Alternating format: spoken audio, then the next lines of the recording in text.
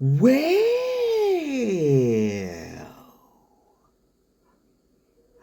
what's going on? First of all, I would like to say that the Copyright Act of 1976, fair use, for the allowing limited use of copyrighted material without permission for purposes such as criticism, commentary, news reporting, teaching, scholarship, or research. So, we're going to be digging into this, because I just love being vindicated, and, it took such a long time to get here, No. So, I told you. This is why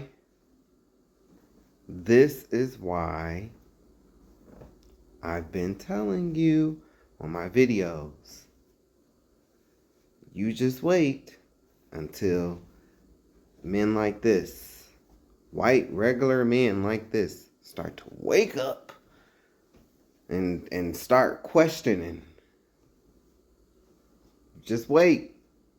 I've been saying it in my videos. I've been talking about this for years. Oh, little child don't know what he's talking about. He crazy. You don't know. Okay. Here we are today. For some reason, your pastor couldn't explain this, though. For some reason, your pastor can't tell you who you are or who they are. All they concerned about is taking your money. It should be your pastor doing this, because they supposed to be the ones that's so cold and in the scriptures, right? Well, your pastor is supposed to be doing this. But since they wouldn't, that's why, I said, oh, that's okay. I'll step up and I'll do it. Anyway, let's get into this interview. I think part of my problem was I don't understand the theology, and you are not a fake Baptist minister. You're an actual minister. You had a church for many years. You're an actual theologian. So, and I mean this with sincerity, I hear people say, those who bless Israel will be blessed. I know it's a reference to Genesis.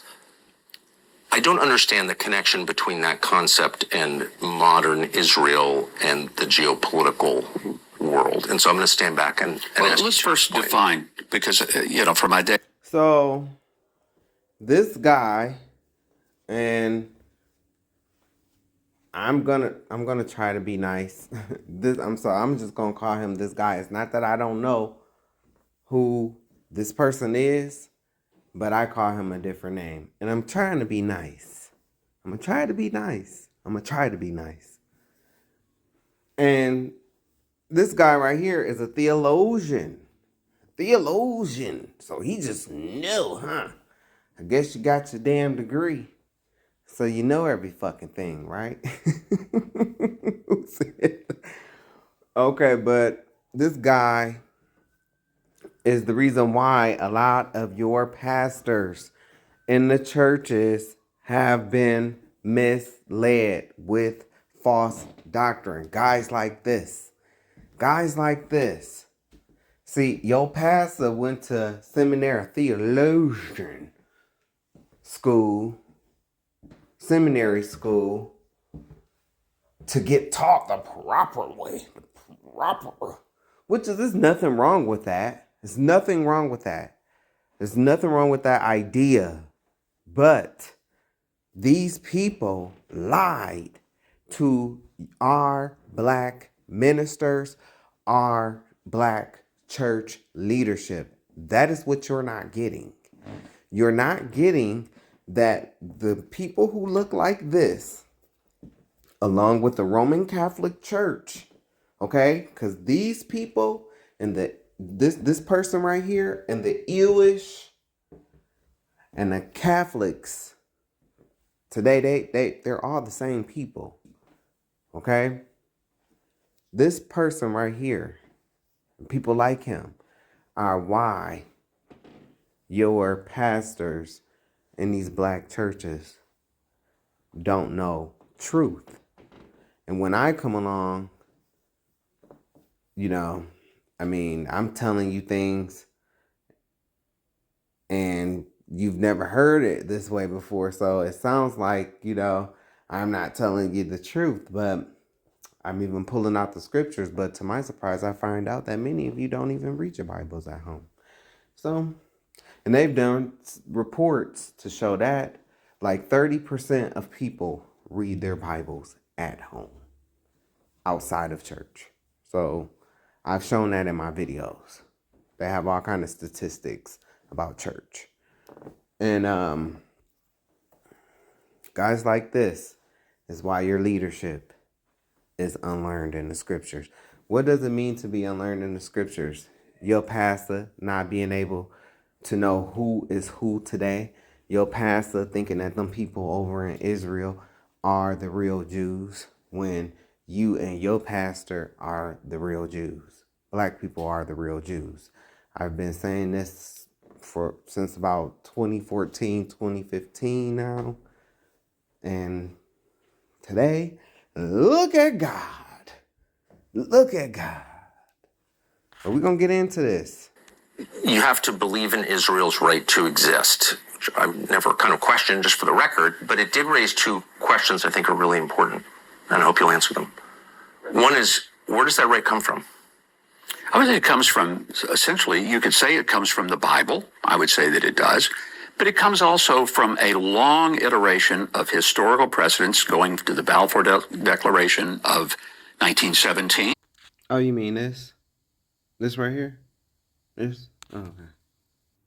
This is the phony piece of document that granted them imposters the rights to the false rights to that land of Israel that they're squatting on, that they stole.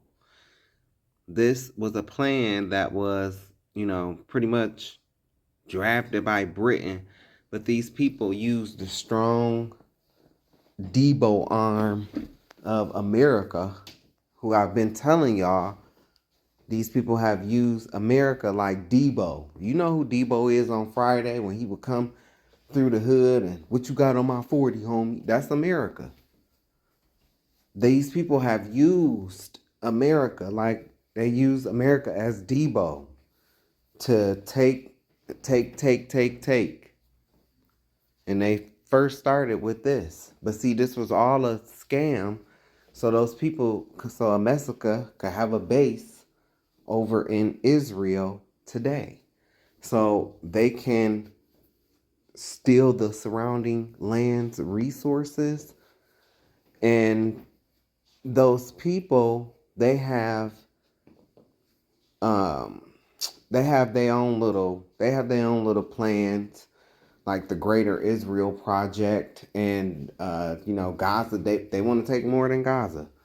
That's just the focus point that they got you focused on. But they want more than Gaza. They want to go all the way. They want to stretch all the way into Egypt, and I believe they also want to go into Iran as well.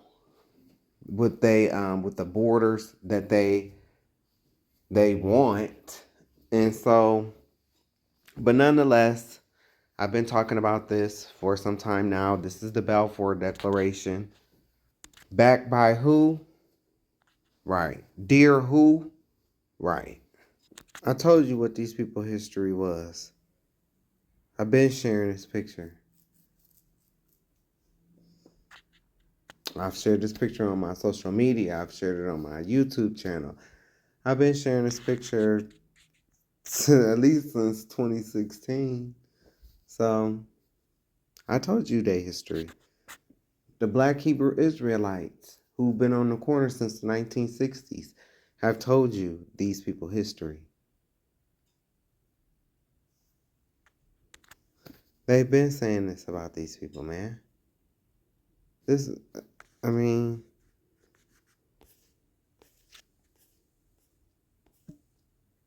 look, they even quote the Jewish encyclopedia,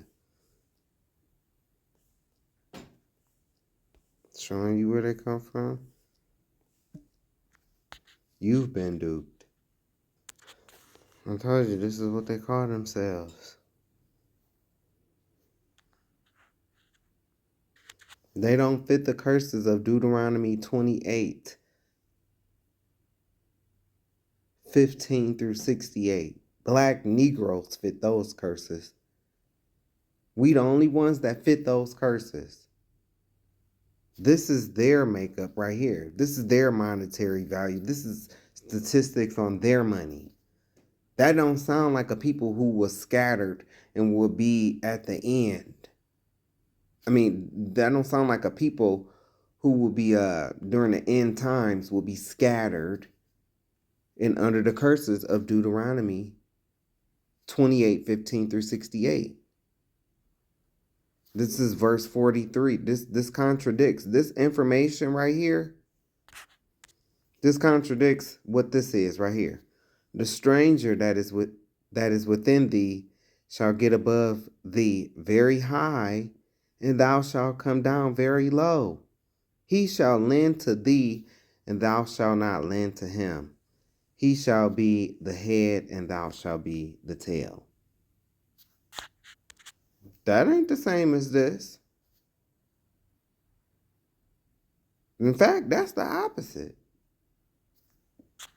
This is some of their beliefs. This ain't in the Torah, because a lot of them don't believe in the Bible. A lot of them don't even believe in Christ. And I mean, okay, if they are the people, how can they not accept the Son of God? When you in them pews know that the only way to the Father is through Christ. But they are the Antichrist. Do you know, this is something that I learned by watching this interview.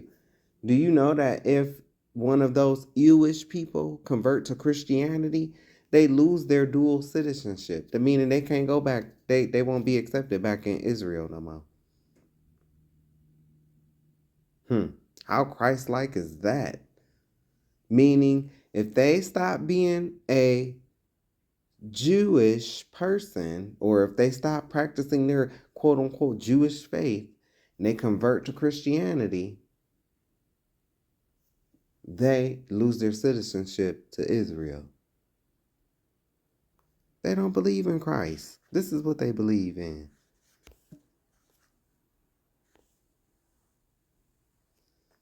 They said Mary's mother was a whore.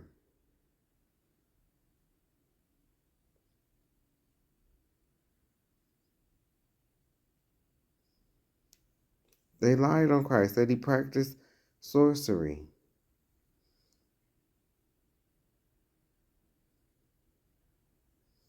They said he was being boiled in hot excrement. This is some of their beliefs, but they got you in the pews fooled. I've been showing this stuff. Go through all out my. That's why I love my Facebook, because my Facebook is the receipts. I've been showing this. This is what they believe in. Total contradictory from the Bible. It comes from the League of Nations 1927. It comes from the United Nations 1947, Right. The Declaration of Independence of the Israel State in May of 1948. They were immediately attacked. They won the war. They were attacked again in 1956. They won the war. They were attacked again in 1967 by 5 countries. They won the war. They were attacked again in 1973 in the Yom Kippur War. They won the war. All with America's help. They didn't win these wars by themselves. They had Debo behind them. Already, he full of shit. And they also bombed the U.S. Liberty. I think that was the ship name. They bombed the U.S. Liberty too, and then try to play it off like, oh, oops, our bad. Yeah, because they hate America. You want to know why? Because we here, the real Jews, the black people,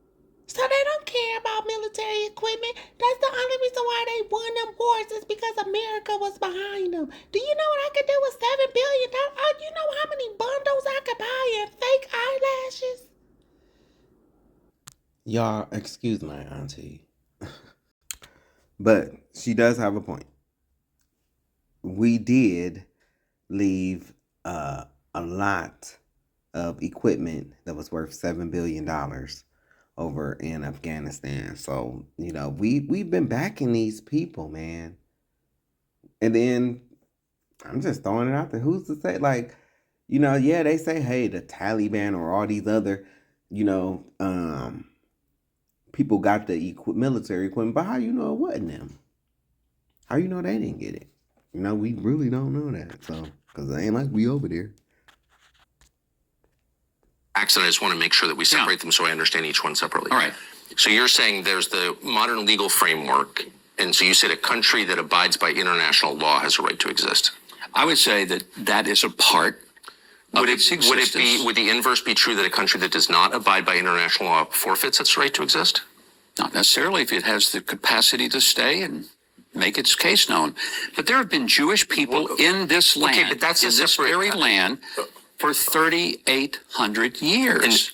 Okay, so, but you're saying as the modern nation state with borders and a military and a Knesset and just all the kind of trappings of a modern country, all of which I support, that country has, every country on the planet has the same right as Israel to exist because it does exist. Is that what you're saying? I'm just trying to understand the concept here. Well, I think what we're trying to get to is Christian Zionism, and you've taken this way off the road I don't here. know that I have. I don't Yeah. mean to.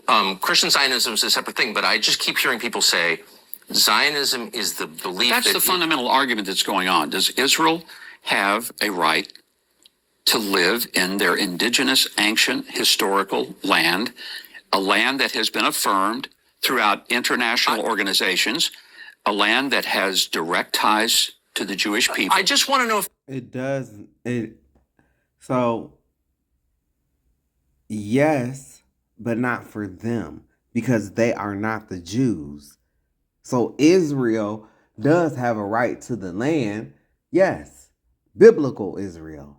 But they are not biblical Israel. That's what he's trying to duck and dodge and everything. They are not the biblical Israelites. They do not, those people in Israel have not been in Israel for 3,800 years. That was black folk. Us. We ran out of Israel in 70 AD. We did. The slave markets, which was perfected by the Arabs.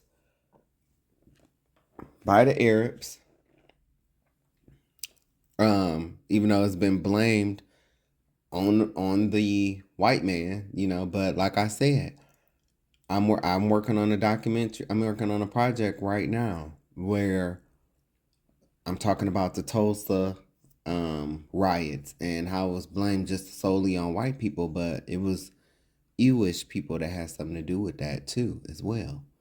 And a lot of people don't know that. And so they throw rocks and hide their hands.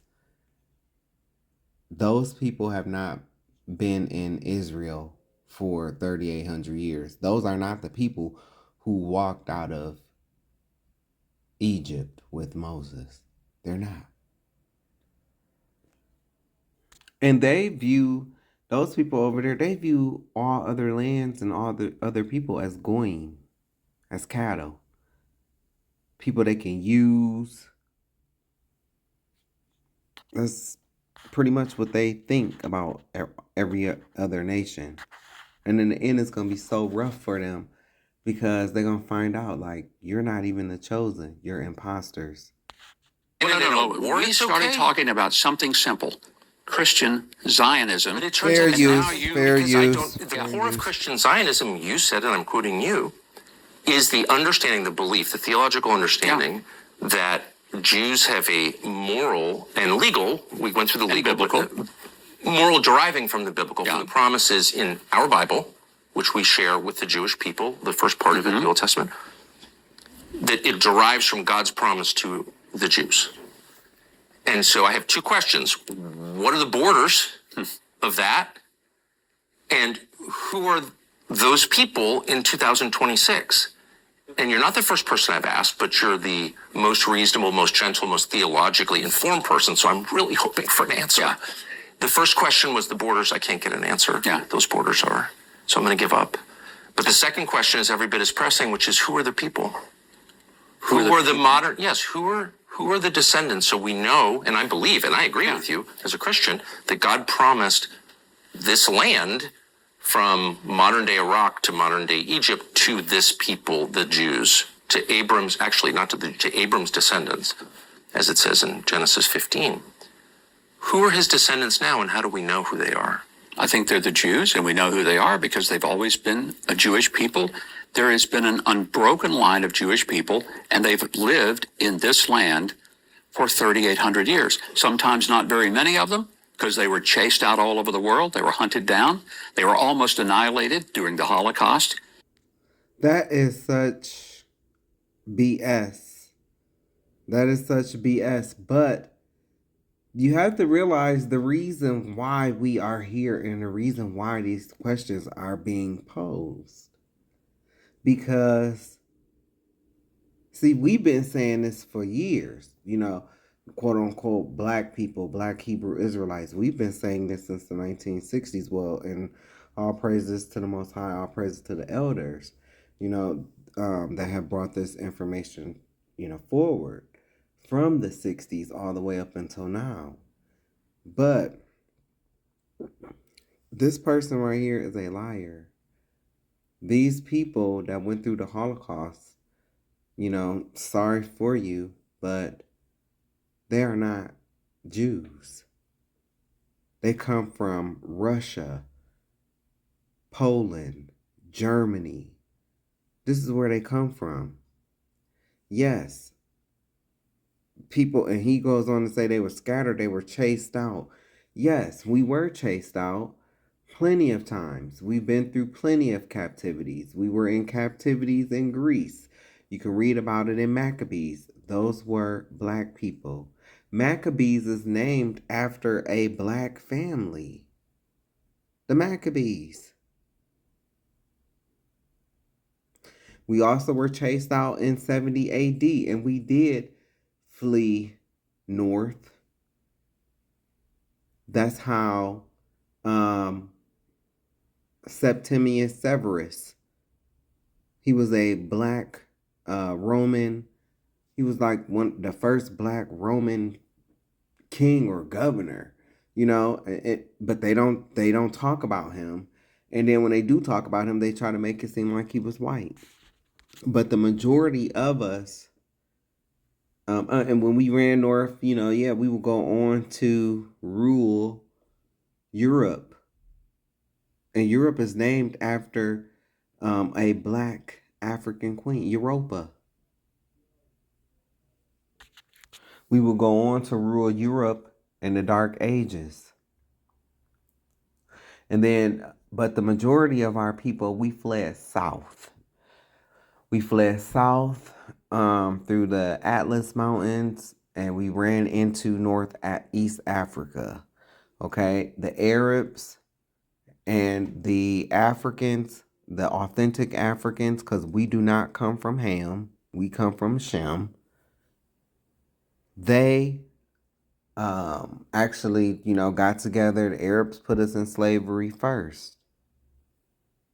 And a lot of that is not talked about. A lot of that is hidden, but they actually put us in slavery first. And then they sold us to white people. And white people continued to put us in slavery and came up with new ideas. So, and when you really do the research, all these little events that he talking about and talking about where he said that they were annihilated at, man, when you really start doing the research, yeah, there were gas chambers, but nobody was put in those gas chambers. And it was on, I think it might have only been one. It definitely didn't go down how it's recorded. Okay? A lot of them was taken out due to typhus. Okay? And when they show you them pictures and stuff, compare that to them okay, you know how over here how they show us Africans and what they make us think about Africans over in Africa, how they show them with the real little bodies and the big stomachs and stuff like that. That's malnutrition. That's from malnutrition. A lot of them was malnutrition. That's why they look like that in them pictures. I'm talking about the people he talking about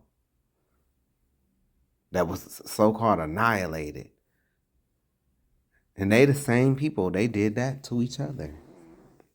So This day, Tucker, they represent, you know how many Jews there are in the whole world? Please, No, but I understand. this is- First of all, the greatest genocide of Jews no one ever mentions was by the Romans, where they were literally banned from Jerusalem for 500 years. Right. Yeah, of course. And it's all awful. And I'm opposed to all of that. I'm opposed to mass killing of he talking about 70 AD. And it was more than 500 years. anybody, period. I'm opposed I to hear you killing. say that. I mean it. Yeah, And I hope I we can believe agree that. on I believe that. My question is, and it's not a bumper sticker answer, it's a sincere answer. How do we know? Because what you're saying is that certain people have a title to a highly contested region. They own it in some deep sense. So I think it's fair to ask, who are they and how do we know? So the current prime minister's ancestors weren't from here within recorded history. He has no deed. Bibi Netanyahu, on one side, his family's from Poland. They're from Eastern Europe. So how do we know that he has a connection to the people who so the current prime minister's ancestors weren't from here within recorded history. He has no deed. Bibi Netanyahu, on one side, his family's from Poland. They're from Eastern Europe. So how do we know that he has a connection to the people who God promised the land to, Abram's descendants? How do we know that? Wasn't I just talking? I was just talking about this 37 weeks ago.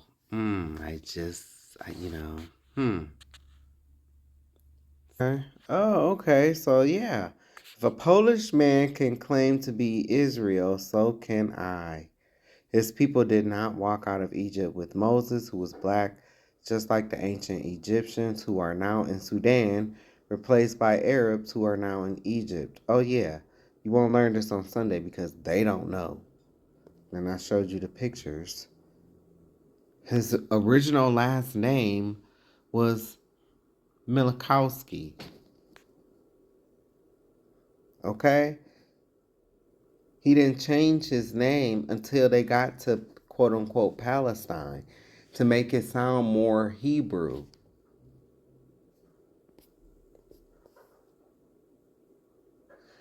Look, when his father immigrated to mandatory Palestine, he Hebraized his surname from Milikowski to Netanyahu. While his family is predominantly Ashkenazi, he said that a DNA test revealed him to have some Sephardic ancestry. Even the Sephardic, they are from Esau. They don't come from Jacob. Look, his father was born in Warsaw, Poland.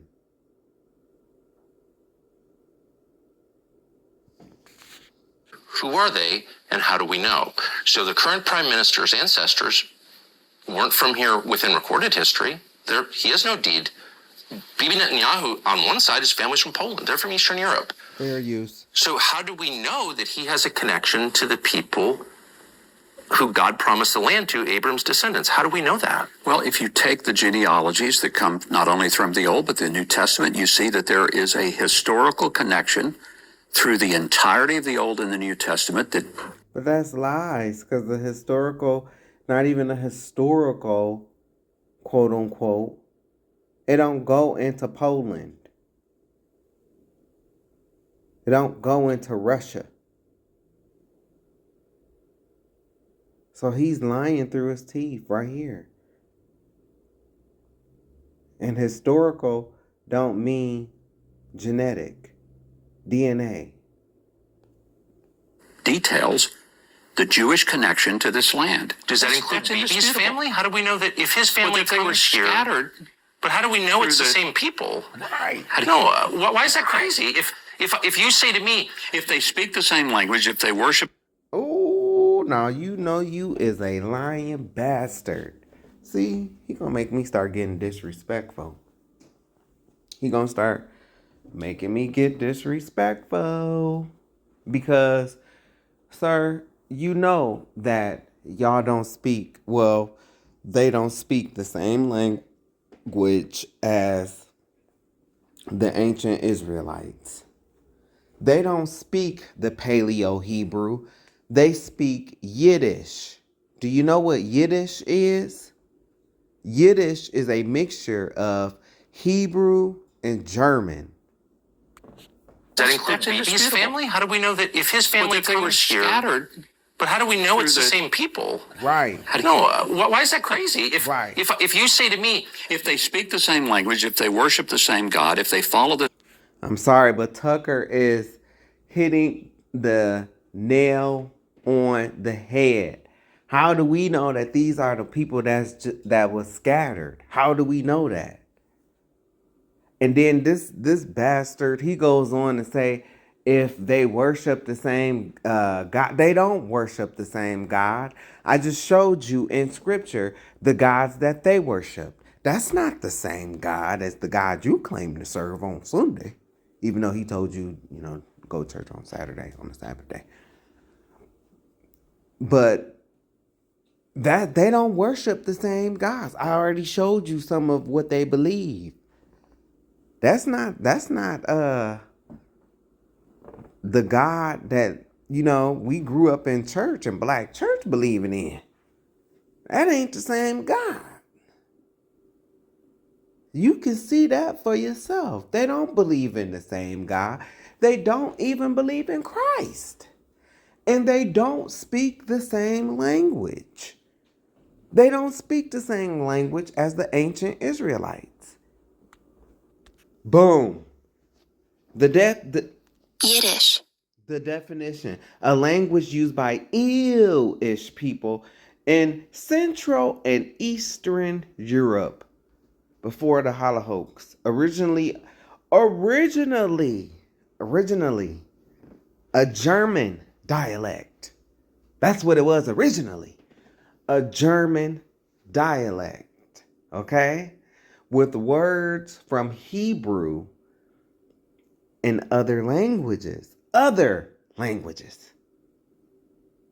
So the root, the main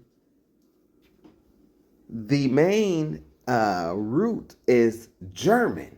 Just like I just told you. Germany, Poland, Russia, Ukraine. That's where they come from. They don't come from Hebrew. They don't come from Israel. They didn't walk out of Egypt with Moses. I keep telling you this. Spoken and mainly in the U.S. and Israel. But I thought that they was going to be scattered abroad to the four corners. So why is it only spoken in these two places? Right. No, Yiddish and Hebrew are not the same language. Hebrew is a Semitic language like Arabic, and Yiddish is a primarily Germanic language like German. With Hebrew, Slavic, because that's what they are, Slavics, that they come from places like that, and other influences, making them fundamentally different in structure and origin. his family? How do we know that if his family They were comes here? scattered. But how do we know it's the same people? Why is that crazy? If you say to me, If they speak the same language, if they worship the same God, if they follow the same Bible, if they follow the same cultures and traditions, They and they don't. always pray next year in Jerusalem, and they pray for the peace of Jerusalem, and they pray facing toward Jerusalem, does that not give you a little bit of a clue as to who they well, are? let's go through those things. Yes, Tucker. Let's go through them. Here we go. Here we go. Let's go through them. The large majority of surviving Jews in the world are of Eastern European descent, and thus perhaps mainly of Khazar origin. If so, this would mean that their ancestors came not from the Jordan, but from the Volga. Not from Canaan, but from the Caucasus, because that's where they come from, because they come from Esau. And Esau come from the Caucasus Mountains. Once believed to be the cradle of the Aryan race, and that genetically they are more closely related to the Hun, the Oghur, and the Magyar tribes than the seed of Abraham, Isaac, and Jacob. This is why they fight so hard not to have a DNA test. Because when they start to get that DNA test, you see those people who I just told you that who this guy told you that they are more closely related to, is gonna come back. Ding, ding, ding, ding, ding. We have a winner. This is who your ancestors are, not Abraham, Isaac, and Jacob. Then you're gonna know that these people are liars. Here we go. This is what their own encyclopedia has to say about them. Is their own encyclopedia lying? Is their own encyclopedia anti-Semitic, even though they are not Semitic people? You can read it for yourself.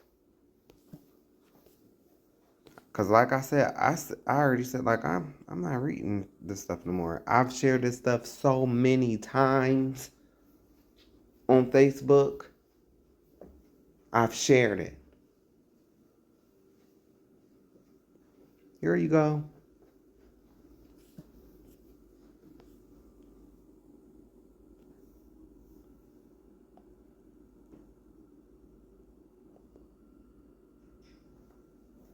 Here you go.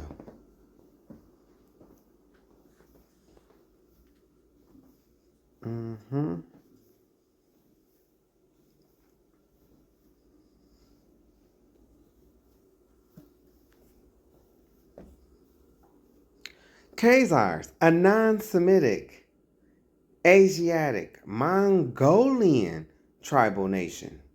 Right. Is this lying? This has come from the Jewish Encyclopedia. Is this lying? Is this anti-Semitic, even though they are not Semitic? See, this is the stuff. This is the stuff that would make your pastor cold, but he don't know this. So therefore, he's lukewarm.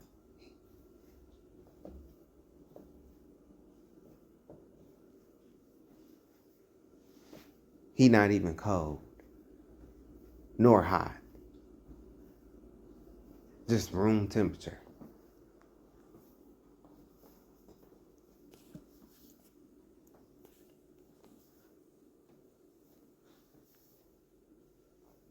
This is the facts.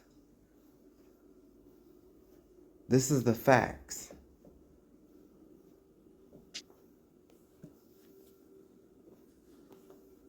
They don't come from Shem, y'all. They don't.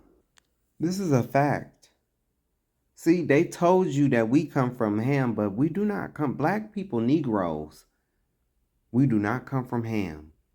That includes Nigerians, Ghanaians, the Yorubas, the Igbo, the Ashanti. We do not come from Ham. Okay? The people in the Caribbean islands, we do not come from Ham. Okay? It says, he became the progenitor of the dark races, not the Negroes, but the Egyptians, the Ethiopians, who are Cush, the Libyans, who are Put, and the Canaanites. So, and you need to know it's a difference. It's a difference. This is why it matters. See, this is what your pastor need to understand. And the is people, I've showed y'all, they do not follow the Bible. They don't follow the same Bible. They use the Talmud and they use the Kabbalah. A slither of them believe in the Torah, but just a slither. Even those Torah believers still turn to their Kabbalah and their Talmud. Now he said, now this is what I don't like about him, right? Because he said, oh, they follow the same cultures and traditions, right? Oh, okay. All right. Okay. Oh, you mean like this, right? Oh, what is they doing? What is he doing? Oh. Sucking on baby nuts. This is it. This is not a practice of God's chosen people. Even unlearned Christians who go to church on Sunday, they not even doing this. You ain't gonna find this nowhere in the Bible, unless it's being condemned as a practice to not do. Oh yeah, see, this what happened as a result of that.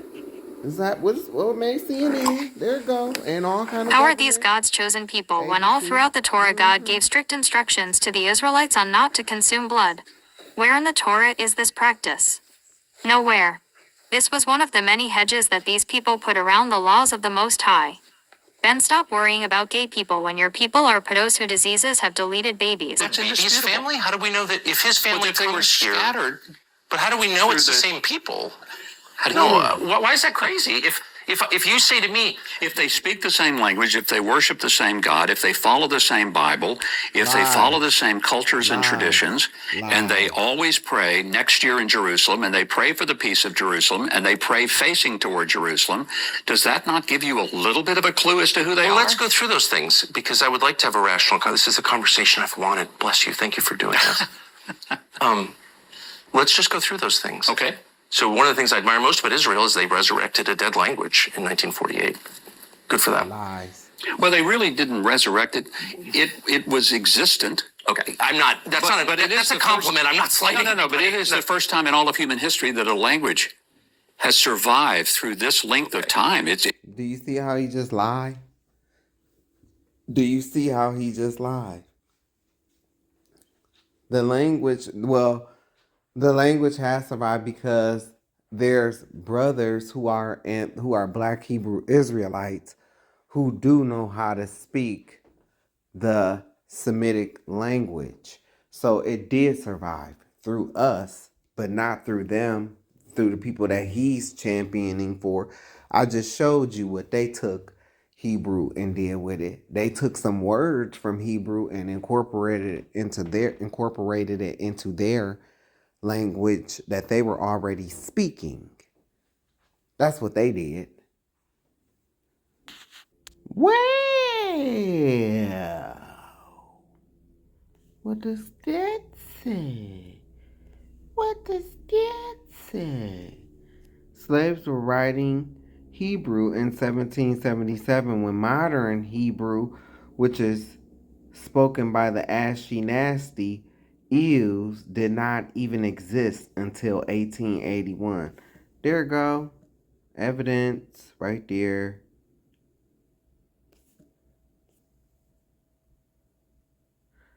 If the first slaves wrote in Hebrew at the first slave church established in the U.S., which is the first African Baptist church down in Savannah, Georgia, I believe, how are we not Hebrews? This is the real language. The same slaves that was here in America was the same slaves that was in Egypt, according to the Black Image in the White Mind. It's a book. Oh, okay. Let's zoom in. I was just talking about this. Oh, okay. So we're going to skip down to the second paragraph after the picture. The pews located in the balcony are original to the church. These pews were made by slaves and are nailed into the floors.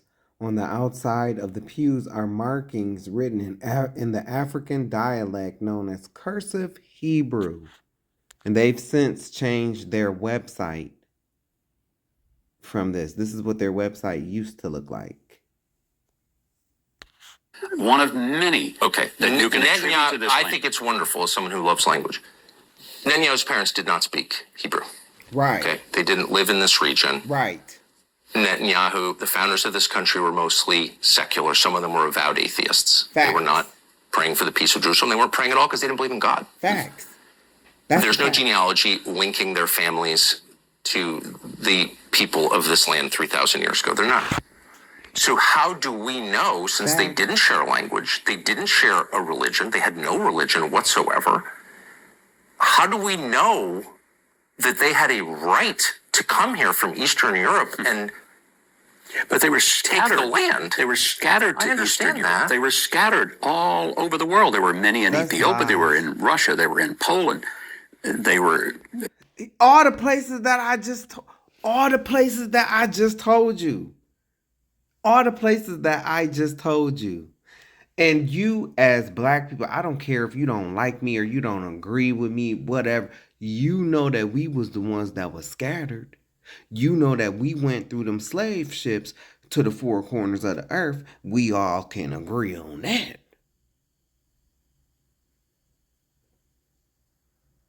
I know we agree on that. Their people did not. Their people did not. Their people do not fit the curse of Deuteronomy 28, verse 68. They never went in slavery through cargo slave ships. And they were not scattered to the four corners of the earth. So you see, and you gotta recognize how they lie. You have to recognize how this man is sitting here and lying. Okay, let me rewind it. Yeah, I think it's wonderful as someone who loves language. Netanyahu's parents did not speak Hebrew. Okay, they didn't live in this region. Netanyahu, the founders of this country, were mostly secular. Some of them were avowed atheists. They were not praying for the peace of Jerusalem. They weren't praying at all because they didn't believe in God. Right. There's no genealogy linking their families to the people of this land 3,000 years ago. They're not. So how do we know, since they didn't share a language, they didn't share a religion, they had no religion whatsoever, how do we know that they had a right to come here from Eastern Europe? And Now watch, when he responds, he's going to say, well, they were scattered to Eastern Europe. Then he's going to notice that, you know, he catches himself. Then he says they were scattered to the four corners of the world. And then he goes on to list all the countries or places that I told you that these people originated from. Listen. But they were scattered. take the land. They were scattered I to understand Eastern Europe. that. They were scattered all over the world. There were many in Ethiopia. They were in Russia. They were in Poland. They were throughout Asia. Jews were. He said they was in Ethiopia. So it was black folk in Ethiopia. The Ethiopian Jews, those are black Jews. See, these people are fork-tongued snakes. They like to skim over stuff, like high level, like, oh yeah, there were Jews in Ethiopia. Yeah, but they didn't look like your ass. They didn't look like you, sir. Especially the ones in Ethiopia. Come on now.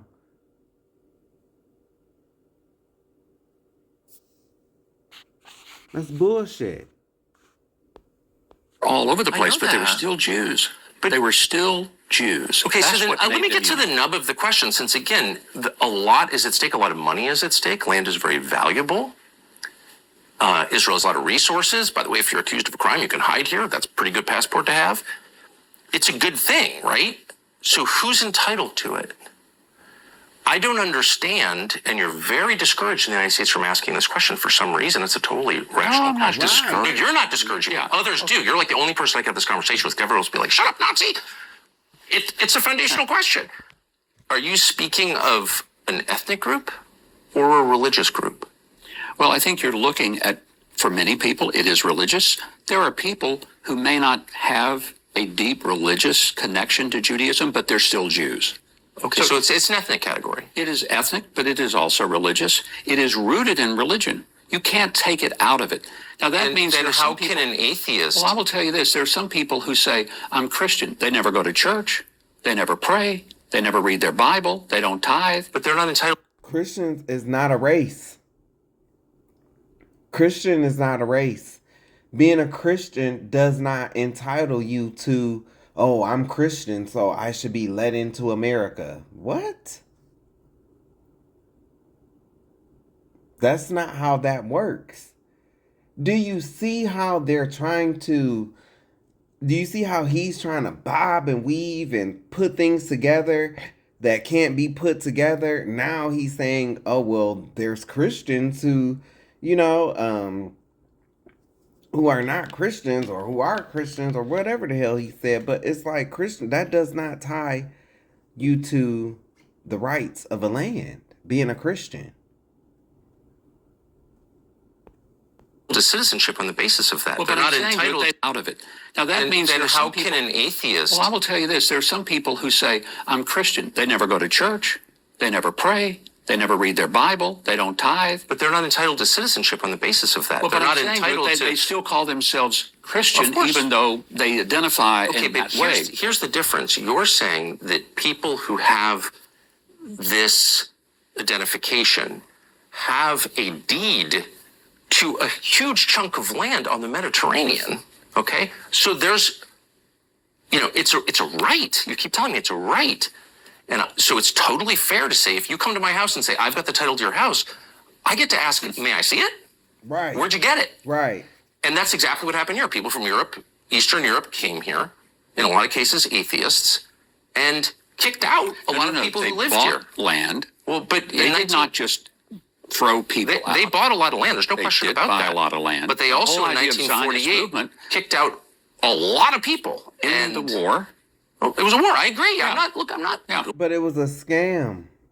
It was a scam because you're not the original people. And it's like they had other lands that they could have chosen. So why that land? They were thinking about taking Madagascar. And I heard they were thinking about other lands. I think one was Spain, but they have already been kicked out of Spain. So, and America was helping these people with these wars for America's own interests. See, and this is where it's gonna get bad. This is where it's gonna get bad because they're gonna get to the end and find out that America knew this all along. America knew that these people were not the people. America lightweight took part in the plan that put them up to it. They knew that we are the real Jews, black people. They knew that. That's why they couldn't put us in the land. They couldn't put Sister Shirley, who pray all damn night, in the land. She might activate something. Then everybody done. All the evilness is done. God done came back on behalf of Sister Shirley. So, no, that's a no-go, okay? Because even though black people do not know who they are, you putting these people back into the land, baby, they might be having church on Sunday, and Sister such and such done got up and sang, and then moved God to tears, and God just show up. So they don't want to take a chance on that happening. Okay? That's why they kept us over here. They kept us over here. They put them in there. So it's like, yeah, well, y'all know y'all not the people. And we know that y'all know y'all not the people. And y'all know that we know that y'all not the people.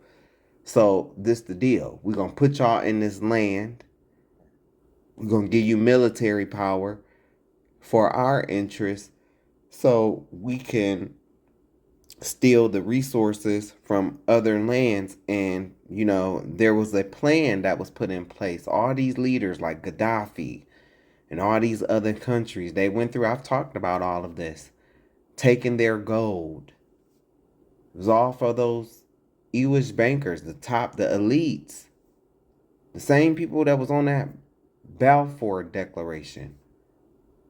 It's who all behind all of this. The 1%. They're Jewish. Okay? And they have a vested interest. Keeping the secret of who black people really are. Because they stole our identity. This is why. Because they own Hollywood. This is why anytime it's a slave movie, it always depicts people that look like Tucker. But it don't tell you who owned the ships and who owned the plantations. It was them. I've already shown you documents of this too many times. I've shown it to you. All throughout my videos, I've shown it. So, yeah, they blamed white folk. They did horrific things and then put all the blame on white folk. I want to relitigate the history. I'm just saying it's a fact. Okay. Including a lot of Christians wound up fleeing, and they lost their homes, and they've never been allowed back. And all of this was justified on the basis of this identity that is the ticket to the right that you keep referring to. So my question is very simple. I'm going to wait patiently for an answer. Does this right derive from religious affiliation or from genetics? And I would say it's both. But I would also say that when you said the Christians were kicked out, Tucker, Christianity is growing in Israel. Okay, but and there is a big lie that goes out there. But no, let me finish this because you keep trying to change the subject. I keep hearing that Christians are fair use. Really not treated well in Israel. That's a lie. Well, there are lots it of is different, a lie. There are lots of different. There were 34,000 Christians. I've shown you videos where they literally spit on Christians. They literally spit on Christians, okay? Ask your boy Officer Tatum. They spit on him. Oops. They spit on him. They spit on Christians. And they hate black people. Because they know that we are the real Jews. We are God's chosen people. We have been exiled because we never kept our end of the covenant, people. To my people, black people, if you still with me, we've never kept our end of the covenant. I've explained all of this time and time again. I've explained this. We've never kept our end of the covenant. We've always been in slavery because we hard-headed. We don't want to listen. Israel in 1948. There are 184,000 Christians here today. And by Israel, what are you counting? You're talking about the land?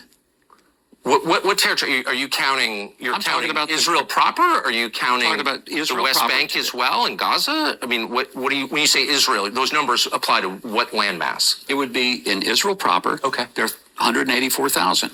Now I'll tell you where Christians are not doing very well. They're not doing very well in the Muslim-controlled countries. There's almost no Christians in Qatar, for example, except those who live in the Christian ghetto, who are the service workers. I'm sorry. Look, I don't want to argue with you. There are those are the Hebrews. Many more Christians in Qatar than there are in Israel. That's not true. What it actually is true, and I refer you to Wikipedia, Mr. Ambassador. Wikipedia. I refer you to the government of Qatar, the government of Israel. These are knowable facts. They try to look down on Wikipedia, but Wikipedia is the truth. they hate Wikipedia because, see, people can get on there and they can post truth. They can't lie. These people like Huckabee, they lie so much, and for a long time they were the authority. They were the authority, so they pretty much, what they said went, because black people, we were not educated after slavery because we had all our education, all our stuff whipped out of us. So they were the authority.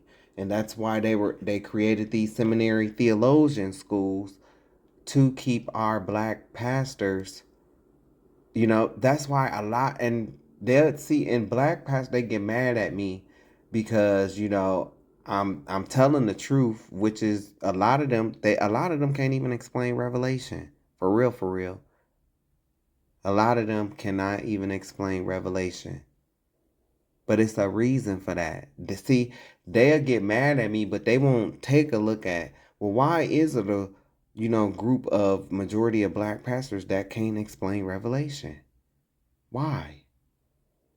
Because the white seminary theologian teachers designed it that way. They didn't want you to be able to explain the end times because they didn't want you to know who was who.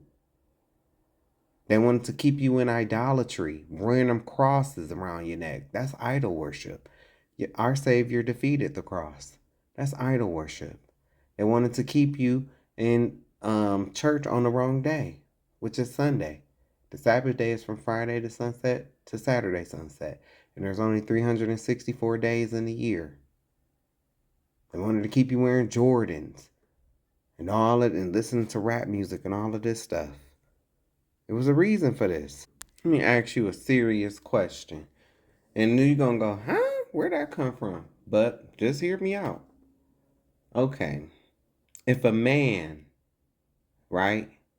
Most men that essay women, right? Do they just come and say, hey, I essayed you. I was wrong. Do they do that? Huh? Do they do that? In a perfect world, they wouldn't even essay. But even if it wasn't so perfect, they would still come forth and tell the truth, but they don't. That's why you have to get the police involved.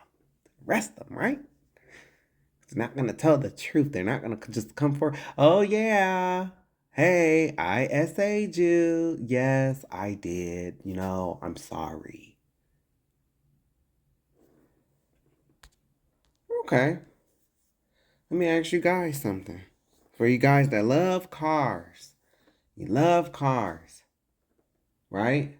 And you love cars so much that you always change the oil in your car. You always change the oil. You never, because you know how to do it, and you do it. But life happens, right?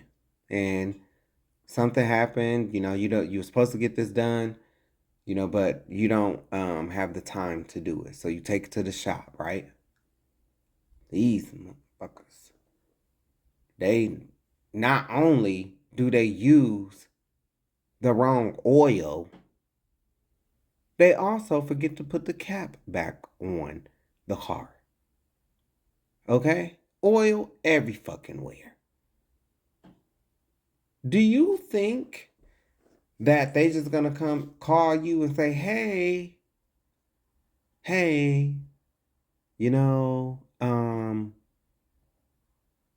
we put the wrong oil in your car? Some, I ain't gonna say all shops is, you know what I'm saying, messed up, but you know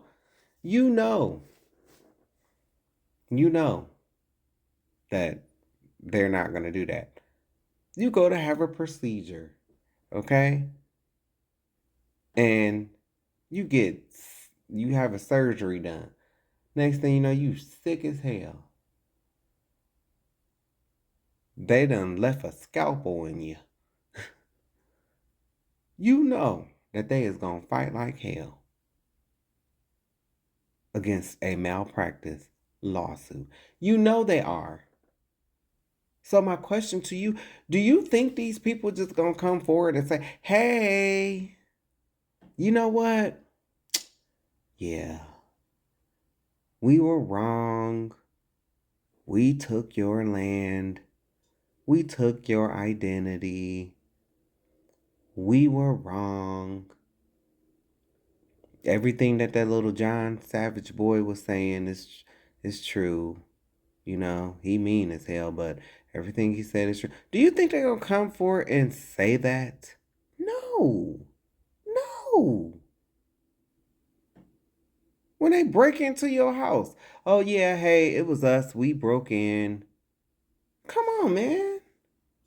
So what makes you think they just gonna come forward and say, yes, we did it. We're guilty. Do you know how much money is on the line? Do you know, like, there's so much on the line. So much on the line. They've been sending our tax money to these people. That's some serious crimes. And they're gonna, and in the end, y'all gonna be pissed because they already have it. This country already have it to where they already have a loophole out of the situation. Oh, we don't have this documented anywhere legally that we're saying that these are the biblical Israelites. I already had this conversation with ChatGPT. And it told me there's nowhere in America that legally is stating that those people are the biblical Israelites, which means that America knew this and they still are sending our tax dollars over there to these imposters. And they allowed religious leaders to come in and use religious lingo when it's supposed to be a separation of church and state. See, that's why they make you believe, what is it? Is it Romans 13? It's either Romans 10 or Romans 13 about the government, which that scripture is not about the government. It was about the hierarchy of the church. Had nothing to do with government. Nothing.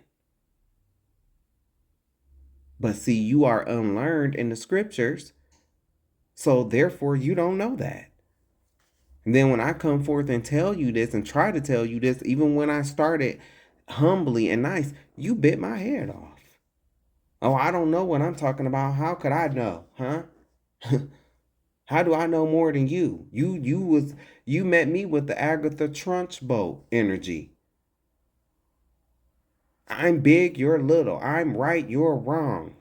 There's nothing you can do about it. Yeah, but now your ass is walking around looking dumb. Looking dumb. It's a lot of preachers that I've came in contact with. They are going to look so fucking stupid. And they're going to know it. They're going to know.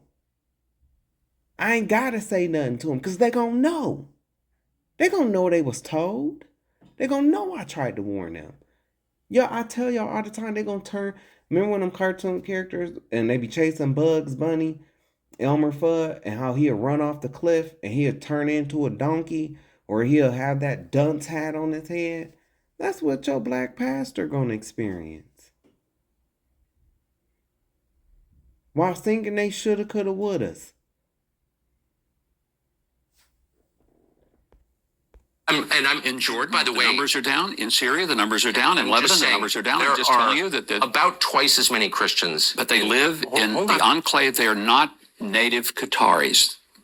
Okay, we're mixing so many different categories here. I'm just saying I get things wrong all the time. Getting off topic, right? You've just gotten something wrong, and I think it's important to acknowledge it. There are many more Christians in Qatar than there are in Israel. Fact. How many? Now you caught me. I don't know. I can look at my phone, but I was just there, and there are many more. Like, whatever. But I just want to get to the point that forms the basis of this whole conversation, which is who has a right to the land? And you said it's a mixture of religion and ethnicity. Because as I noted, and you agree, many of the founders, maybe the majority of the founders of modern Israel, did not believe in God at all. So they were not religious Jews. They weren't religious at all. They were atheists. They said they were atheists. I believe them. So that suggests it's ethnic. But it's also true, as you well know, because there's a famous court case about this, that ethnic Jews who convert to Christianity do not have the right of return. That was settled by the Israeli Supreme Court. I'm very confused. So that would suggest it's not ethnicity because you invalidate your Jewishness by converting to Christianity. There are a number of messianic. Wait, what did he say? Because as I noted, and you agree, many of the founders, maybe the majority of the founders of modern Israel, did not believe in God at all. Facts. So they were not religious Jews. They weren't religious at all. They were atheists. They said they were atheists. I believe them. So that suggests it's ethnic. But it's also true, as you well know, because there's a famous court case about this, that ethnic Jews who convert to Christianity do not have the right of return. That was settled by the Israeli Supreme Court. I'm very confused. So that would suggest it's not ethnicity because you invalidate your Jewishness by converting to Christianity. There are a number of messianic Jews who live in Israel. Okay, who are here. I'm aware of It's a I'm aware of significant that number. but you're not contesting what I'm saying because it's a very famous court case. No, he's deflecting from what you're saying. Messianic Jews and Christians are not the same thing. And he's a theologian. He knows this. It's a deflection. Just like a lot of your black pastors deflect when I asked them to explain how they get 3 days and 3 nights from Friday midday to Sunday morning. Yeah. Deflection. The right of return has to do Fair with use. your mother, your grandmother. It has to do with So family it's ties. ethnic. Now, did you catch what he just said? It has to do with your mother. It has to do with your mother's side. Ladies and gentlemen, that is another way right there. If you do your research on these people, you will find a lot of them, they trace their Jewish ancestry through their mother's side. But y'all, to my people that sit in these pews on Sunday, to people that go to church who claim to read the Bible, how are they God's chosen people when in the Bible it says we are ordered by the houses of our Father? See, this the Old Testament right here. Got to go back to the law. See, under the law, it says Numbers 1, verse 18, and they assembled all the congregation together on the first day of the second month, and they declared their pedigrees after their families by the house of their fathers, according to the number of the names from 20 years old and upwards by their polls. By the house of their fathers. You should know the answer to this because when man and woman come together, they become one. The woman takes the man's name because the lineage is passed down through the man. And they get that directly from the Bible.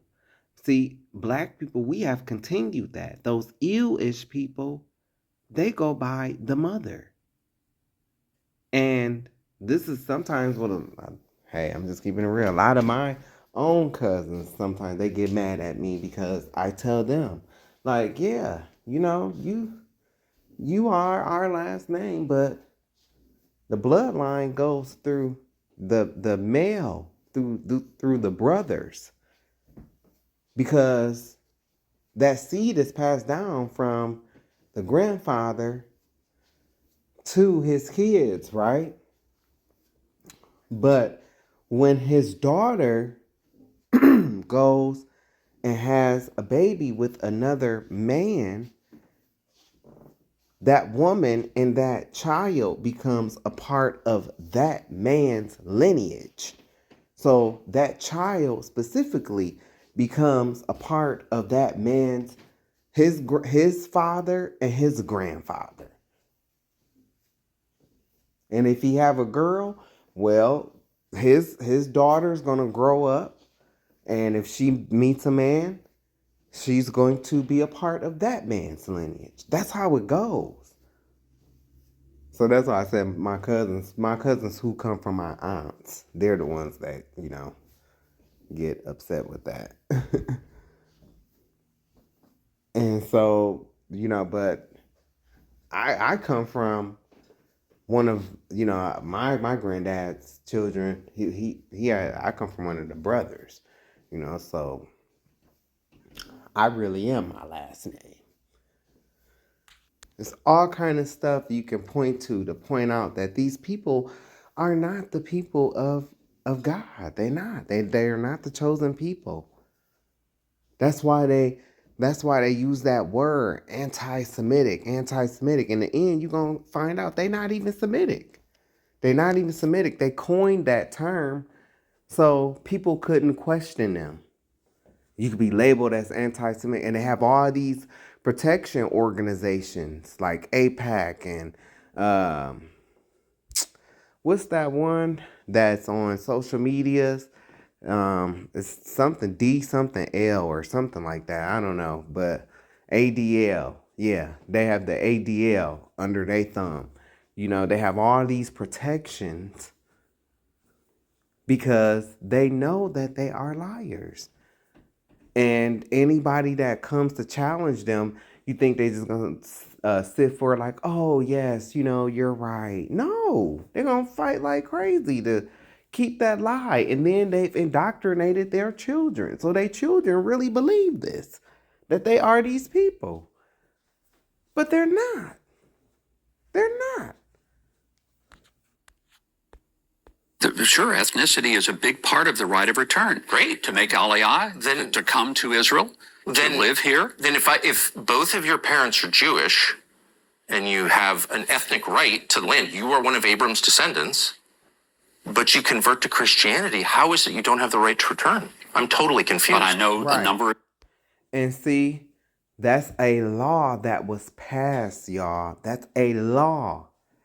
You gotta keep that in mind. That's a actual law that was passed. If you convert to Christianity, you lose your dual citizenship.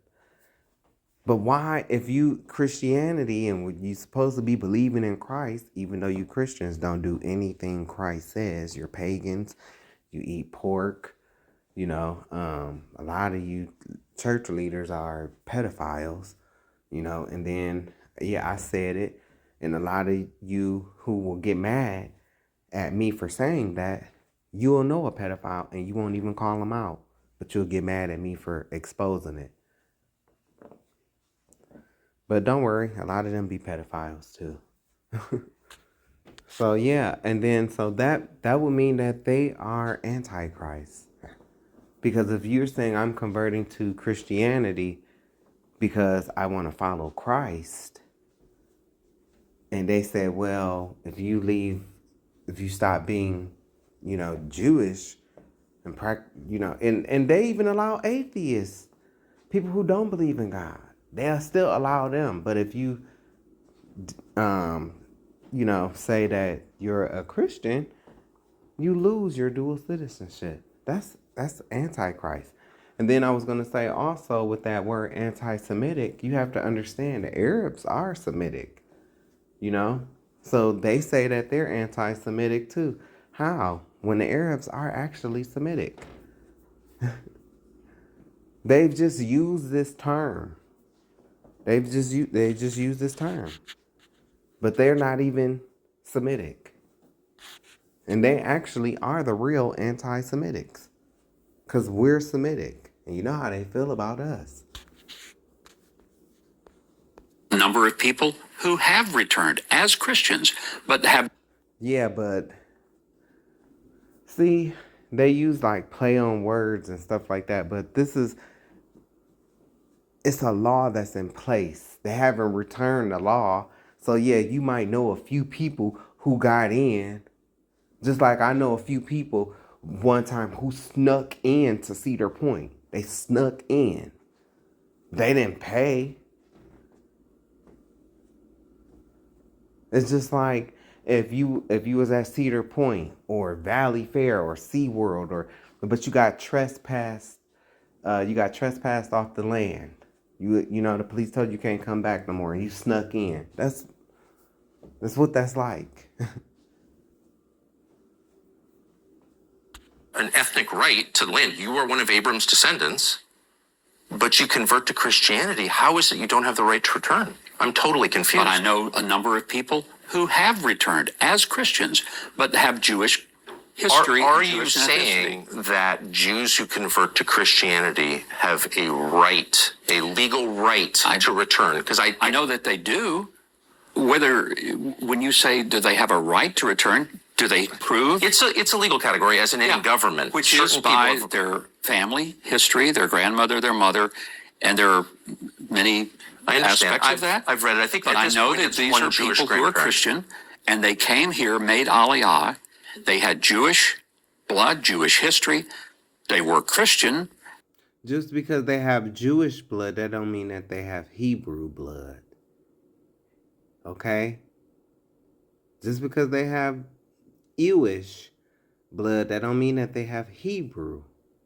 That don't mean that they have Israelite blood. And you keep hearing him say the mother and the grandmother. That is a tradition.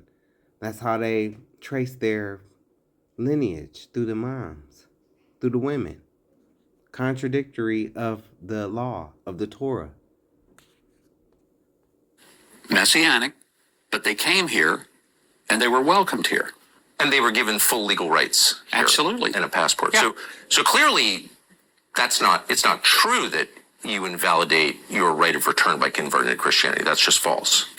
I'm not aware of that. I know that there are a number of Christians here. I go to church with Christians every week here. Of course. And but there's do you a- have a right to come and say, I am an ethnic Jew, even though I practice Christianity, therefore I have every bit as much right to move into a settlement in the West Bank or into East Jerusalem or anywhere I want, Galilee, anywhere, because I'm returning to the land of my forefathers. I have a legal right in the state of Israel, even though I've converted to Christianity. You're saying that's true? I'm saying I know people have done it. Now, can I tell you what the law specifically is? I'm not sure. Well, because it's really I'm a Christian. significant. I don't have any Jewish. Did you hear that? Did you hear that? When pressed about it, they give first they give all this rigmarole, all this dancing, all this deflecting, but when pressed about it, like a real journalist does, and I just said on one of my last videos, I haven't seen journalism. This is real journalism. So Tucker, he did it. I still think he looked like Miss Millie from The Color Purple. But he did his thing on this interview, though. Because you know why? And the reason why I'm going to still keep my foot on Tucker's neck is because Tucker not dumb. He not dumb. I can't say what he know and, but I guarantee you he speculated this for a long time. That's how he able to ask these questions the way he asking them. Cause these people at his level, they be knowing this. They know this. But I don't know if it's because, he's on the outs.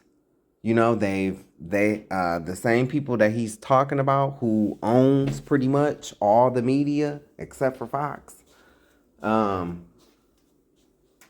They've ousted him. He's an outcast. Welcome to the club, Tucker. For a little bit, I'll stop calling you fucker until you do some fuck shit, but I'll call him Tucker. But he did his thing on this interview. Anywhere, because I'm returning to the land of my forefathers. I have a legal right in the state of Israel, even though I've converted to Christianity. You're saying that's true? I'm saying I know people have done it. Now, can I tell you what the law specifically is? I'm not sure. Well, it's really I'm a Christian. significant. I don't have any Jewish course. roots, so therefore, I cannot quote you the law. If you want me to do that, I'll look at it. Well, I it can really tell you. matters because you're saying, in fact, people in the United States are being called anti-Semites. A lot of them, including me, because they somehow don't believe that Israel has a right to this land. Do you think Israel has a right to this land? No, you haven't defined. Right, and see, right, well, no, you haven't defined, right, because you haven't. He can't define this stuff, but he can quickly call you an anti-Semite.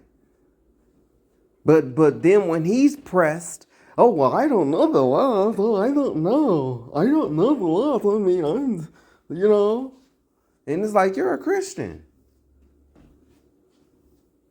He's a Christian Zionist, probably, but you're a Christian, you're a theologian. See, because these people are bought, people like Mike are bought and paid. Tucker used to be on that team. He's no longer not. It's like Candace. It's just like Candace. When that one guy who I make that joke about, anybody ever tell you look like a penis with that little hat on?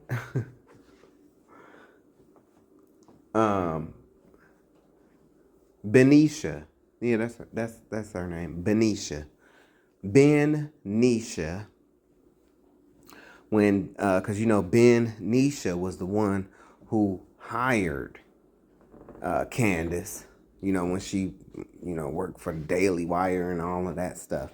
Well, when he wanted her to say something bad about black people, she wouldn't do it. That's when they fell out, because see, these people, they want to use us to push their evil, their evilness.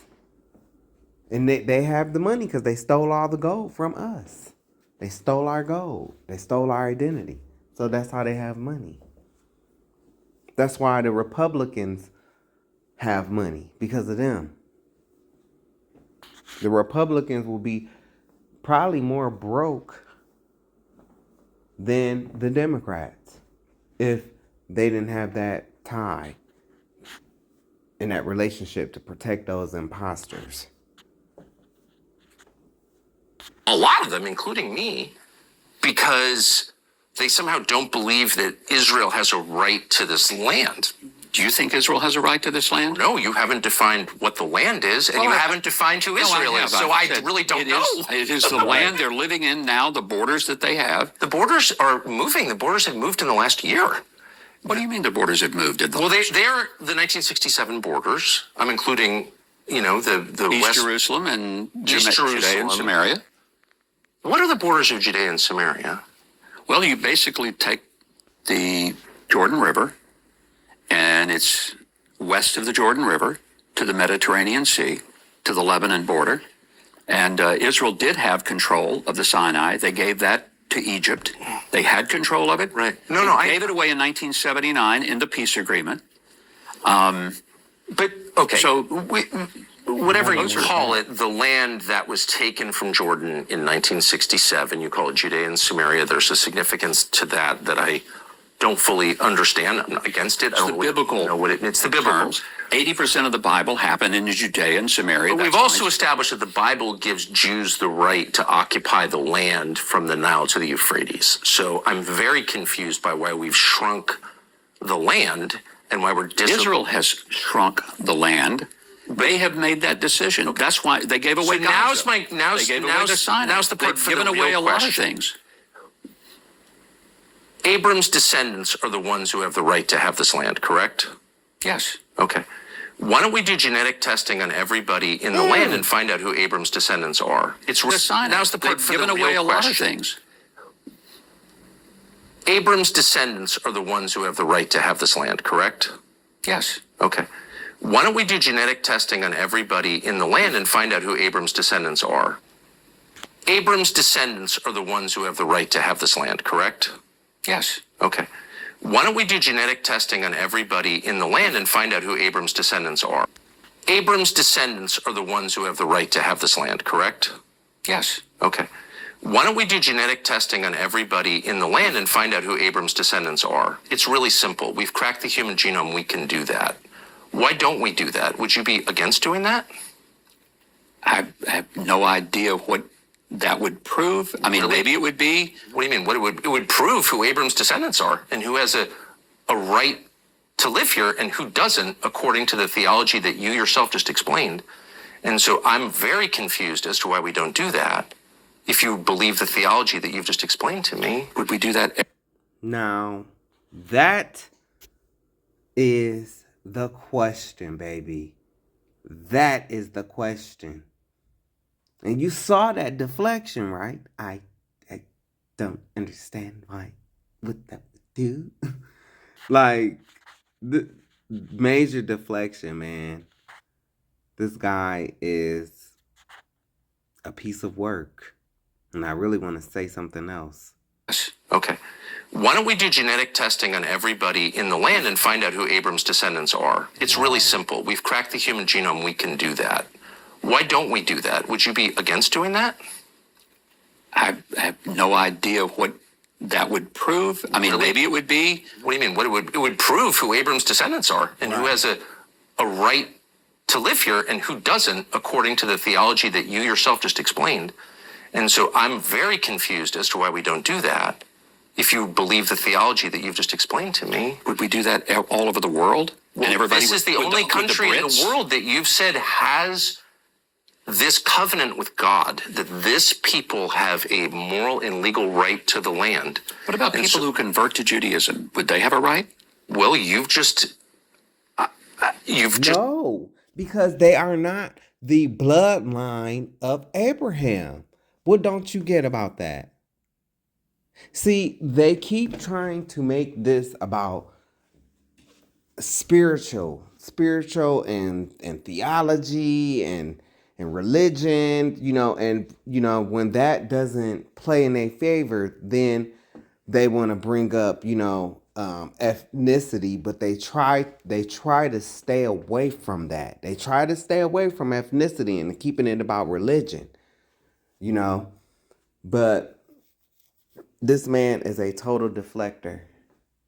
What do you mean you don't know what that would do? And Tucker just answered this question. That will prove who you are. We can put this whole argument to rest. We can shut John Savage ass up.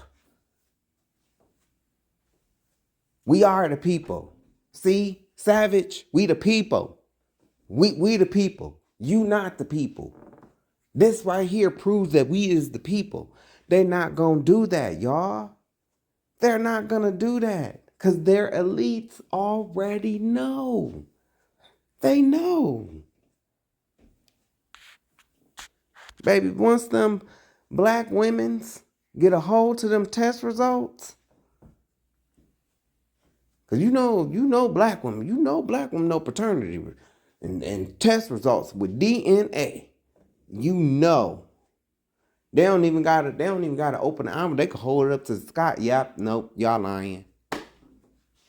That's how good black women is. Go ahead and let Sister Joy Reid and Sister Stacey Abrams get a hold of them results. See what they do with them. They're gonna shut Israel down. So I did ask, because I've heard that it's very next to none, meaning they don't allow you to get like DNA tests and stuff like that in Israel. Why? Why do you think that is? DNA testing is not entirely prohibited in Israel, but it's highly restricted and regulated. What the hell that mean? What you think that mean? What you think that mean? That means you can't go outside in the front yard, but you can sit near the window that faces the front yard and open it and feel the breeze. Because you on punishment. Right? That's kind of what that means. So, and we ain't talking about paternity.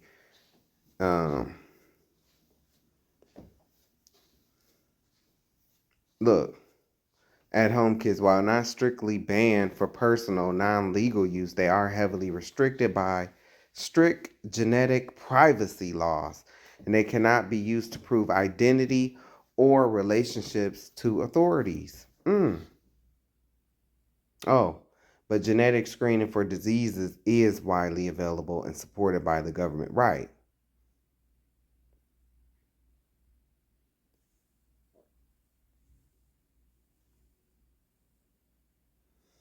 And it says the state has used genetic testing to verify Jewish ancestry for law of return, though this is heavily debated. You told me that it doesn't matter. You told me moments ago trying to keep track. Okay. That it doesn't matter whether or not you believe in God or whether or not you practice Torah Judaism or Rabbinic Judaism, which is something else that I don't even know if we should, I don't even know what that means, but it doesn't matter. Tucker, it means that they suck on baby balls. That's what it means. I just showed you the picture.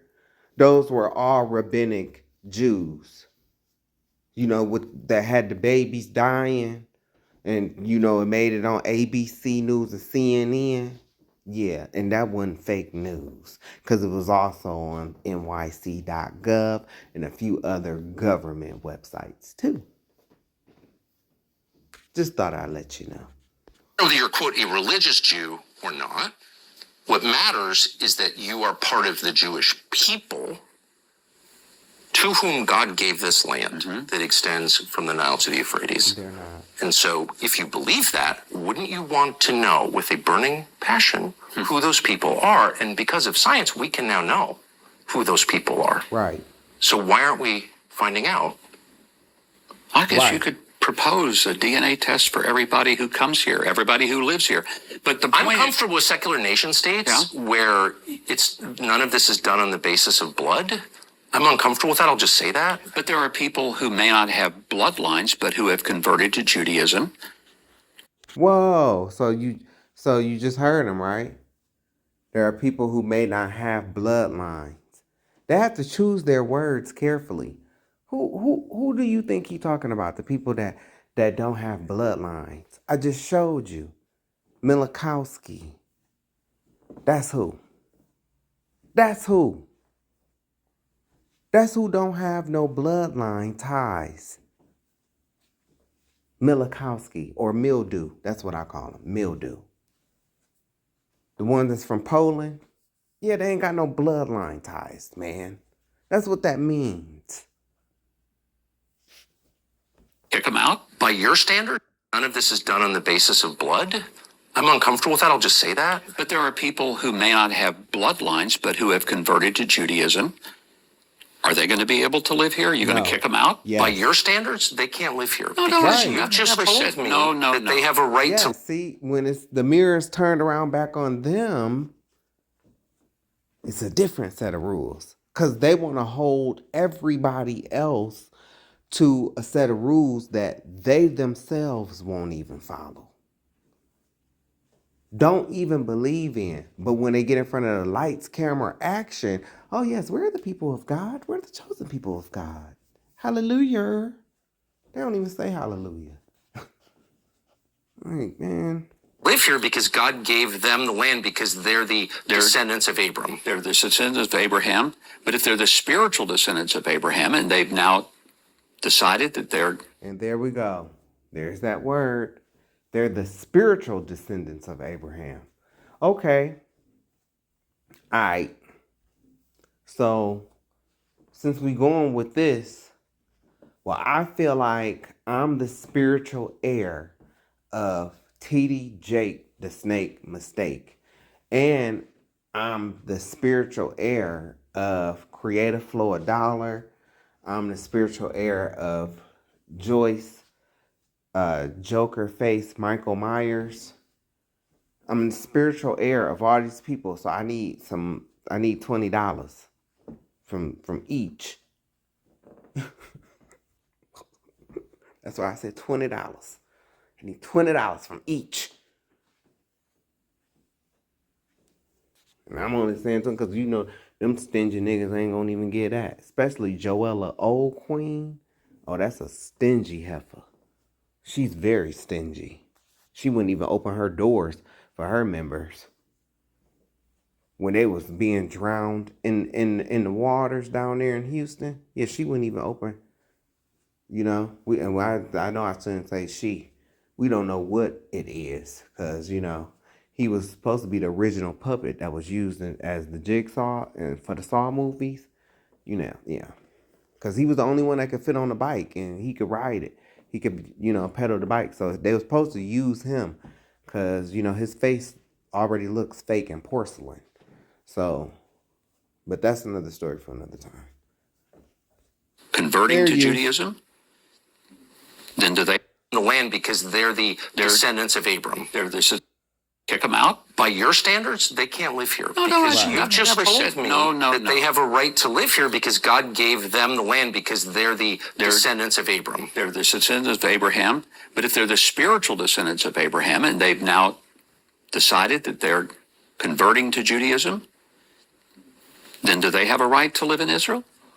Well, there's a whole legal literature in Israel on that question, and my understanding is that certain types of modern Judaism qualify a person and other types don't. Is that your understanding?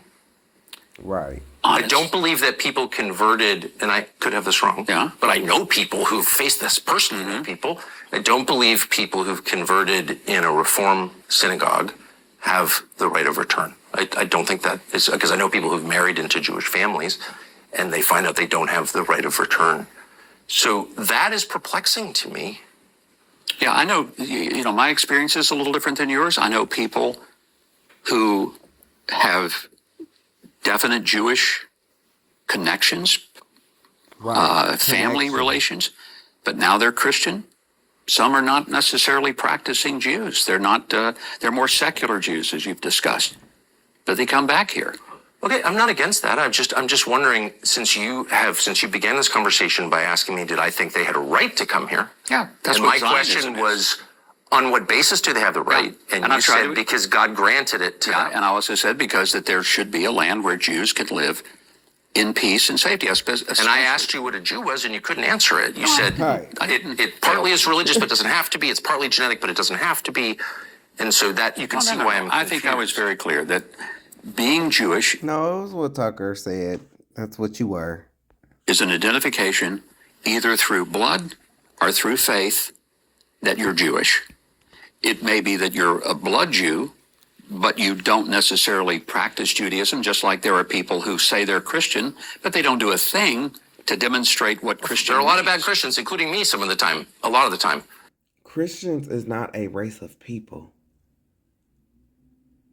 Christians are not a race of people, bro. I don't know what you... I'm sorry, you're not my brother. But I don't have a right to real estate on the basis of my claim of You Christianity. don't have a right to real estate if you're talking about a specific parcel. But if you're talking about a land, I think what we're talking That's about real is estate. That's all I'm saying. And there was a designation to the family of nations of the world that there would be a Jewish homeland. Let's get to that point, because I think you've taken us on several trails here, and I'm not sure we can follow them all. But is there a reason that the Jewish people that represent, and I want to get back to this because you didn't let me finish a while ago, they represent 0.2% of the world's population. In the entirety of the world, there are about 16 million Jews total. And 8 million of them live here. The rest live mostly in New York or South Florida and a few other places. Okay. So is that scattered to the four corners of the earth? That's not everything. Okay. And I want to get back to this because you didn't let me finish a while ago. They represent 0.2% of the world's population. But I thought the Most High said that his people, his chosen people, were going to be as the sands of the sea. You can't number the sands. You can't number sand. And I thought that that's how the Most High's people would be, right? That's what the scriptures say, right? And so who is lying? Him? Talking about these false imposters? Where's the scriptures lying? Now, let me ask you something. Because you see right here where Hosea, oh yeah, baby, I like to paraphrase, but I'll go get the scripture for you. I'll get the scripture. We'll get it. I saw it right here. Yet the number of the children of Israel shall be as the sand of the sea, which cannot be measured nor numbered. And it shall come to pass that in the place where it was said unto them, ye are not my people, there it shall be said unto them, ye are the sons of living God. That's a future prophecy, because right now they're telling us that we are not the people. But as this thing keep chugging along, like that, didn't you? As it keeps moving right on along, eventually we're going to get to that last stop. Oh my God, it is black people. Then all of a sudden it's, oh, you guys are the people. Oh my God, I'm just so sorry. Now, so you heard what his numbers that he gave, right? Okay, so you take black people, right? In America, you take black people. We're not going to even talk about the northern kingdom, which is the natives, and not them ones that come from, Siberia or Asia or whatever. No, I ain't talking about y'all. Y'all not the real natives. I'm talking about the ones that was already here even before they came. Right. We're not gonna even talk about the natives. We're just gonna talk about just black folk. Okay? You tell me, because he was able to name how many Jewish people there are. He was able to name it, wasn't he? And he gave you the little places that they at today. Okay. So you take Negroes. We know how many Negroes is in America. Okay, let's count all of the Negroes in West Sub-Saharan Africa, because that's what they love to call us. Sub-Saharan Africa. Let's take all of them people. Ghana, Liberia, Nigeria, the Gold Coast, the Ivory Coast. All those people. Because those are our people. Okay? Take them people. Then you have to take the black people that's in the United Kingdom. It's all in Europe. Because them is our people too. It's in Germany, the black Germany that's over there in Sweden. All of them is our people. Take them and take the black people that's in the Caribbean islands. Take the black people that's in the Caribbean. Do you know how many people that is? Can you number that? Can you number that? No. No, you can't. You can't number that. That's more closer to this than what that man is talking about, Mike. He just told you where they was at. But in the end days, it said the Israelites was going to be scattered to the four corners of the earth. What I just described are people all over in Africa, are people that's all over in the UK and Europe, Germany, our people that's here in the United States, and our people that's in the Caribbean islands, our people that's down in, we got some people that's down in Australia too. The Aborigines would be probably more Northern Kingdom, but we do have some people that's down there too, and from Judah, I'm sure. Because black people, we are everywhere. We are everywhere. Because it said that we will be everywhere in the last days. We are going to be brought back from these places. God is doing this. The entirety of the world, there are about 16 million Jews total. And 8 million of them live here. The rest live mostly in New York or South Florida and a few other places. Okay. So this is a small population of people. So that contradicts the scripture that I just read to you, y'all. That contradicts the scripture. So who's lying? This person or the scripture that I just read to you? Who lying? And if you black on the other end of this, and you my people, you know what I say the truth. We got the numbers easily. We got the numbers easily. We multiply easily, even in time of stress. We multiply. They don't fit the characteristics that the Bible is describing. Once you get past your hatred for me, you'll be able to see what I'm telling you is the truth.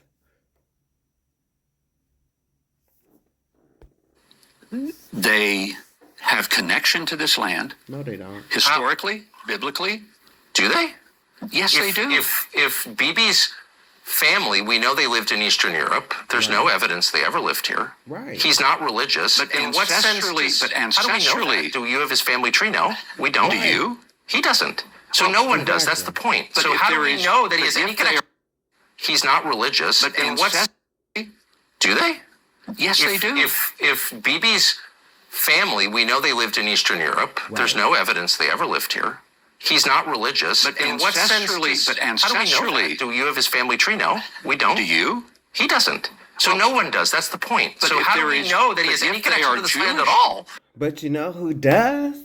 You know who does? Those limba people that you went to go explore, and how they had to keep their records on a stone tablet that was seared over with hot iron, so people that look like you two couldn't come over there and steal and change it. They've kept their records. The Igbo, they kept their records. That's why those, people, those imposters, they had no choice but to recognize the Limbas, the Ashantis. They had no choice but to recognize these people because they had their records thousands of years prior to those people. Stop it. And when you do the research, black people come from the Ashanti, come from the Igbo.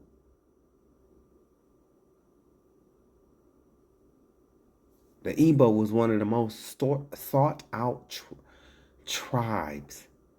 You want to know why? Because look at T.D. Jakes, the Igbo.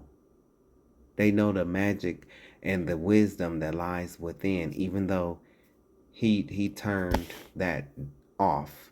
Even though he turned it off and he sold out. You still hear how he speak. You still hear the wisdom that will come through him every now and then, even though he's a liar. Well, he did tell the truth. He told you his people was known as black Jews. And if there has been a practice of Judaism and a connection to the language, But the he Bible, doesn't- the land, His ancestors didn't. He doesn't practice Judaism in any rigorous way. His ancestors didn't live here. They didn't speak the language, and there's no evidence they ever lived here. So on what basis does he have a right very to be much here? speaks the language. He has fought for the land. His family has I fought feel for like the you're land. dodging a No, I'm not very dodging. obvious question, which is where does this right come from? And the I've reason it's given meaningful you that is answer. because there are a lot of people in the territory that Israel controls today, particularly in the West Bank, who, through genetic testing, we can know their families have been here for thousands of years. We don't know whether they practiced Judaism, whether they were Samaritans, Right. pre-Islam. We don't know that. A lot of them we know have been Christians for 2,000 years. They have less of a right to the land than someone whose ancestors, the only thing we know about them is they lived in Latvia or Poland. They're Eastern Right. European. How does that work? They're Jewish. By what definition? They're Jewish by their But how do we know they have any ethnicity. connection They're to Jewish the by Jews their of the, faith. They're of the Jewish Bible? by the connection to the language. Jewish by the connection to the Torah. But how do we know that Bibi, specifically Bibi's ancestors, ever lived here? How do we know that? I'm not sure if I understand your question. How do we know How if the don't- Prime Minister of Israel's How don't you get that? That man asked him a flat out question, bro. A flat out question. And he had to go, I don't understand your question. What don't you understand about what this man just asked? And he keeps saying the connection with the language, but I just proved to y'all that they speak Yiddish, and that is not the original Hebrew.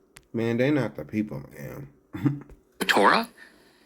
But how do we know that Bibi, specifically Bibi's ancestors, ever lived here? How do we know that? They don't. I'm not sure if I understand your question. How do we know if the Prime Minister of Israel's ancestors ever lived? Maybe I could ask you, how do we know they didn't?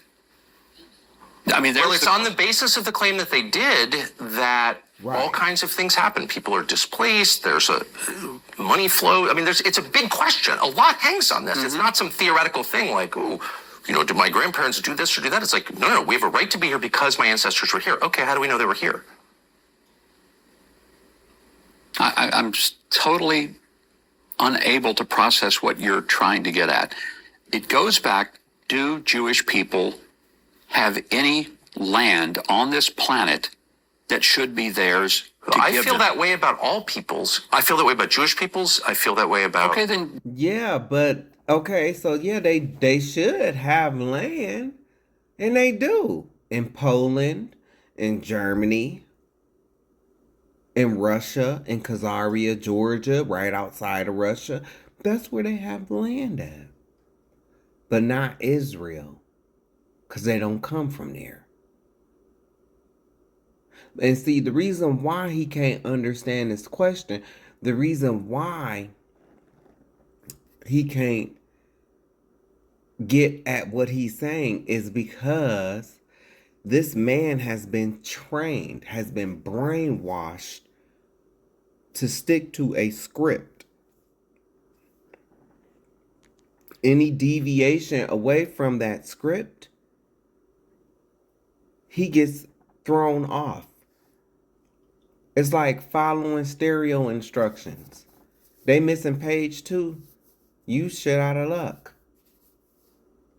Not well, today we have YouTube, so it'll probably be on YouTube or TikTok, but back in the 90s, trying to put them stereos together. Y'all remember them one stereos? Not the carry on, them big ones with the big speakers that had a whole house. It was like maybe what, three or four different things. They had the radio, and that was the biggest one, surprisingly. Then they had the tape, where the tape went, and then they had the 6-player CD changer, with the big speakers. I'm talking about the big speakers. Them was something to put together. You ain't had a stereo you had the instructions on them. You was on your own. Well, it's the same here. They have to stick to a script. And when you know the script, you ask certain questions, they are taught or trained to deflect or change the narrative or the topic. And that's what he's been doing. and you don't mind them having Is this there little any land, country, let me right? ask you this bluntly, is there any country that European peoples have a right to exclusively? I think they have attained their land through conquest. I mean, let's ask Have the ourselves. Britons do attained the their land through Romans- conquest, or they've always been there? The Romans, the Greeks, we've had all these let's civilizations. speak. No, let's speak. Well, you could certainly say that here. The Romans controlled this, as you know, and they expelled But they all the don't Jews anymore. from Jerusalem. Amen. I Yeah. don't want them to control it. Hope not. I'm anti-Roman. Okay, we're on the Yeah. same page. Okay. No, they do, because y'all are all the same people. Y'all are all Romans. You're Romans, and you've slithered into different societies. You've tried to even take over Kemet, but we know that's a joke, you know? And they still do control. They still do control. The Roman Catholic Church controls every fucking thing, okay? Don't get it twisted. But my question is very simple. Is there any European peoples that possesses the same right to their land that the Jews, including people whose ancestors lived in Eastern Europe, possess here? The Britons, we know, the British people, the Scandinavian people, the Irish people, their ancestors have been there for thousands of years. That's provable through genetic testing. Do they have a right to their land exclusively? Is anyone saying they don't? Yes, of course. Yes. No one will say they will. And I'm asking you, do they have that right? And I'm not sure what that question involves, because no one is trying to force them out of their land, of their homes. But here, Hold on. you have people. Why won't you answer that question? Because I just did. Oh, so the Irish people have the same right to their land that the I don't know Jews that they have have to. a biblical connection. Okay, But I'm a Bible believer. okay. So that is. But it's also important to me. it's also a principle, and that is, Now you hate the Bible. and you've said it 15 times. Sometimes people have land because they were able to attain it through war. They were able to obtain it when it was challenged. I understand that. And There's so- all kinds of consequences, but Yeah. we can't say that about the Irish. World borders Hold on. change all the time. Not actually, the borders of the island of England have not changed, not nor the- but the island of governance Ireland. does. Those are just two examples. So Yeah. you've got the indigenous people there. Do they have a moral right to that as their homeland? And I think they would probably say, yes, we do, because we have ancient What do history you to it. think? I've never thought about whether Now they. that I'm raising the question. The original Irish were black. See, you have to understand. You have to, and I know somebody's going, oh my God. No, it's true. The original Irish were black. When all of this shit comes out, when it comes out, you're going to find out that King James, the sixth and the first of his name, he was a black man. He still has a lineage in the United Kingdom to this day. They be on one of his great grands is on TikTok. And I've seen images of King James. The black one. Look just like the black man that I seen that was speaking. It looked just like him. He's black. This come from the Stuart dynasty. That's how deep this goes. You're gonna find out that that Queen Elizabeth bitch, imposter. They imposters. These King James was given a kingdom because he comes from Judah. The kings. We've always ruled. King James has the same lineage as Christ. That's why he was a king. Christ is black.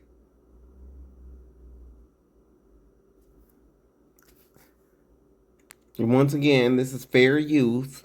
Fair use. Question, and you've spent a lot of time thinking about the right of the island of England have not changed, nor but the island of governance Ireland. does. Those are just two examples. So Yeah. you've got the indigenous people Fair there. use, Do fair they use. have a moral right to that as their homeland? And I think they would probably say, yes, we do, because we have ancient What do history you to it. think? I've never thought about whether Now they. that I'm raising the question, and you've spent a lot of time thinking about the right of Yeah. the Jewish people to their homeland, do the Irish have the same right to a homeland? As long as they can defend it, and as long as they, As long as they can defend it. But Tucker, here's the point. Wait a second. I'm telling you. Wait, hold on. Now you just flipped category. It's a separate set of rules for them. See, they don't gotta follow the same rule. Well, I keep saying, see, them people, they don't gotta follow the same rules as everybody else.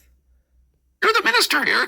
Yeah, and I'm telling As you, long they're- as they can defend it. and if they can't you're not defend it, allowing they me lose to the tell right. you that I think that what is very, very special here is that they're. Well, I mean, Tucker, you should understand that. I mean, the men that look like you came to this land, and that was the thought process that they used.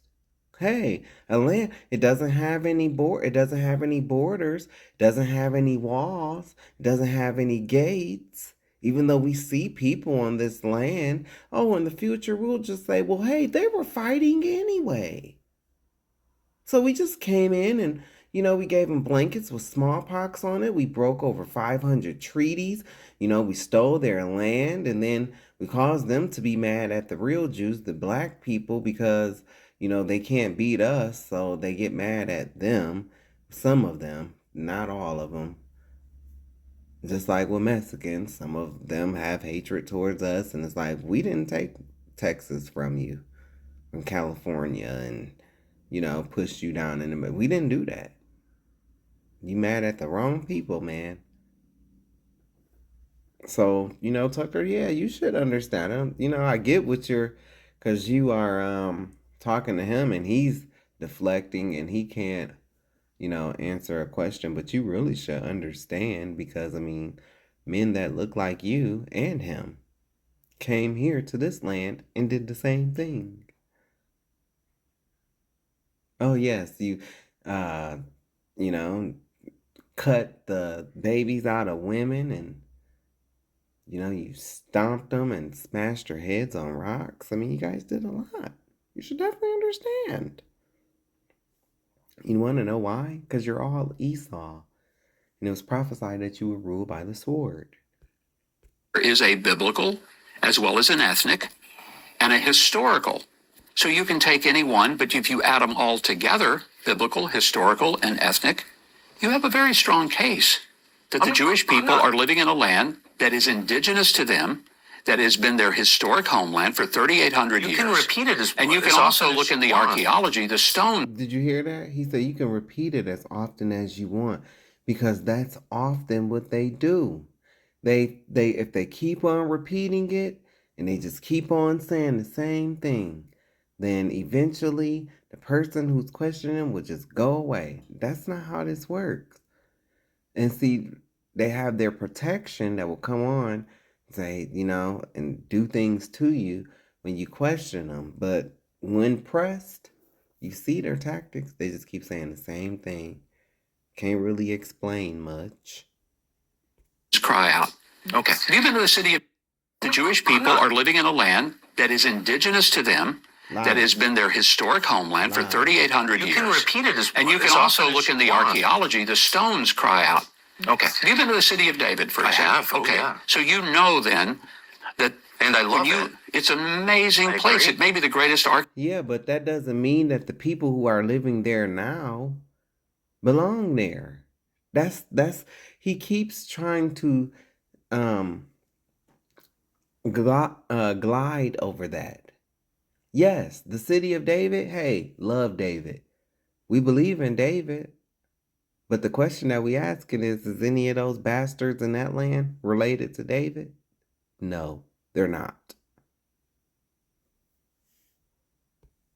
theological discovery in all of history, because it's stunning. And they still continue to find things that date the Jewish people to this land archaeologically for 3,800 years. We can date the British people to their land much longer, much thousands of years longer. Stonehenge is 3,000 years older than any building built by the descendants of Abram in this country. And so it's fine. I'm not trying to invalidate anyone's right. I'm just wanting you to affirm that right, but it makes you uncomfortable and you won't. And I don't know why. Because I've never honestly sat down and asked myself, are the lines around the It's an island, so we know what the lines are. I'm saying, but are those lines, are those rooted in something other than the historical connection? Well, great. Then they should have it. But and that's they have a right question. to have it. But then you said if they can defend it, and if they can't defend it, they lose the right. But I didn't say it was exclusive one or the other. I think you're really going off the trail. I just want to know if these principles apply universally or if they only apply to the people of Israel. And my answer appears to be just the people of Israel. They're the only ones with these rights, and I just reject that as a Christian. I didn't say that, But see, because they know not to come out and say that. They know not to come out and say that. Because then they know that they're going to get the response that Tucker Carlson is responding to him with. I'm saying we are talking about Israel. We're in Israel. We're talking about Christian Zionism because you've made some disparaging statements about Christian Zionists. You've apologized for them, for which I appreciate. And now we're trying to define Christian and Zionist. And it seems like we've gone way, way off of that. I'm trying to get, as you suggested as a former debater at the outset, I'm trying to get to terms and a common understanding of what the words mean. And the term and I'm Christian, no closer to that than I was when I began. You're not closer to the term Christian, what that means? I think it's someone who follows Jesus. And that's my next question. There are a lot of Christians in the West Bank, and there were a fair amount of Christians in Gaza. And some of them have been killed. There were 5,000 in Gaza. Yeah. Yeah. And two different churches were hit by the IDF. Christian Hospital was hit 7 times by the IDF. And I don't understand. They were not hit 7 times. There were different. I know. And one of the times it was a rocket that was shot by Hamas. And all the news agencies reported that the IDF shot the rocket.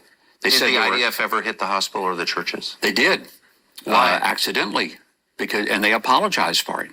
See, And but when they do stuff like that, it's the same shit with when I think it was the U.S. Liberty that they accidentally bombed. Oops, sorry, and they think that that's okay. You can't do that. was very unfortunate. But you got to remember, there were times Hamas often hid caches of arms under hospitals. Were you bothered by the fact that the IDF hit Christians? I'm bothered that anyone got killed in Gaza, but you know why I'm bothered? You're a Christian Because minister, here's the and thing. you can't say that the Christians are Islamic extremists. No, but And I can say that I the would expect reason you that to side with the Christians over the secular government of Israel. But You I don't would seem look to. at it even more broadly. I would ask you this. Why was there so much suffering and continues to be suffering in Gaza? It's because Hamas, which could have built a Singapore, built a Haiti. Well, it's always somebody else's fault. See, they still have the same characteristics as their people over here. See, it's always somebody else's fault. They drop the bombs or the rockets, quote unquote, accidentally, quotation marks. Yeah, right. They have a landmass the size of Las Vegas. They built tunnels underneath that are larger than the London Underground, over 500 miles of tunnels. They didn't build it to move people from one hospital to the other, one marketplace to the other, but to hide terrorists, to hide weaponry. And on October the 7th, they went over there and they massacred 1,200 civilians. Well, y'all, your people that you being a champion for, they have all kind of tunnels over here. And there's no telling what they was doing with those tunnels. You so concerned about tunnels. What about the tunnels that these people who live over here, those Jewish people, what about the tunnels that was found? See? I mean, when you get to talking about tunnels, how we know it wasn't your people that built that? Y'all have a history with tunnels, right? These people are full of shit. And the people that's championing them are full of shit too. How many times have we put soldiers on the ground for Israel? Well, we had the Iraq War, which was for Israel. No, it wasn't for Israel. How was it for us? Well, because it was a retribution against 9/11. Now, was it the best idea? Was It was Iraq not for- involved in 9/11? Right. Our government thought so. Why are 9/11 documents still classified? I have no idea. Should they be unclassified? I think so. All of them, right? I have no problem with that. Me too. I like transparency. I like sunlight. I do. Too. I hope you'll call for I that. like free press. I like free speech. I totally agree. I like all. No, you don't. You don't. Not when it comes out and making the people that you are championing for, when it makes them look like the people that they are, and the things that they have done are being brought to light. No, you don't. That. But if there was no connect, I'm open to anything, but I've never seen any connection between the government of Saddam Hussein, the secular Ba'athist government of Saddam Hussein, and the terror attacks of 9/11. I don't know that there were. I don't know. Right. So I'm not sure, but I don't know how. So why was spend? that Israel's fault? Well, Benjamin Netanyahu, now prime minister, of course, exerted lots of pressure openly on the U.S. government to regime change the Saddam government. I was there. It was in Washington. And they complied. I don't think there's any way to read it. Do you think Israel leads the U.S. and pushes them and tells them what to do? Well, not on it. Yes. Yes, they do. Yes, they do. Everything, of course. Do you think? Let me be specific. Okay. I think the Israeli government strongly pushed the United States to take out Saddam Hussein. Right. There's no question about that. Right. I think the Israeli government right now, on Bibi Netanyahu, has been in the White House 7 times in 1 year. Yeah. Pushing for. That's the most. man done been to the White House. I noticed that too. I'm like, damn, he keep coming to the White House. Regime change in Iran. I think they're on the verge of convincing this administration to affect regime You change. think the in Iran. president is weak and is being pushed? I'm not saying that. Yes, he is weak, and he shits in his diaper. I'm saying it. He a shitty booty ass, fat ass. I'm gone. I know. Well, I know the president's being pushed. Why do you think a foreign leader was in the White House 7 times in 1 year? Are you okay with that? And then look, I mean, what? Are you crazy? Where are you at? When he first came into office, he had allowed somebody who don't even have any experience in politics, musky boy. He had him handling governmental affairs. Gave him access to all kind of information. Man, what do you mean? Is he weak? Of course he's weak.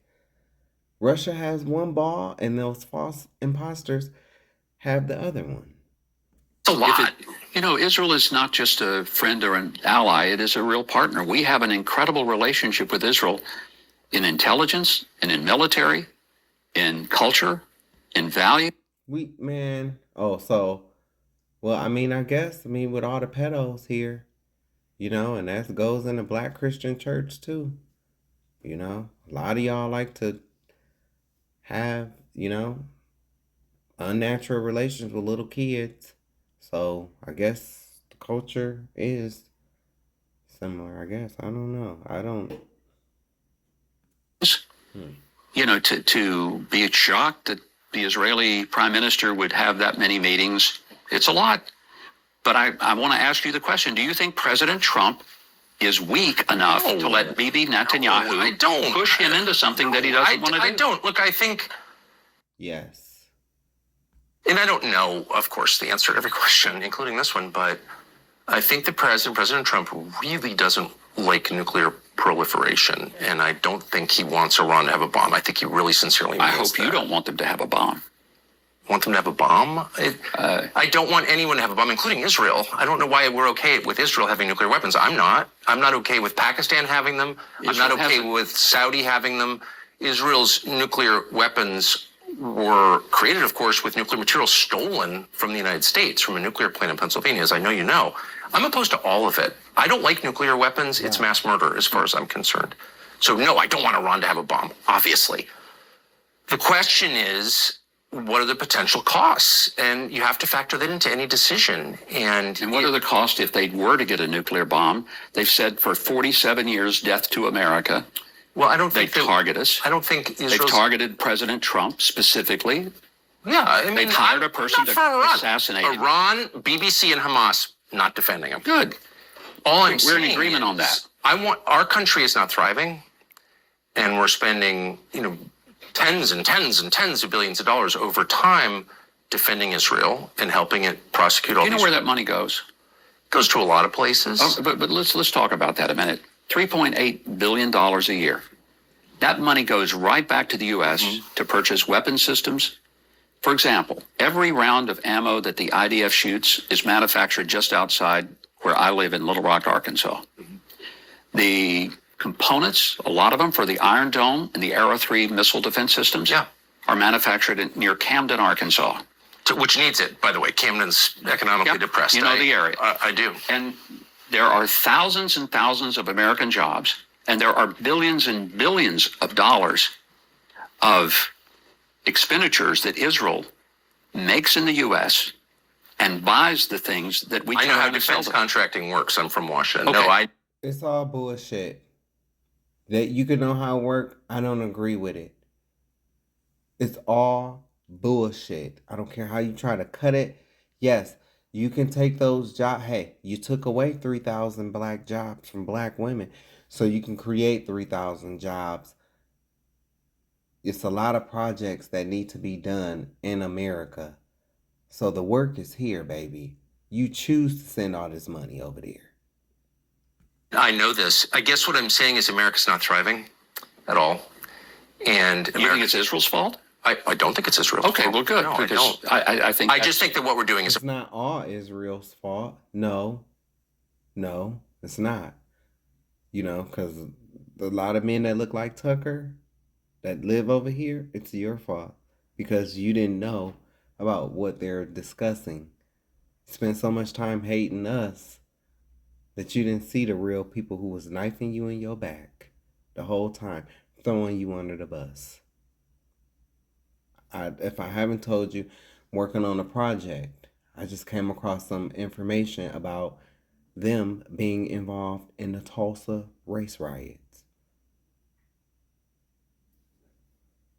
So working at all, and America's not I think richer. the president is doing some amazing things to get us back on I'm not track. attacking Trump. Okay. I'm merely saying that over, say, the last 20 years, America's not gotten richer or freer at all. And I come to Israel and the infrastructure, we were flying in, and I said to my buddy, I was like, man, first of all, it looks great. I love the agriculture in Israel because it's beautiful. I love green. I love plants. I remember when it didn't look like that. Yeah. First time I came here 53 years ago. It's great. It did not look like that. Great. Looks a lot nicer than our country. And it has higher standard of living. It has nicer roads than the United States. And so it's like, okay. yeah, so where's the money going? Now, he just told you that it didn't look like that 53 years ago. And we've been sending these people billions of dollars, right? So where's the money going? Because even if, okay, so let's say, me and you was going out on, to dinner. And, we said we was going to go Dutch. I don't know, but I found an extra $100, or something like that. So I said, forget it. I'll pay for the dinner. Yours too. Well, the money that you had, now you get to take that and spend it on, more than likely some clothes or something material, that, oh, I didn't know I was going to have this. So, let me go get them pair of jeans that I wanted, type thing. Oh, well, they funding this, so here, let me put this money that I should be using to spend on what they're funding. I should be using this money for that, but since they got it, I'm going to just get these roads paved. It's still helping them out. But don't worry, in the end, I'm telling you, Mike Huckabee, if you ever hear this, you are going to burn in the lowest pits of hell. You are going to burn in the lowest pits of hell. Because you are a liar and you deflect. That's what you do. Why are we sending all this money to a country that has a higher standard of living than ours? I don't know that they have a higher standard of living. They do, actually. They have free health care. They also have free abortion. Are you okay with that? I personally don't like that. Why would we be subsidizing? Why would we send any We're money? not. Why would we send any money to a country that provides free abortion? Because the money that we send does not pay for health care. It does not pay for abortion. It pays for military things. It's like if they don't spend it on this, they'll spend it on that. But they do spend it on that, and then we get many more times back in the return on the investment when we get the research and development. Why don't we say we're not sending you any more money as long as you have free abortion? Well, that would be a policy decision. I would be for that. I would be okay with it because I hate abortion. I think it's horrible. How much do you hate it? I hate it a lot. Why are we sending them money if they're paying for free abortion? Because they're not paying for abortions with the money. And because we, in turn, get billions of dollars. The return on investment is estimated somewhere between 400 and 1,200%. I've heard these numbers. I just live there, and I know, and by the way, I'm for American manufacturing. The defense industry is totally corrupt and seedy, as you know. However, I like to see American companies thrive. Like, it's complicated. I'm not an extremist or an absolutist on really anything other than abortion. However, net, as we say, our country's not really thriving. And we're also totally broke. Why is that the case? Is it because we've done a lousy job controlling our borders, a lousy job of controlling our economy? It's lots of things. It's a lot of things. Yeah. But we own that. I think President Trump is doing remarkable things to turn it around. I cannot imagine any president. Trump. I know, but if you're saying the country is in trouble, let's saying give we're out of credit. money. Actually, Let's is give what I'm. credit to what the president is doing to get us out of debt, because I think that what he's doing economically. I'm not supporting is Hamas, astounding. and I'm not attacking Trump. Okay. Just with those baseline agreements.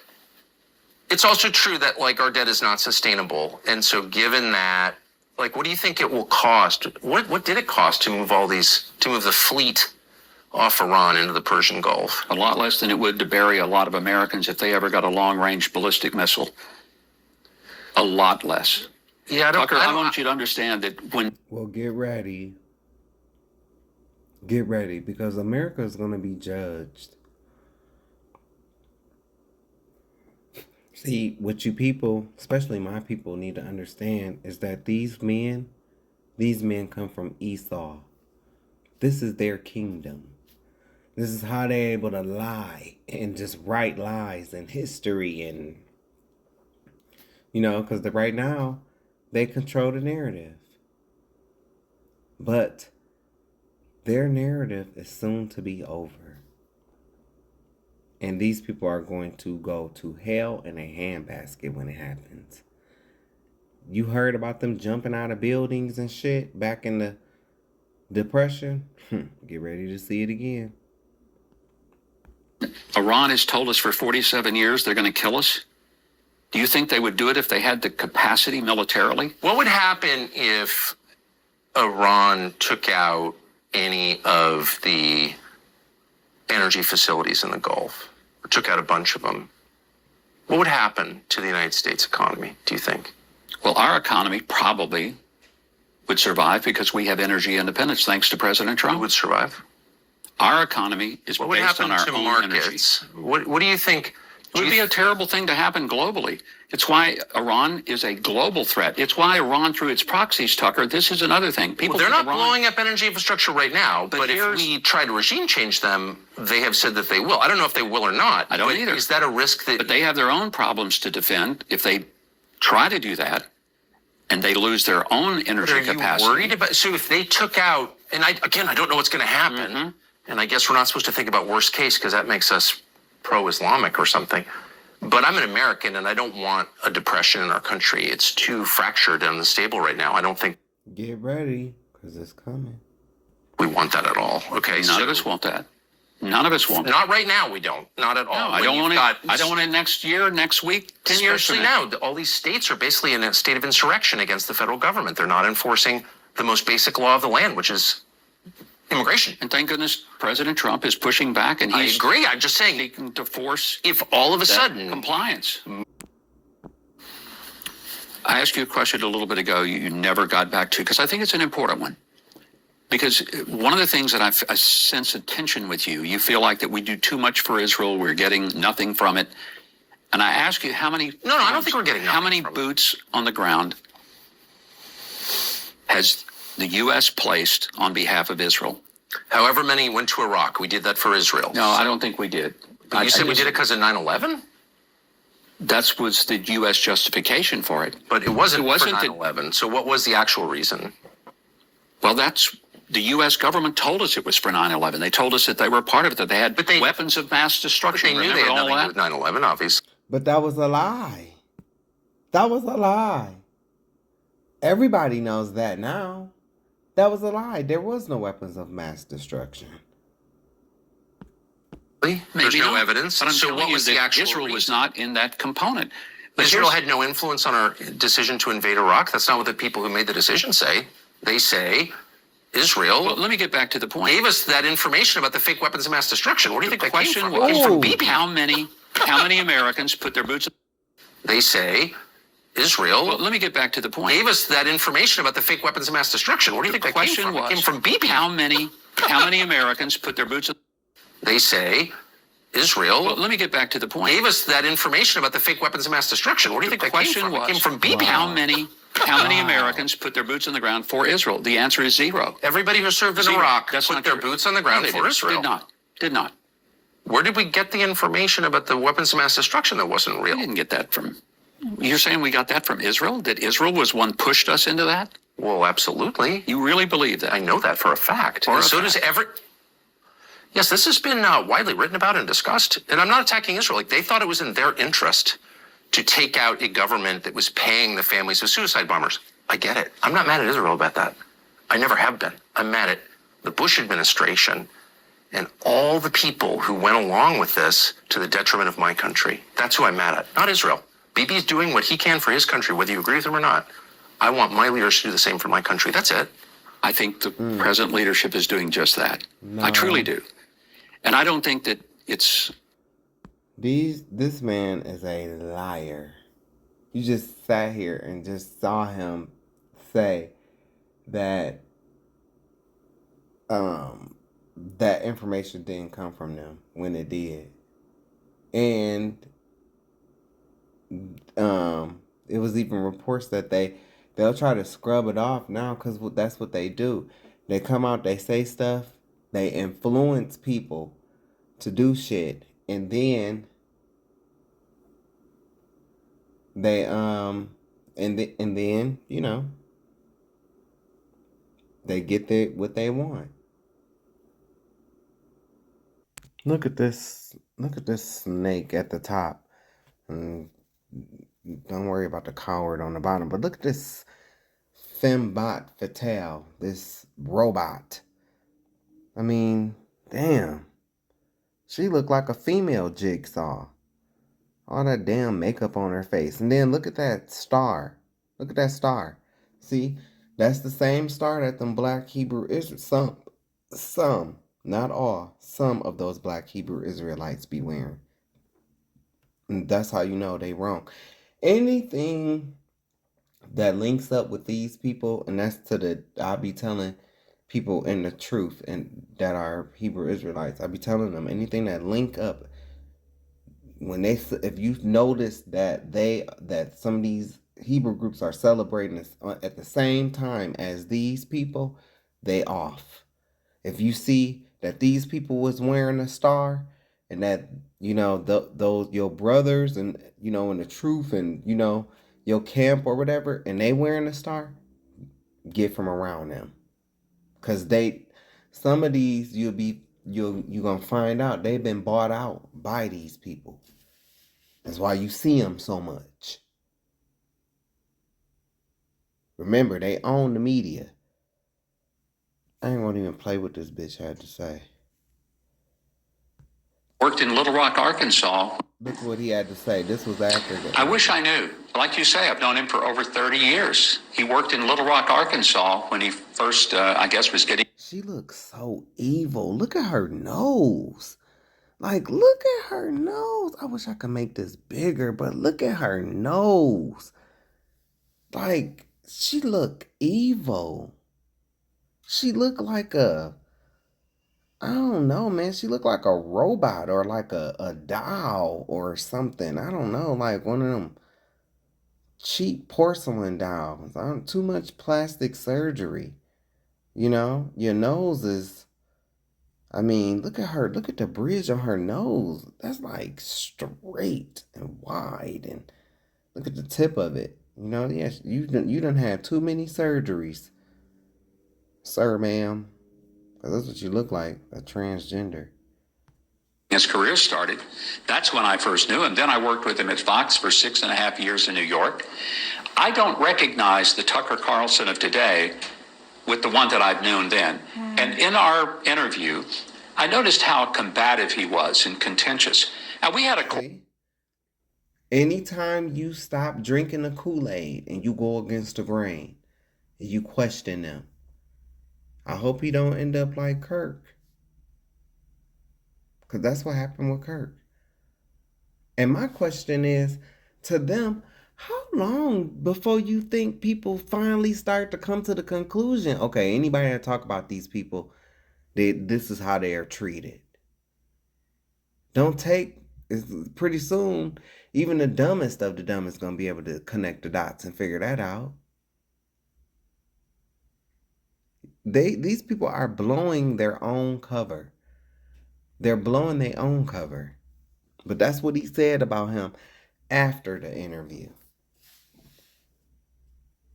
So, my overall thoughts of the interview is, do you know how long, like, I think of the elders, right? I think of the black Hebrew Israelites, the guys that have been on the corners, the guys that have been on the highways and the byways. And since the 1960s, they've been telling everybody. In the end, you ain't gonna be able to say, "Oh, I didn't know. Oh no, you came across them brothers on the corner. And they told you. We've been waiting for this to hit mainstream. As you can tell when you go through my videos, I've been telling you that this day was gonna come where they're gonna ask. People are gonna start asking questions. This is gonna trickle down. This is gonna trickle down into the black Christian church too. Oh, because there's some people that's gonna watch this. And they're gonna have questions for their pastors. And their pastors is not gonna be able to answer them. Or they're gonna lie. They're gonna lie. Or they're gonna do what Mike Huckabee. I said I was not gonna call the man that, what I really want to call him, which is Mike Huckabitch. Because that's what I really call him. Oh, but eventually this is going to trickle down into the black Christian church. And I know, and I always say it's going to be, because see, I come from a big Christian family. I would be a 4th generation pastor. It's going to be specific people in my family alone that's going to look real stupid. Real stupid. They already know. And they already know how I am. Ain't no coming back. Ain't no need to make a plan to apologize. You can't. For what? You was wrong. Because I used to always say, we're going to see. We're going to see in the end. And guess where we're at, baby? We are near the end. So why now? Why are they allowing this to be asked now? Because, ladies and gentlemen, you are witnessing a division between, you see these two guys on this picture? You're witnessing a division between the white structure, between Esau and the white camp. See, they're related. See, these two, they both white, right? So they're the same people. But what I'm saying is these two are related to those Jewish people.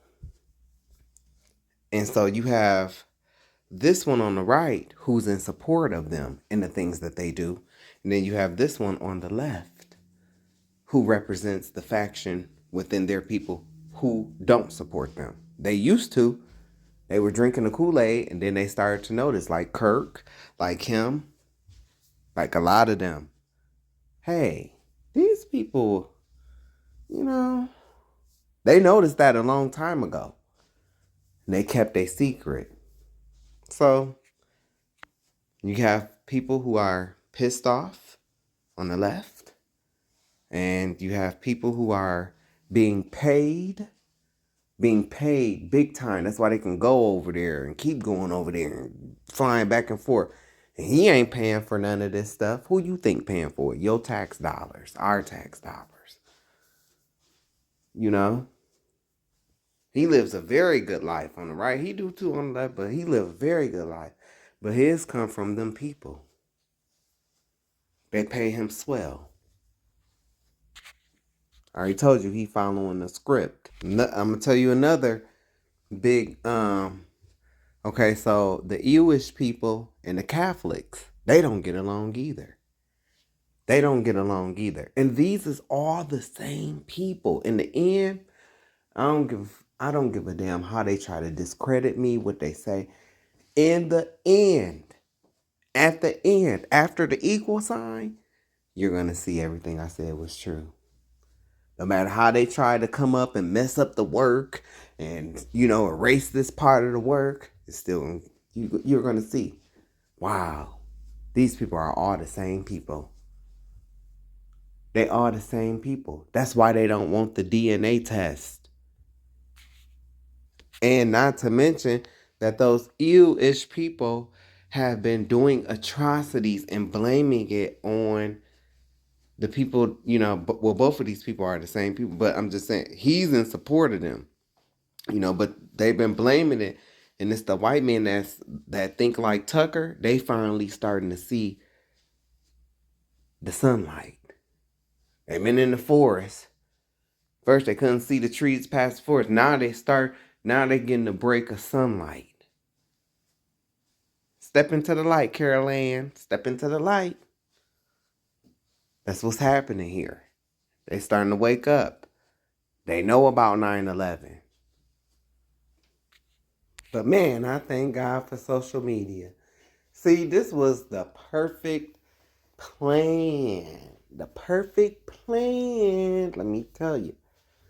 So you got these guys, right? You got these guys like Don Lemon and Tucker Carlson. These guys are educated, prestigious. They are mainstream beasts. They were trained by these same people that, that Tucker is questioning. They were trained because, they own most of the media, right? They're the ones who taught them to be so, how they are. And and now with them being let go from these companies, they don't gotta follow the rules. They don't gotta follow the mainstream rules. And when I say that, meaning, oh, you can't talk about this, you can't talk about, that. They don't gotta follow those rules no more.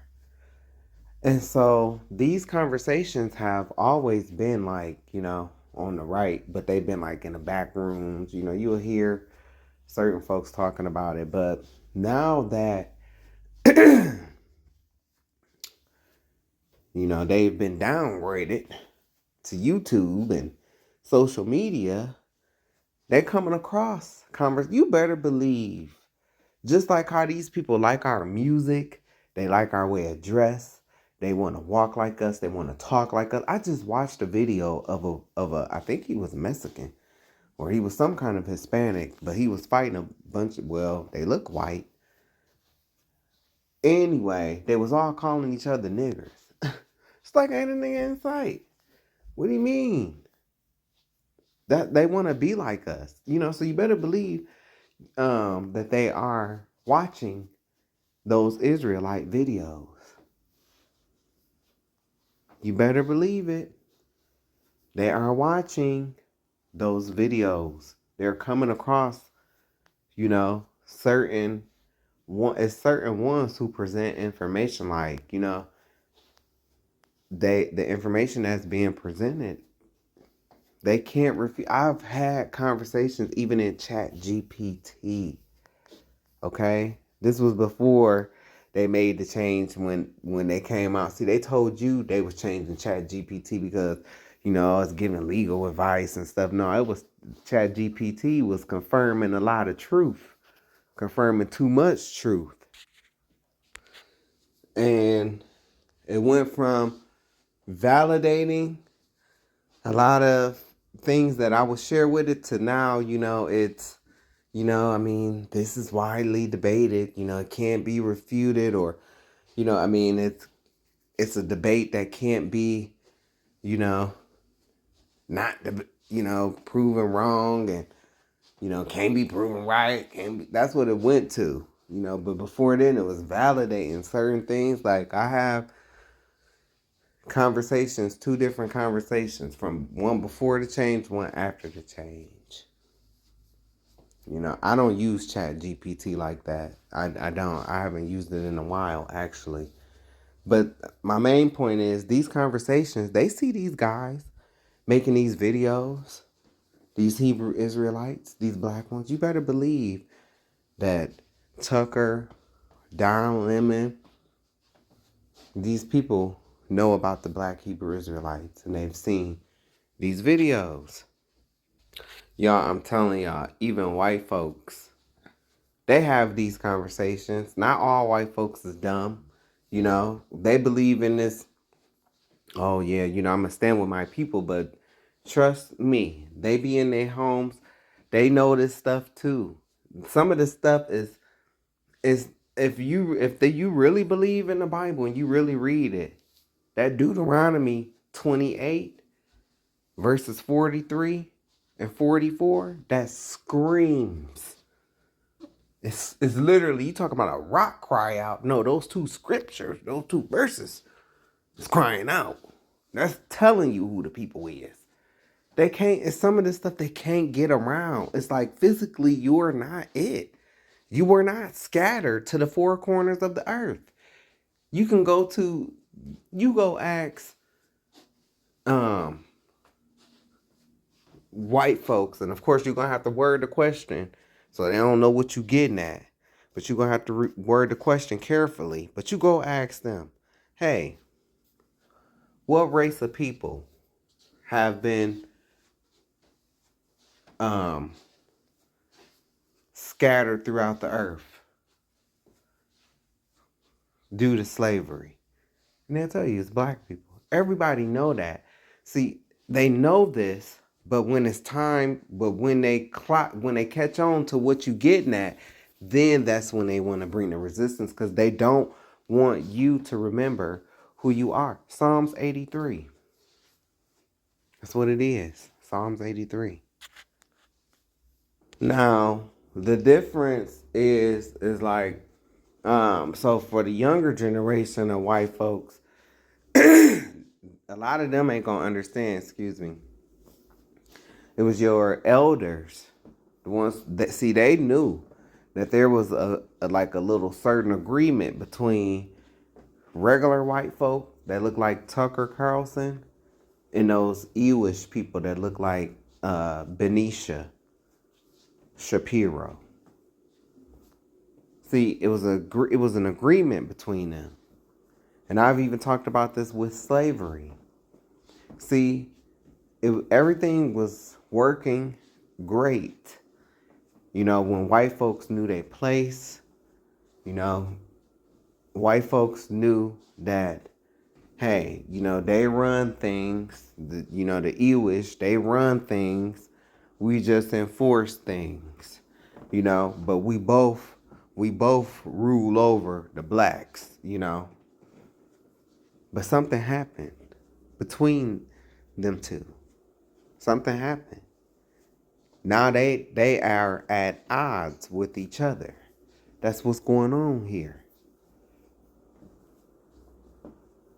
And so now you got this one on the left who was a part of that group that knew that these people run things, we just enforce things. He was a part of the group that enforced things. He a part of the same group as Dump.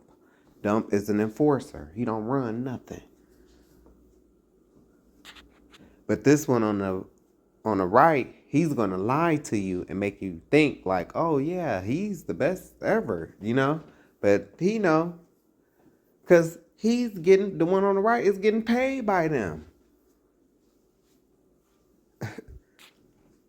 I even told you. But see, the ones on the left, the white men on the left, right? They didn't know. See, they took part in the plan, right? Well, okay. So the Ewers, they own the plantation, We just oversee everything.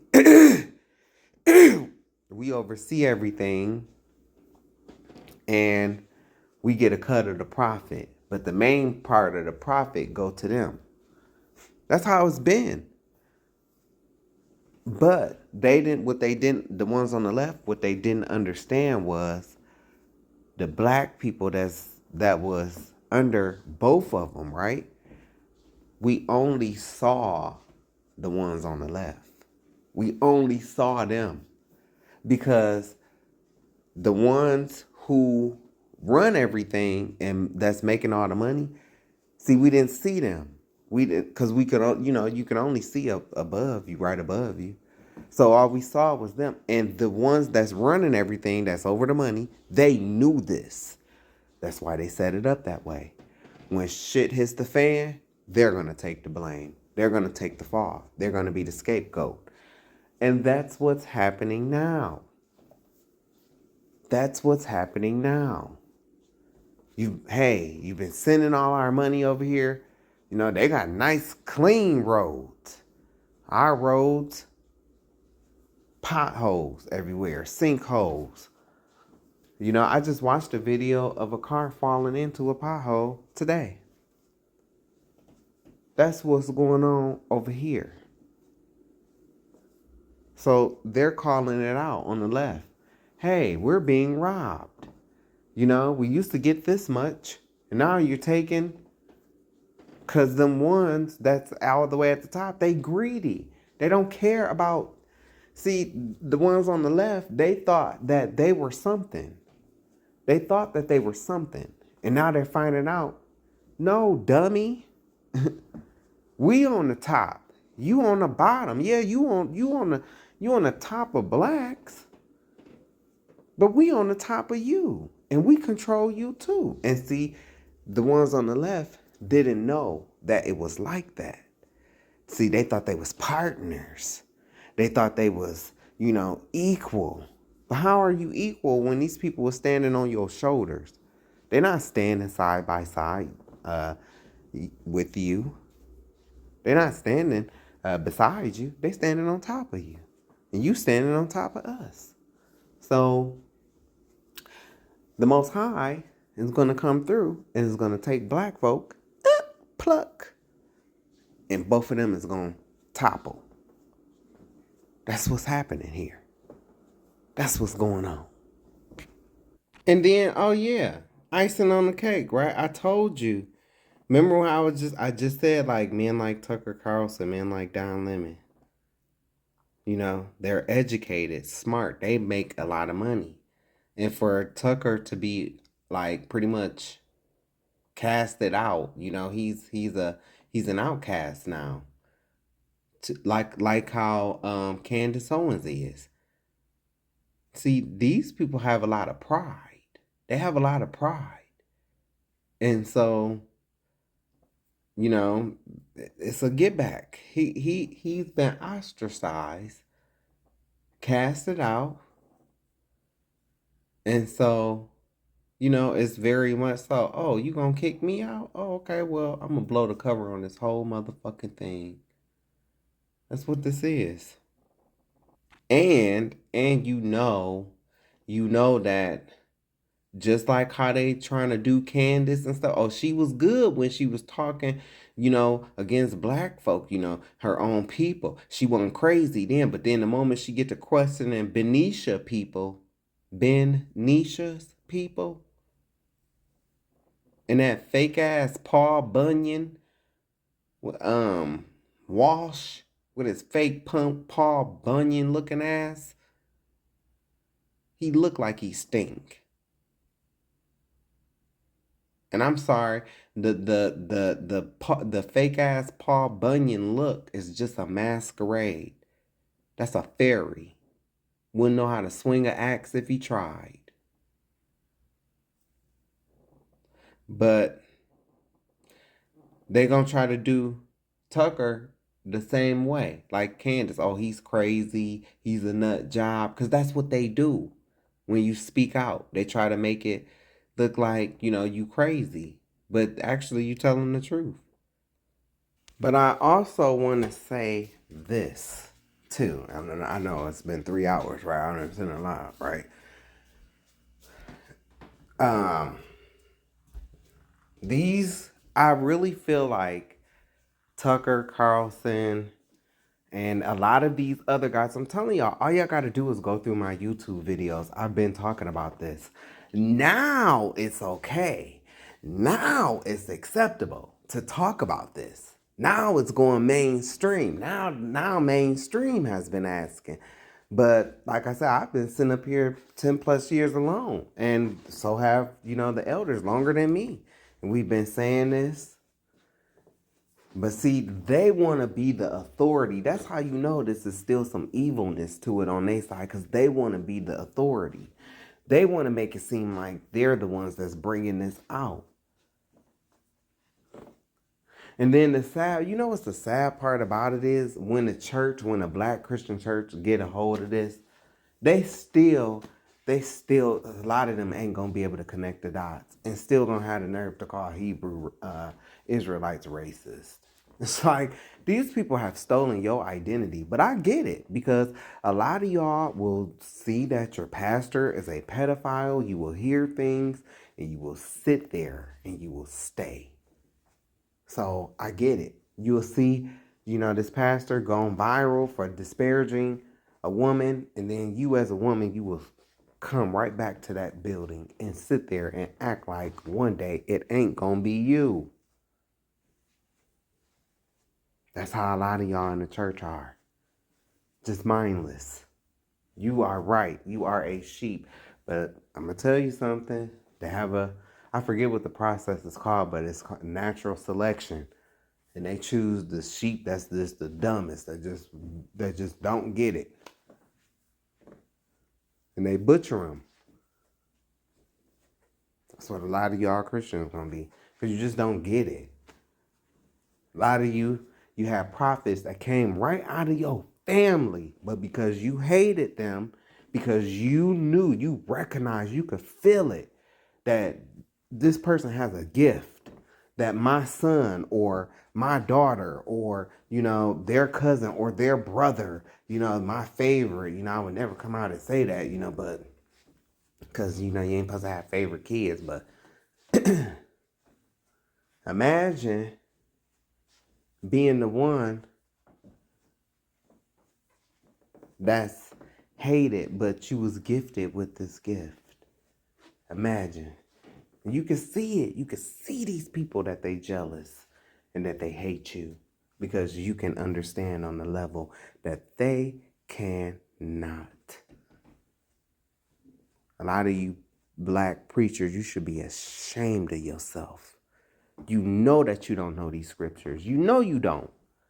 You know you don't know who these people are today. You know you don't know that, who's who. You don't have a full understanding. You can't explain certain things. You can't even explain Revelation. If you can't explain Revelation, you shouldn't even be preaching. For real, for real. But it's all about ego. A lot of these, especially these black families, you gonna gag. Most High never stopped sending his prophets. He never stopped. He never stopped allowing them to come into the earth, to be born into flesh. He never stopped. Their own families stopped them. Malcolm X said it best. Black people like me, but niggas hate me. And that's how I knew that the children of Israel are black people, because black people, I'm going to tell you something. When I read that story about how Moses slew that man because he was beating on them Israelites, and then not even a thank you, they gonna turn around and say to him, because he was telling them to stop fighting, because they was fighting each other, two Hebrews, two black people. Who made you king over us? You gonna kill us like you killed that Egyptian man? That's black folks. Not a thank you, not a nothing. That's ungratefulness. Ungrateful. That's how I know. But I say this. I said this before on a few videos. Each family, they got a prophet. Each black family, you got a prophet. But a lot of you didn't develop your prophet. A lot of you, and it's not all every family's fault, because some prophets, they couldn't get away from them. They couldn't get away from the block. They couldn't get away from them friends that didn't have a future. They was born and blessed with gifts, but they wasn't able to recognize that the people that they idolize and want to be like so much and stand on the block with them, they didn't recognize that these people have no future and they are not going anywhere. So they dumbed themselves down and chose to stay with them. That's how that go. But each family was sent a prophet. I'm going to tell you like this. With mine, it was jealousy. Jealousy. Especially when I'm coming, it didn't matter. I could have walked Christ in my former church of Los Salem. I could have walked Christ in that church, and he could have told them everything, and they still wouldn't receive it because it was me. Because it was me. But let a white man tell them this. My own father, I tell this people all the time, my own father would not hear anything that I had to say, but somehow, miraculously, he could receive everything that Fred Price Jr. was saying. And Fred Price Jr. was saying the same shit that I was saying. I was saying the shit before Fred Price even told his high yellow ass. Fred Price learned from Israelites. Like, what the fuck you mean? He learned from the Israelites. And he was saying the same stuff that I'm saying, and he actually got in trouble. Quote unquote, in trouble because of what he was speaking about. Because he was going against the grain. See, these people on the right, they got a script. And his daddy, Fred Price Jr., his daddy is a part of that script, is a part of that boule. Sending money over to these people. And bringing them to Israel on eagle's wings, all that stuff. His dad was a part of that. So that's going against the grain. So yeah, I have my own, and I tell my story about my experience, about what I went through, everything that I went through with these so-called holy people. Okay? Growing up, I thought these people were just holy. Now that I know the Bible, I know these people are shitty, full of sin, backbiters, fake, phony, full of hatred, jealousy, and envy, deceitful, dishonest, thieves, a lot of them. So, yeah, I have my own experiences trying to tell these people. I was thinking back to when this one on the right said, well, we know it's just because they have an unbroken line. Man, them people never had a line. I showed you on here how even the Sephardic was brought into the land. In 2 Kings 17, verse 24. And they've had many conversions. I showed you the conversion with King Bulan. See, I've been telling y'all this. I showed y'all this source, Elizabeth Donnan, very credible. You can Google that name. She's very credible. This is the real story. See, Tucker Carlson, he told you, about the greatest attack on the Jews, which was, and they always, that's why they always focus on Europe. They don't want to focus on 70 AD because they know that this is the story of 70 AD. We fled into Africa.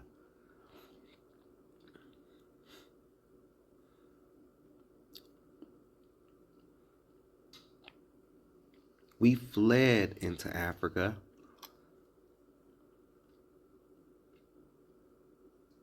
It has been estimated that over 1 million Jews fled into Africa, fleeing from Roman persecution and slavery. The slave markets were full of black Jewish slaves. Now, they will try to discredit this book, From Babylon to Timbuktu. But I already told you That's like, do you think a man is going to be honest and say, hey, yeah, I essayed you?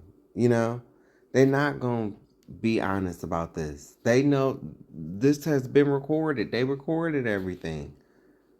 You cannot deny that these slave markets were full of black Jew slaves. The same slaves that was in servitude in America was the same slave that was in servitude in Egypt. This is the truth. We fled into Africa. Okay? We fought with the native Africans that was already there. And then they teamed up with the Arabs. And I honestly think it was to stop the Arabs from turning them into Muslims. That's what I think happened there. See, they had perfected slavery, you know, and white folks took it from them and made a whole new, you know, genre, chattel, you know, but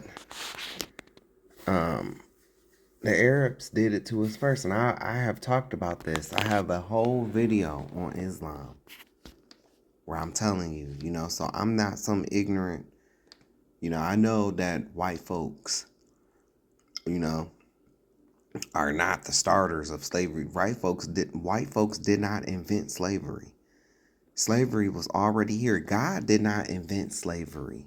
Humans, mankind invented slavery. God stepped in and provided rules and laws. He regulated it because it was already a practice that's on the earth. But yes, they try to discredit our work. Look at Farrakhan's book, The Secret Relationship Between Blacks and Jews. They hate that book. They try anything that makes them look bad or brings the truth about them to light. They try to discredit it because if they allow it to stand, then people are going to start becoming a Tucker Carlson. This is what Tucker Carlson is doing. This is what they've been trying to prevent this whole time. This is why they go through such great lengths. This is why. To protect. This is why if Craig the Writer Stewart ever see this video, this is why you can't question them. This is why. Because you're the real Jew and they are the fake ones. And they stole your identity. We the only ones that fit these curses. The only ones. See? Right. I mean, when he talked about Benjamin Netanyahu's family, and he's telling you they're not genetically connected to the land. He changed his name. Look, it's Milikowski. Mildew.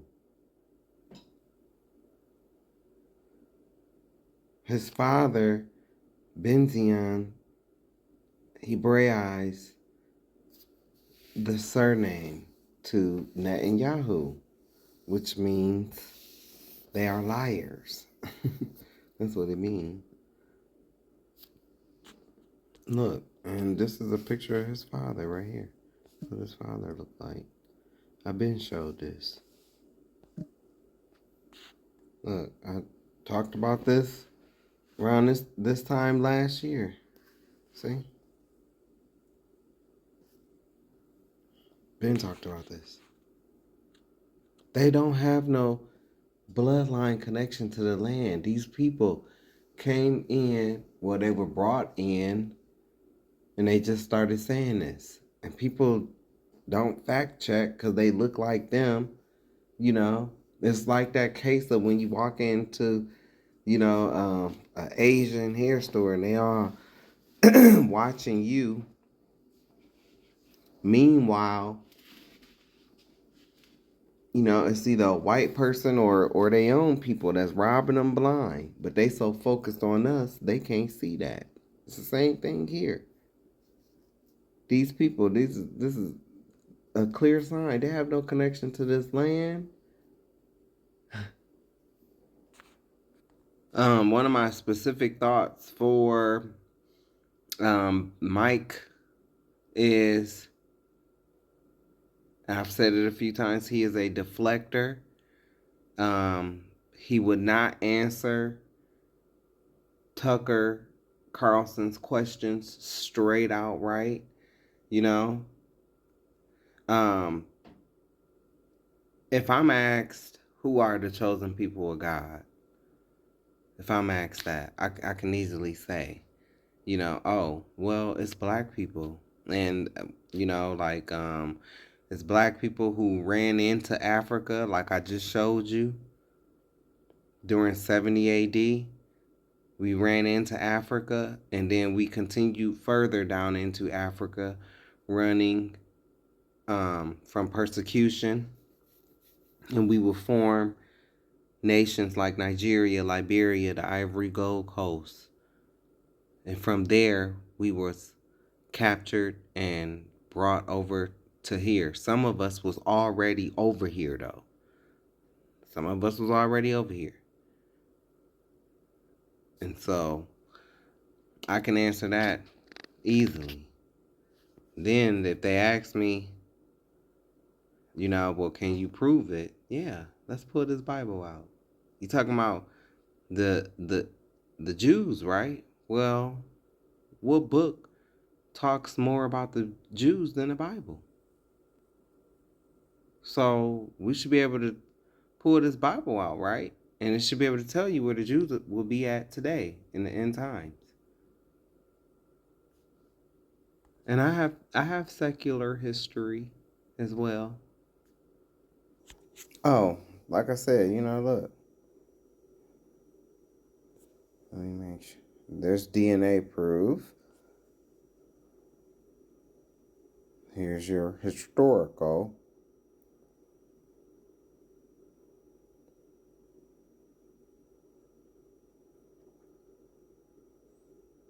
Right here.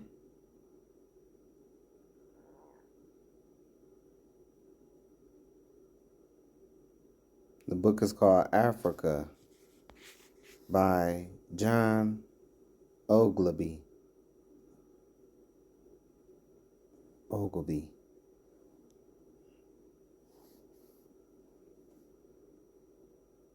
The book is appraised at around $30,000. On page 34, he says in 1669, encountered Hebrews, Bantu, Igbo of Negro land on both sides of the Niger River. They explained in great confidence and in detail that they were the descendants of the remnant who fled Jerusalem in 70 A.D. The facts are non-refutable. Do not let Gentiles, pastors, family members, or anyone distract you from the truth. See? We know this. They know this too.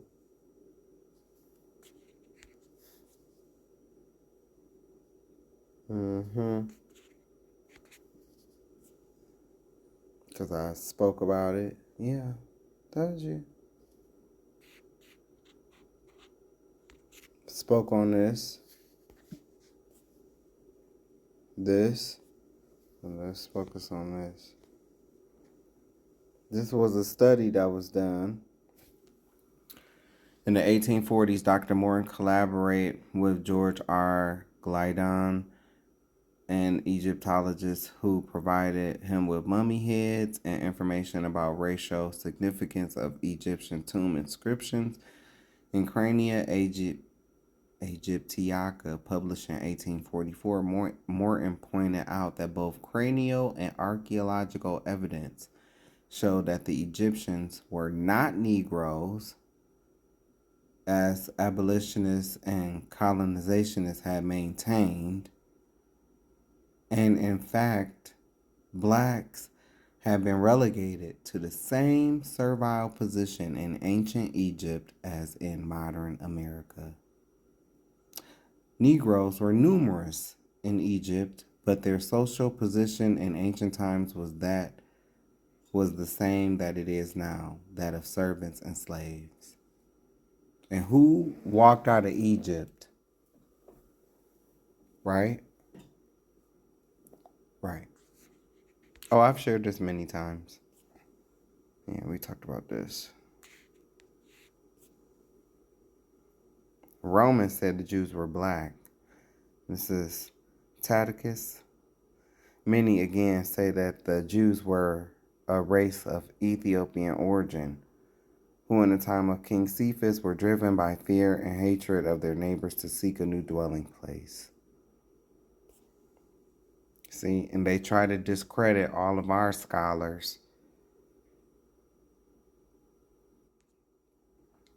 They try to discredit it because, of course, they just not gonna willingly give this up.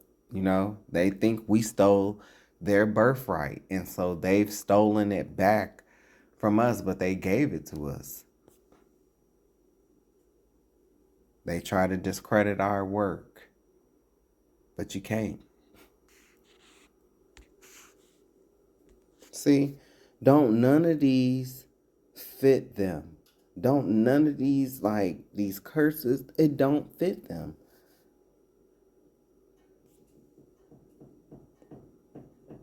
This don't fit them. Black Jews in Africa and the Americas.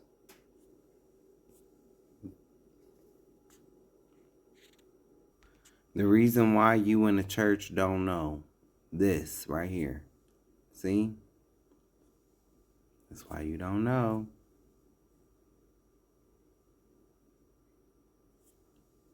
Oh, it's me. I've talked about this. That's what they did. All the early church fathers were black. See, the sixth Pope of Rome, he started the white popes. First 5 was black.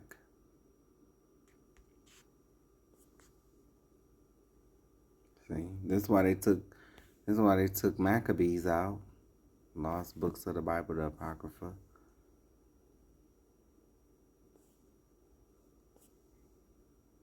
This is what happened during the Renaissance.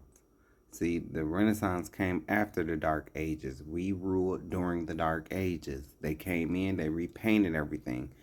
Putin already showed you the black icons on the church walls. See, there's books on who these people are too. There's books on who these people are. Look.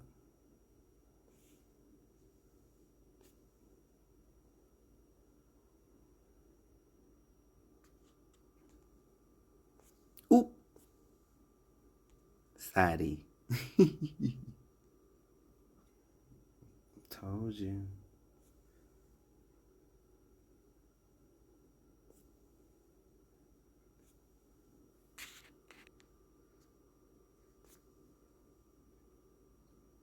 They changed our name so many times. Why do you think that is? Oh, yes. So this is screenshots from one of my favorite videos. This is why it matters. If you don't understand what color Israel is, then you will find yourself calling the wrong people Israel, which is what the black church has done. Those who do that end up having a false interpretation of God's prophecies concerning Israel. And that's what many Christians are doing today. What you just saw is a charity organization for Christians to financially help European Jews get back to Israel. They think this is how God is fulfilling his prophecy of gathering Israel back to their alleged land on wings of eagles. See, this was a charity. I've talked about this.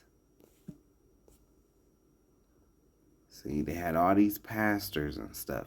What these people think is that the state of Israel set up by the UN in 1948 is actually the fulfillment of prophecy that God has gathered his people. See, this was the pledge that many of your black pastors, the mainstream one, pledged. This was an oath. This was an oath. But it's wrong. Because prophecy says the Messiah, Christ, will gather Israel from the whole world where they have been led away captive after they repent. And we's a long way from that, my black people. If it was speaking of the state of Israel, then that will go against God's word. Most views of the state of Israel are secular, don't believe in God. And the ones that are religious don't even believe the Messiah, Christ, has come. Which means that prophecy does not apply to the state of Israel or Ashkenazis. The scattering of Israel away from their land, our land, was a curse from God for not keeping his laws. The specific characteristics of these curses describe only one people on the whole earth to be the true children of Israel. Deuteronomy 28. This is one of the most important. Moreover, all these curses shall come upon thee and shall pursue thee and overtake thee till thou be destroyed, because thou hearkenest not unto the voice of the Lord thy God to keep his commandments and his statutes which he commanded thee.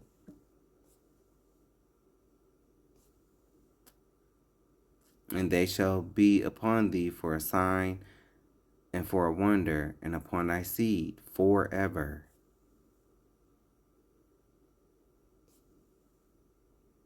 Look at this. And he shall put a yoke of iron upon thy neck until he have destroyed. Is the Ashkenazis going through this? Did they ever go through this? Nope. Did they go through this? Nope. What about this? Nope. And it's so funny how we've dropped these yokes of iron, and look at these rappers today, how they put all these chains around their necks. Still slaves. The Lord shall bring a nation against thee from afar, from the end of the earth, as swift as the eagle flieth. A nation whose tongue, language, thou shalt not understand. A nation of fierce countenance, which shall not regard the person of old, nor show favor to the young. Look, this is them. Us got us down on slave ships, passing a baby. Women was giving birth on these ships. Some, they would just go overboard, you know, because they didn't want to come here. Look, I was able to snap. Look, that's them just falling overboard. Sometimes they would fall with their babies. Israel was literally taken into slavery by ship into Egypt. This is Egypt, where we're at. Look at the pyramid on the back of your dollar bill after 70 AD. The Most High said these curses would pursue thee, which means follow them wherever they go and throughout their generations. Later, Israel would be taken by ship to another Egypt, house of bondage, America. Millions of slaves were deleted on the way to Amessica. The number killed for the next 350 plus years will be innumerable. No one on earth has suffered more than this people, and that's real.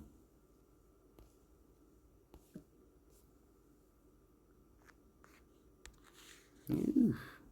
Okay.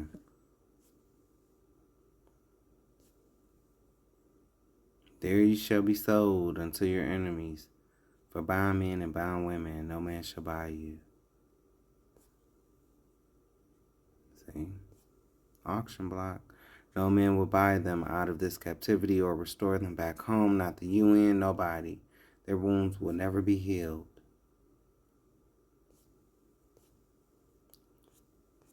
Another curse, Deuteronomy 28:23. And thy heaven that is over thy head shall be brass, and the earth that is under thee shall be iron. Jail. That's what that means. Look.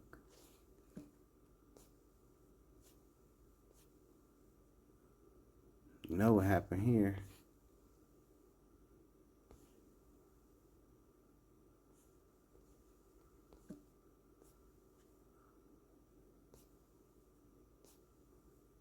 Thou shalt build a house, and thou shalt not dwell therein. Look at the White House.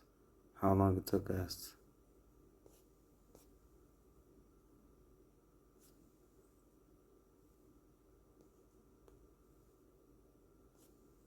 These are signs. That's what our people went through. Don't nobody like us, right? Well, there's a reason for that.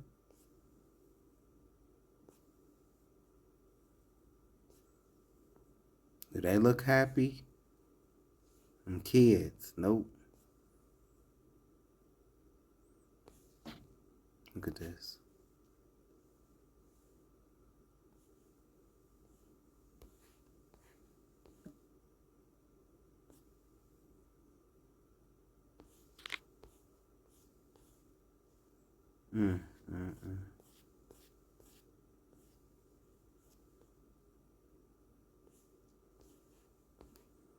Some of these you just cannot.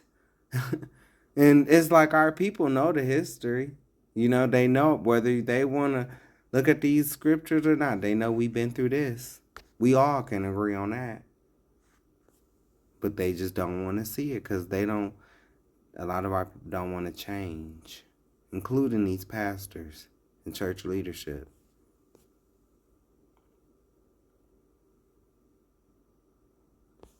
They will steal our kids.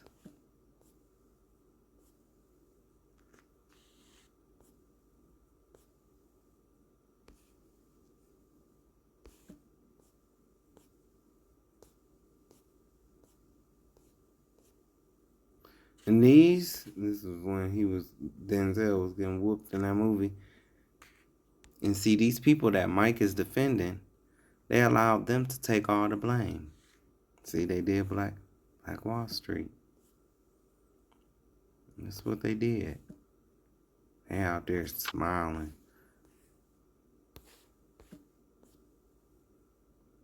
See? Thy carcasses shall be meat unto all the fowls of the air. See? That's what they did.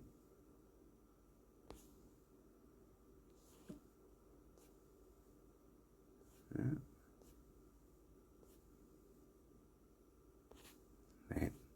I just talked on another video about how, you know, they think they was doing damage to us, but really you've damaged your own kids. See, because, see, this little boy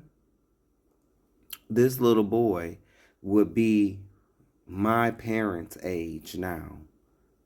And I will be the same age around this little boy who probably has kids now, today, in today's time. I would be around his kids' age. You know? And these kids was forced to watch this. Some adapted and some it broke them. See? That's what they did. You've got to remember this. See? They embedded it in them, in their DNA. It's something you've got to remember. Look, this is what they wanted their kids to see. Because that was demons influencing them to pass on that spiritual wickedness onto their kids. That's what I mean by when I say they sacrifice their own kids to Moloch.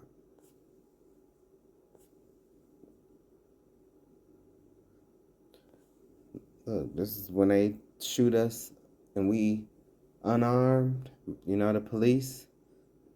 Thus saith the Lord my God, feed the flock of the slaughter, whose possessors slay them and hold themselves not guilty.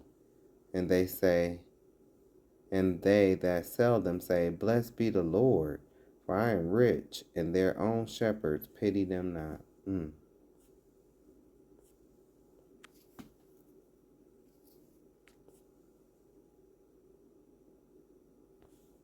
What all our people been through. Civil rights.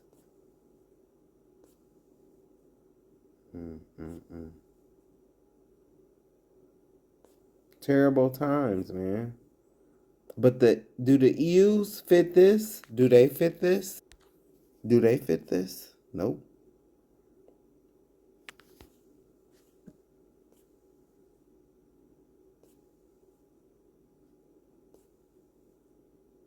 These was the slave routes. See, this was the slave routes.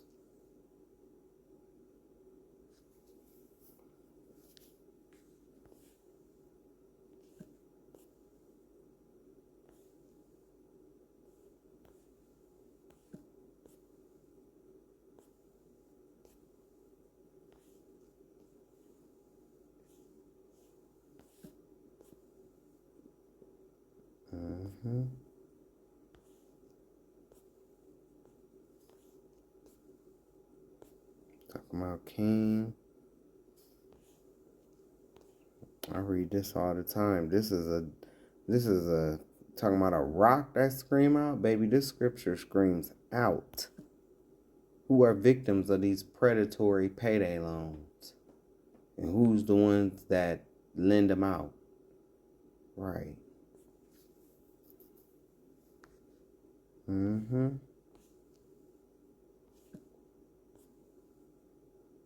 Right.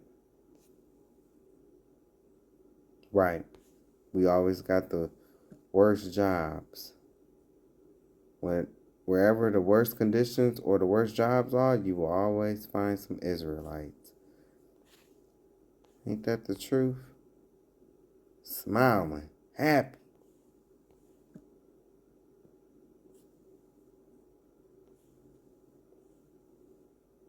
Look at this. You can't tell me this Bible ain't talking to us.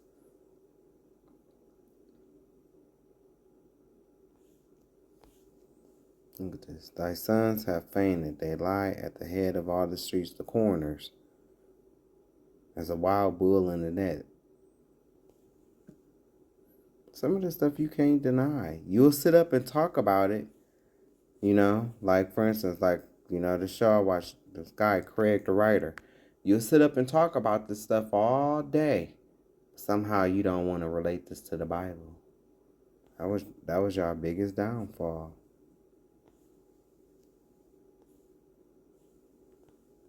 Certain scriptures in this Bible you cannot get away from. You can't. It's like a mouse being caught in a rat trap or a mouse trap by its tail, and it loses its tail. Then we bring it back like, ain't this your tail? No, that ain't my tail. Like, that's your tail. These scriptures are your characteristics. This is what's going on with your people. Don't matter how many good white people try to come together to solve it. This until black folk repent. I just showed you that. Look.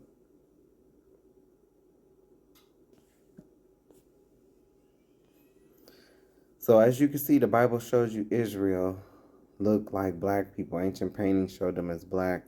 The only people who fit the description of the curses put on Israel are black. No way around it. No way around it.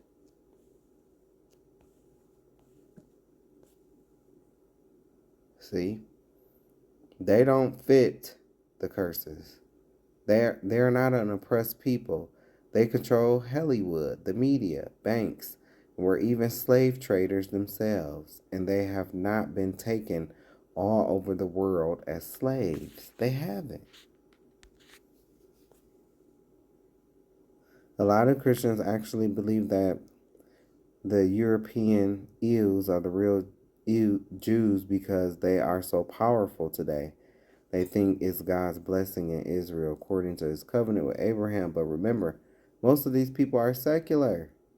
God returns Israel to the land as a nation when they repent. There's a certain way he will gather them.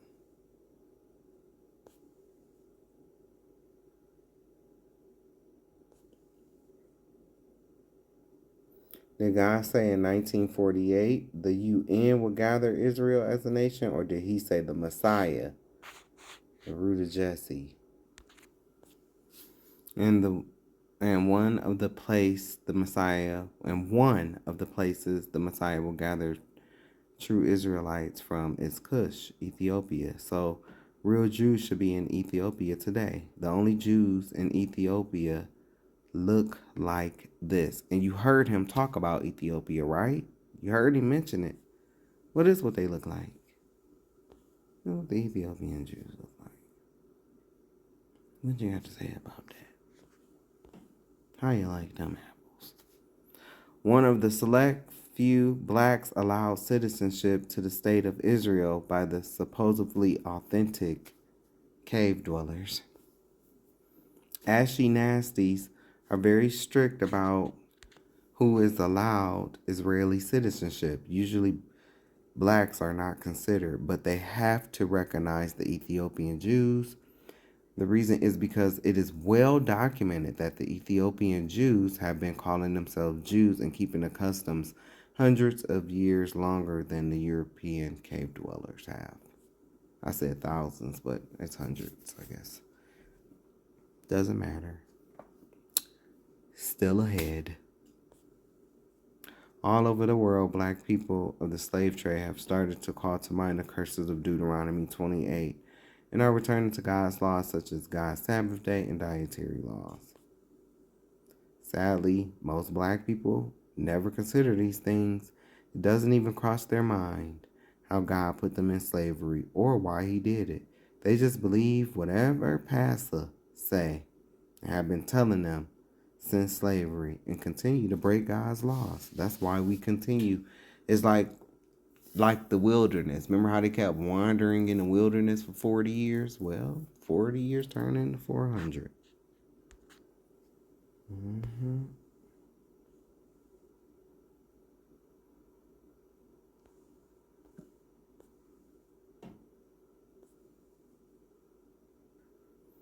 Therefore, he hath poured upon him the fury of his anger and the strength of battle, and it has set him on fire round about.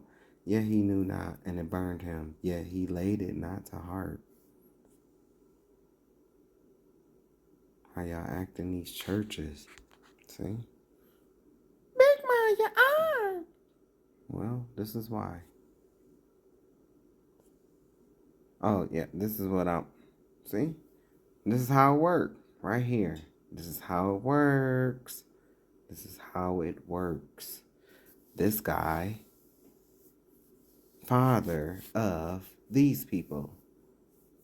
These people who taught, these are the people who taught your pastor, learns from the Atlantic School of Theology. And these people control that. And these people right here, these people, they are the same people as the eels. And this right here is both of their fathers. See, and your pastor, they just a big dummy. See, they just want to wear the robe. They want to wear the robe so they can look. It's all about the look, all about the flash, all about the perception. So you can, well, he holy. He got on them one kind of robe. Look, he holy, just Bible in hand. He just came from screwing a little boy. So let's look at some of these. You can read it. because I've read this so many times before. If you want to pause it, you can.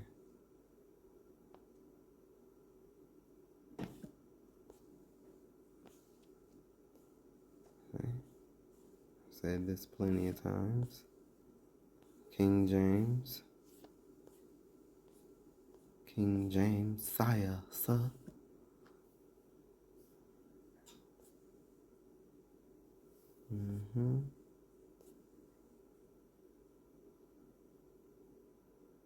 Yep. That's what they see how they do.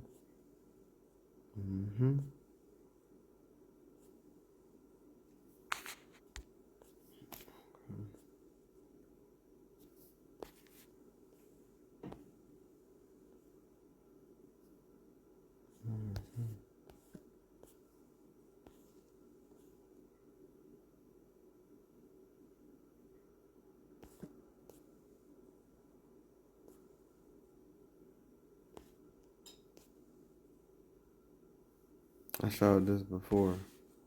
This don't look like no black man. This looks just like a black man. Look at that hair. Look at that hair. Look at that nose. That is a black man. Look at that hair.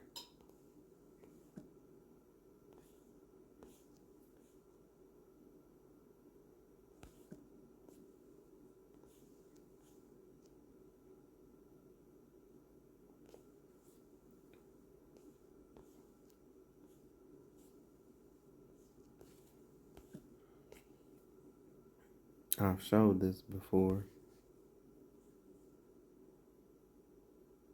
The beans, Anglo-Saxon coat of arms. This is all the stuff that they done came through and whitewashed.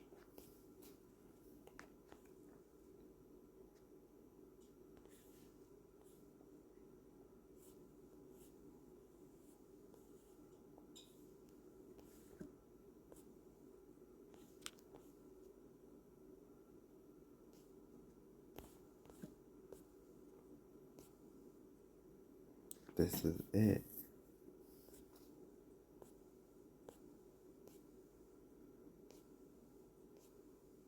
I might be skipping through some of these fast because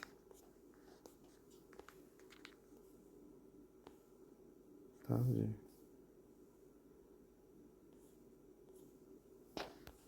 Remnants of our people are still there.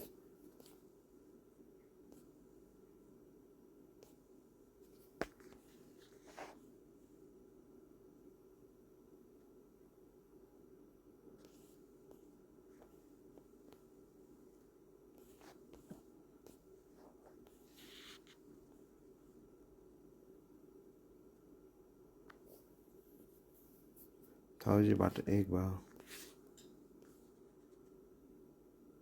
These are all pictures. 2020.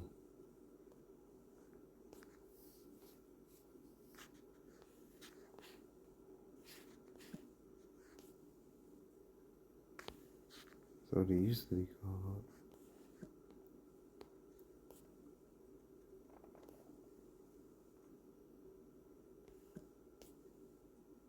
See, this is us. All this in the green, that's us. See, we ran into the yellow from Israel. We fought with them. That was there already. Then we ran into where the green is at. And then that's when we, but when we was in the yellow, we was captured by the Arabs in slavery. Then when we finally made it to the green, they came together with the whites, and the rest was history.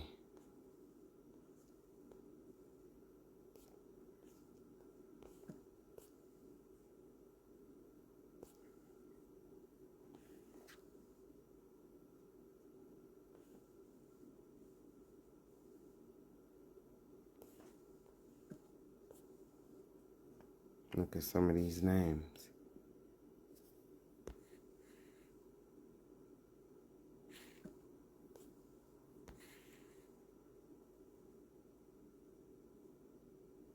See, because your pastor don't know the Bible, That's why he don't know none of this stuff, or she. That's why they don't know this, because they don't know the Bible.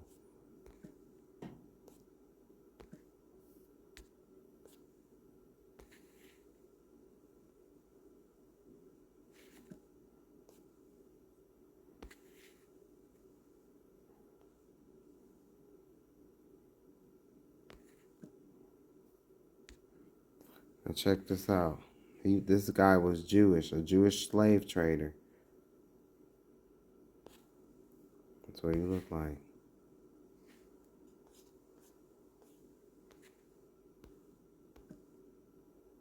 That's where them. Never mind. Look. There you go. There goes his name. There you go. So this is very real. Very. And you can look up that name too, Elizabeth Downing. She's very credible. Oh yes, the jig is up. We have the history. See? They make up 98% of them. It's only 2% of those. And the 2%, they're the real, but they're not the real Jews. They come from Esau, so they are also Semitic.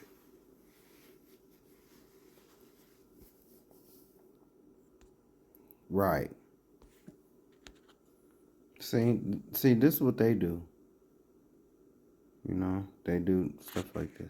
Okay, so I found the picture I was looking for. Damn, all this time. So look, this is how it happened, yo. Look.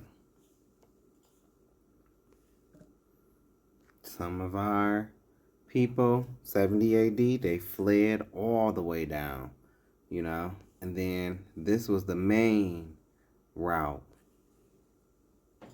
This is the main route. See? From Israel to, you know, around Egypt. That's when them Arabs came in, ran further into Africa. And from there, North America, the Caribbean, and South America. That's how it happened. Those ill-ish people do not fit this at all. So, if somebody does in fact have like a quote-unquote deed to the land, shouldn't they be able to prove that they are the people?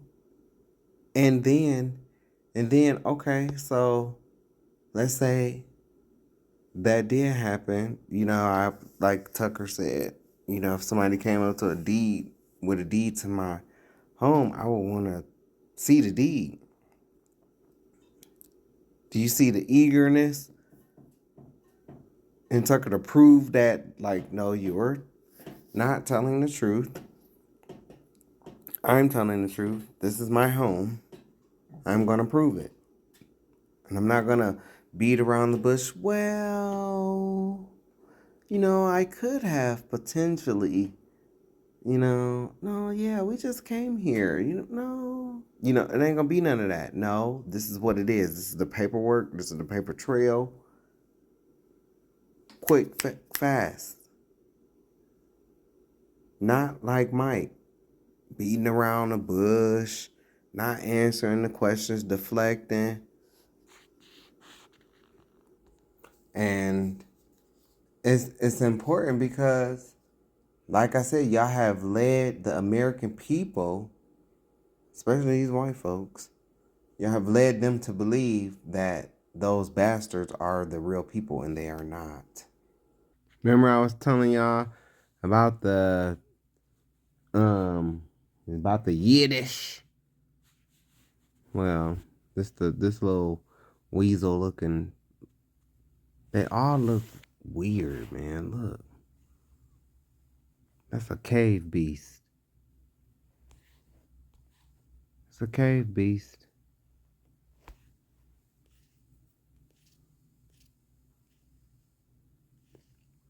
Who invented the Hebrew language?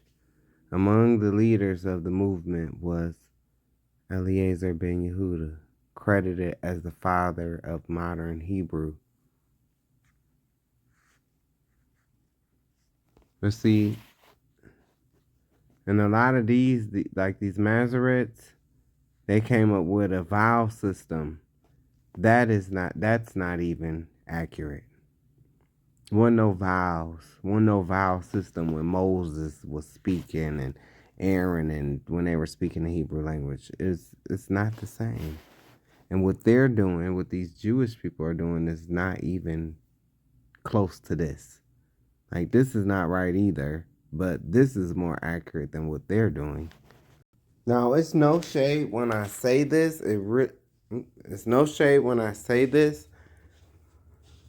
but okay, for a little bit in time, we was hearing about Somalians and them, allegedly saying that they were promised, America. That's why they were talking about taking it over and stuff like that. Not saying that this is just what was going around all that time when the fraud story was coming out. Well, it's the same way with those people over in Israel. They came with some fake claim. Oh, God promised us this land. But you don't even believe in God. You don't even believe in God. Or his son. So, you want land promised by God, but you don't believe in his God. Oh, okay. That's just like, I'm saying that if that was a real thing, that's just like, the Somalians coming over here saying, oh, this land was promised us. No, you have your land over there. That's your land over there. Yes, I mean, this interview, I really think Tucker did a good job. I will tell you this. I left thinking, shoot, if I became a Buddhist, then China better watch out, because I'm going to own all of China if I become a Buddhist. Right? Because from Mike's logic, all you got to do is say, hey, I'm Jewish, and convert, right? Well, for the people that look like him, because we could say that all day, and they still not going to give us citizenship. I'm telling y'all, these people, there are two sets of rules. They're not going to come out and say it, but it is. All their actions show that it's two sets of rules. They want us to follow a set, but they don't have to follow these rules. They have their own rules that they follow, and we're not privy to those rules. That's what this is. I'm telling y'all, Tucker coming out straight up asking this man, will y'all do DNA testing? That means that they know that those people in Israel are not the real people. Why else would they be getting questioned to get DNA tests? And y'all see what his response was. I have no idea what that would prove. One question about to take a DNA test. You see the deflection. Wanting to start talking about people who converted. Why would they take a blood test? Why would they take a DNA test? When it's clear that, some of the ones who he was talking about, it's clear they converted. So, no, they're not going to show up as biblical Israelites because they converted. And I'm glad that he called them out about this, because this is what they ultimately want. This is what they ultimately want.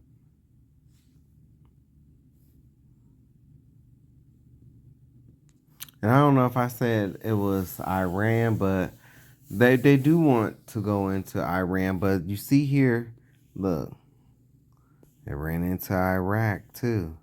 See, they did influence those old Georgie boy, coming with their whole dang. It was yellow cake or something like that. Some ingredient that you need to make, weapons or something like that. Weapons of quote unquote mass destruction.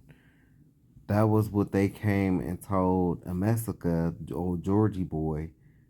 But see, they are the influencers, meaning they will lie. And that's what they did. They lied and, got Amessica to go in and invade Iraq. And I think I came across something about them building a dam or something like that. And was it Egypt or Ethiopia? I think it was one of Ethiopia. And they're behind. All they're gonna do is dry up the Nile. That's how they're gonna get, this Egypt and going on down. That's how they're gonna get this.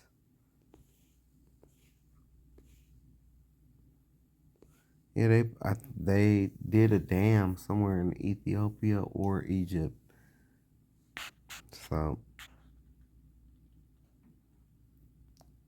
So this is their version of manifest destiny. So this is the bastard who came up with that plan, right? You see where he from, right? Austrian, Hungarian. Everything but Israel. See? Look. Ain't this the picture?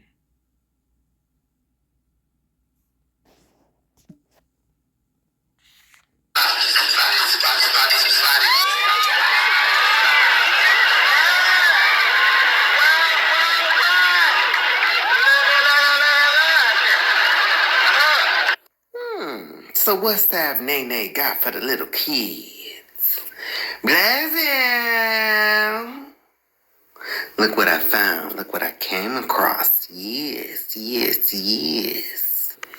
What does this say? So, I came across this, right? And this is another piece of the puzzle. Another piece of the puzzle. And I'm going to read this article that I came across. I did not post this, but I did come across it, and I definitely believe it. Yep, I believe it. Just by the characteristics of the people, and we'll get to it when we get to it. But what does it say? It say the Ews, because I refuse to call them that, what you see on the screen. The Ews orchestrated Tulsa race riots of 1921 by corrupt Tico, posted on June 30th, 2021. The Ews, were behind the massacre of Black Wall Street. Businesses and owners then blamed it on whites. And I've been saying that for quite some time now. I have. I've said it on multiple videos. You just wait. You just wait until these regular white Americans, you just wait until they wake up and find out how they were thrown under the bus. You just wait. And it's going to be like, on my last video, there was a study that was done. Diane Sawyer, she did a study on race, like back in the 90s, and she sent like one white guy in. Dude told him, oh yeah, you can get the master key. When a black man walked in, told him, oh yeah, we rented this apartment out this morning. on the last video, I showed that documentary. Well, it's going to be like that. They ain't going to be able to blame us because, they like to blame us for everything that goes on with them. If they somehow try to blame us. As a matter of fact, the only thing that they might say to us, why you didn't tell us this? And we're going to go, Those black Hebrew Israelites that's been on the corners since the 1960s, they've been telling you this. You didn't want to listen. But don't worry, a lot of our people didn't want to listen either. So, don't feel bad. But I was saying they're not going to be able to blame it on us. It's just like when the guy, when he did that to the black guy on the Diane Sawyer show, or it was on NBC or ABC, one of them, I don't know. Go check out the last video. Well, she came right in after he did it after he was racist to the black. She came right in with the cameras and everything. Hey, why did you give this guy the master key, but you said that the same apartment was rented out this morning? And, he looked so dumbfounded, And then gave that classic excuse, I went to everybody. I went to Mexicans and blacks and, that shit. Well, it's going to be, when they fully wake up, it's going to be a lot like that. They ain't going to be able to turn around and just blame us. No. You see who your enemy is. You see who's been throwing you under the bus. We've been new. Well, not all of us, but most of us. We've been new about these people. We've been new because they stole our identity. So, we've been new. And, they ain't gonna have no other choice but to do what they gotta do. And I've been saying it, baby. You think January 6th was bad. You ain't seen nothing yet. But let's read it. Let's read it. Let's see.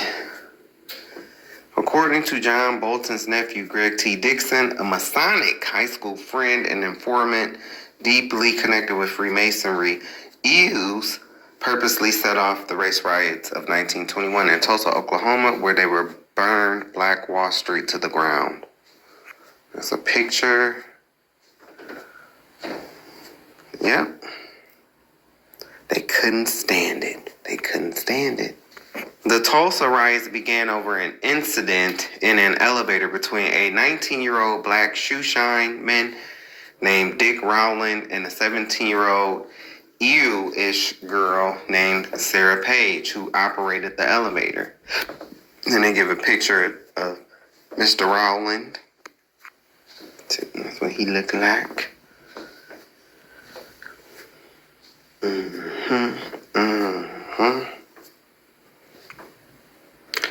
The two reportedly were having an affair, which was known to the Jew-ish establishment in Tulsa, who did not look kindly at the arraignment. While the two were alone in the elevator, Jew-ish Sarah Page, for some unknown reason, screamed, causing Dick Rowland to run outside of the building. And so you see her little, she Jewish. She Jewish. I can just look at her and tell. Yep. I know I'm nosy, so y'all know I went and looked her parents up, right? And her parents. Yeah. Jewish. She is Jewish. You can go do it yourself. I already did it. Okay? Daddy name was Beaver. Okay? Now, her daddy name was Allen Jefferson Beaver. That's the daddy name. And the mammy name was Abigail J. Smith Beaver. This Allen Jefferson Beaver, right? Then you see the family. Dr. Martin Van Buren Beaver Jr. and the ma'am Abigail J. Smith Beaver. And then the spouse, see, you can look up these, people's names. As you can see, this Dr. Martin Van, I already done clicked it. And we know Beaver and Van Buren, those are names that Jewish people use. So let's not be dense. Now this Alan Daddy, see, keep on going back, right? His daddy name was Martin Van Buren Beaver Sr. And his mammy's name was Christine Pendergrass Beaver. She was Jewish. And then I'm gonna tell you something. See, a lot of what they're gonna find out in the end times too. When you hear them people talking about, oh, we're from Germany, we're from Poland. Those are all places that those ashy nasties come from. That's where they come from. Russia, Germany, Poland, all them places, them white places. That's where they come from. And the American white people are connected to, they are the same people. They just don't, and guess what? Those Jewish people, they know that too. They know that. But they don't mind sacrificing their own. They've alluded to them doing it before. One of the biggest propagandas in history. But yeah, this what the whole look like. Look at it. Look at them their nose.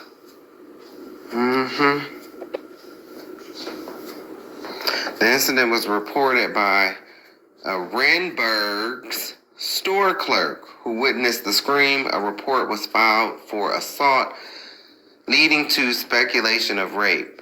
Jews had long disliked the uppity prosperity of Black Wall Street-owned businesses, which circumvented their financial dominance over the affairs of men. So there was a store, look, located at 319 South Main. The Drexel building once housed the local clothiers Renbergs. The Drexel building was 4 stories tall. Renberg's department store occupied the first 2 floors.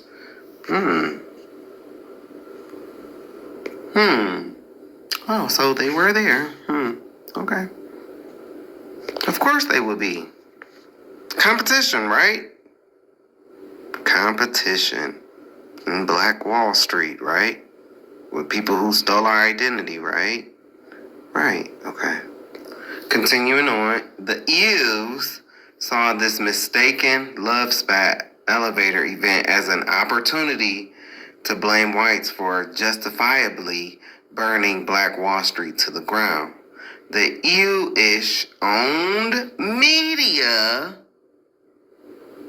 I know everybody's heard it, what do they own mostly of all? The media.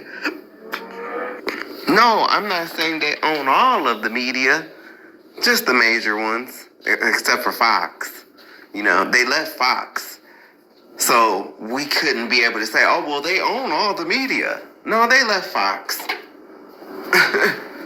Fuck out of here.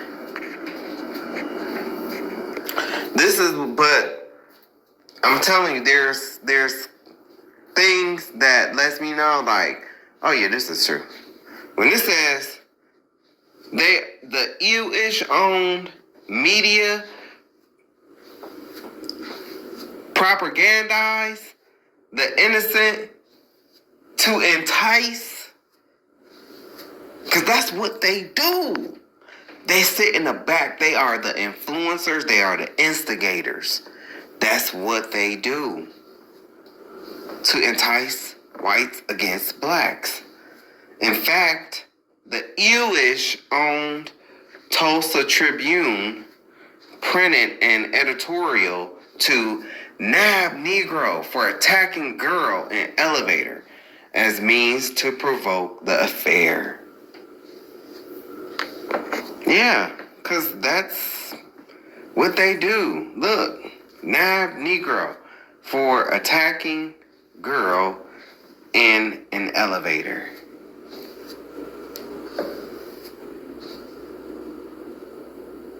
Look, why would he say a Negro delivery boy who gave his name to the police as Diamond Dick? Why would he say that?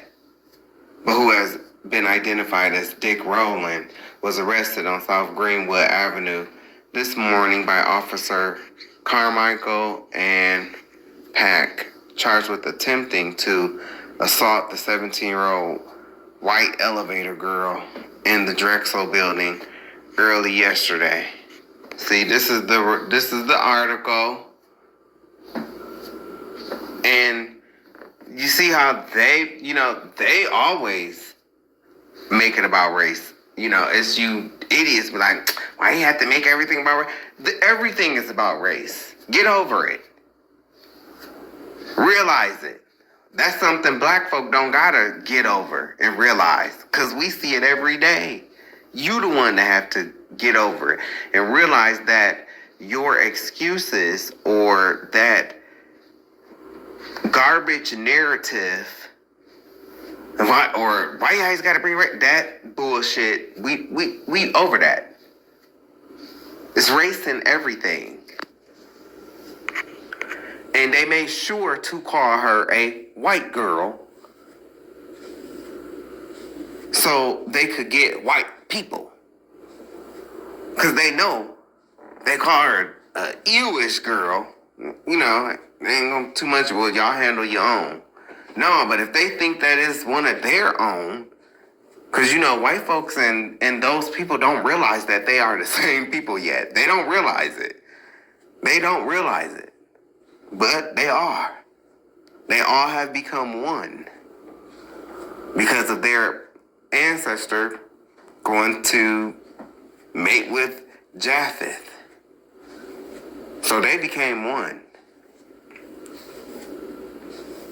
But this is it.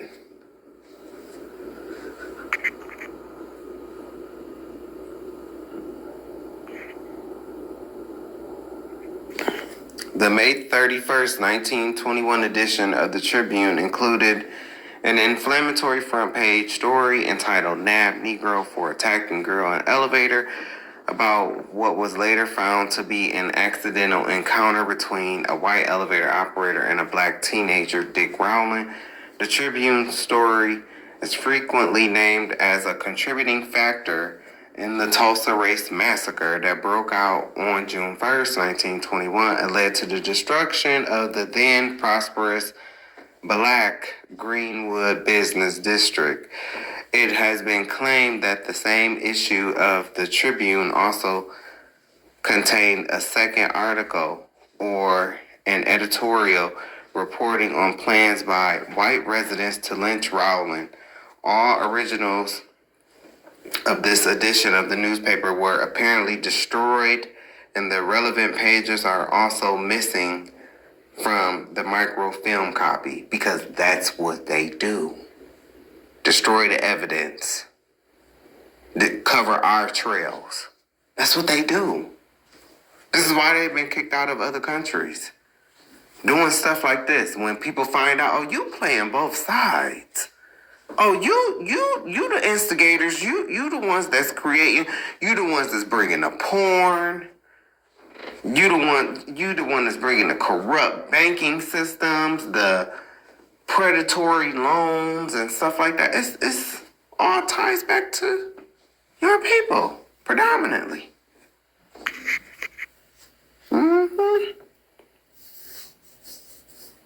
See, because when you own the media, you can write whatever you want. Look, this the bastard right here.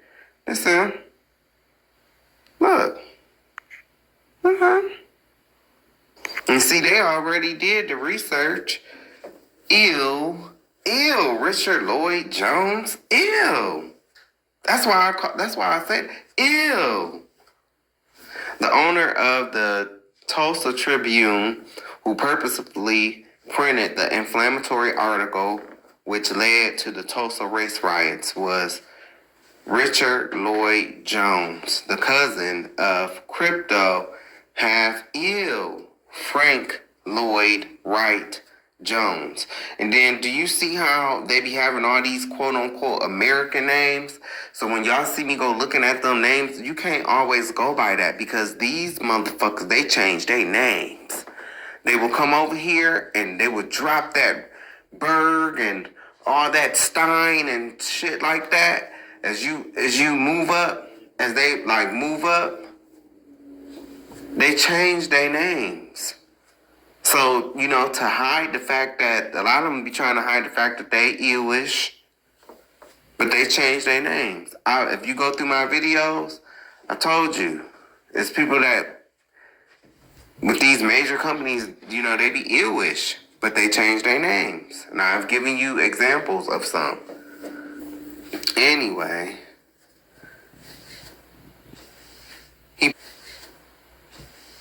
he purchased the Tulsa Tribune in 1919. Richard Lloyd Jones, April 14, 1873 through December 4th, 1963, was the son of an influential Unitarian minister, Jenkins Lloyd Jones. He co-founded Tulsa's All Souls Unitarian. And they always, it's like they always got to be near us, you know. All Souls Unitarian Church, now one of the largest Unitarian Universalist churches in the world. Jones commissioned his cousin, Frank Lloyd Wright, to build him a house in Tulsa, constructed in 1929. Then, you know, crypto half ew, Frank Lloyd Wright. Therefore, as per this article's top-level source, it was Ews who organized the Tulsa race riots of 1921. Goddamn, ew. Ew. Just ew. Gross. Ews also were the ones that went out and physically burned the prosperous Black Greenwood business district known as Black Wall Street to the ground. Look, Jewish rioters set up a machine gun emplacement on the top of a hill where it fired down into a nearby church that had been newly built, destroying the church and killing many. There are also descriptions of cars filled with Jewish rioters driving through Greenwood with guns blazing from each window and an airplane dropping dynamite on Black Americans as they ran for cover. That doesn't make no sense. When the dust finally settled, over 1,000 buildings, mostly in the Greenwood district, were destroyed. Estimates put the damage around 1.5 million. How much would that be today? A lot. Homes, businesses, churches that were thriving the week before were rubble after the riot. But the property damage only tells part of the story.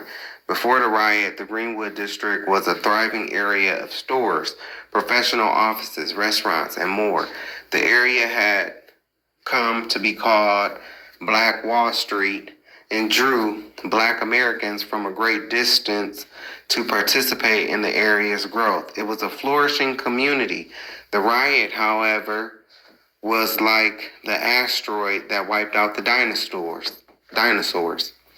After it hit, nothing was the same. To this day, North Tulsa lacks a consistent supermarket, and even Jewish banks that are required to have a presence in lower income areas have little presence in that community. I'm gonna tell you another city that was the same, not done like this, but it was the same jealousy and evilness. Gary, Indiana. Gary, Indiana was a thriving,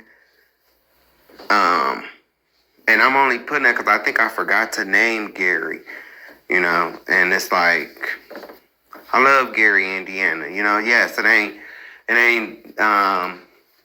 much there now, you know, but Gary was black, and we built it up. And them people, they couldn't stand it. See, they talk this shit about pulling ourselves up by our own bootstraps, but the moment we do it, they can't take it. The moment we do it, they get upset. I tell you all the time, we could form our own town. We could go back to Africa. We could lead them completely here. Everybody, all the minor, we could lead them here. They would be miserable. They would be miserable. They have no culture. But robbing, stealing, killing, being pedophiles. Because that's what they do in the caves. They talk this, oh yeah, you need to do this and you need to do that. But the moment that we do it, they're going to come try to take it away. Because see, they know that if we get our own Black Wall Street, then we don't need them. We don't need them. And then that cuts them out of the money. It's not hard to figure it out. But in a way, I mean, we've had Black success. But, they are always there to try to sweep the rug from out under our feet. And then try to cover their trails. The worst race riot in U.S. history happened in Tulsa in 1921 when angry white mobs destroyed America's wealthiest Black community and killed. And see, that's why they want you to think it was just, but it wasn't just white folk. Many Jewish Tulsans used the destruction of the Greenwood community and the riot as a way to grab the valuable land once held by Black Americans and repurpose it and thus depopulate it of Blacks. Jewish civic leaders, years after the riot, used that lack of recovery to further divide the city when I-244 was built, much of it paving over Black Wall Street. Oh, and I talk about this too. I talk about how they strategically place their highways and, they want to widen the streets and in certain cities. I talk about all of this. These are tactics that they use. And then while standing out in the forefront, oh yeah, see, you guys need to do this and you guys should be doing that, but behind the scenes, they're doing stuff like this. Purposely.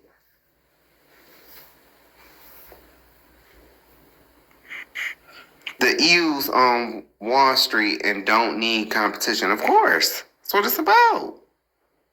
And the power of our spending. The power of our spending dollar. Come on now. The commercial section of Greenwood was destroyed. Losses included 191 businesses, a junior high school, several churches, and the only hospital in the district. The Red Cross reported that 1,256 houses were burned and another 215 were looted but not burned. So, you robbed them of their money and their goods, right? But John Doyle with his bitch ass motherfucker can't even see. But wanted to talk about, it's free money. Forget the fuck out of here. Fucking loser. You're a loser. Doyle with your nerd, fake man dark looking ass. The Red Cross reported that 1,256 houses were burned. I could easily put all them houses of Black folk on this list. This is why they don't like to hear about shit that they've done. And then I've already showed you these motherfuckers be out here with a smile on their face. And they've led their kids. They've led their kids to do this. See, you thought you was doing something to us, but when you stand in judgment, you gonna see how you sprinkled seeds of hate into your child. You sacrificed your child to Molech. Had them white kids out there smiling and just laughing. You know? And these is the white folks. Okay, so I am in my late 30s. You know? These kids that they had out there smiling while, you know, black bodies was swinging, being hung and lynched and stuff, them kids would be our parents, my generation's parents' age today.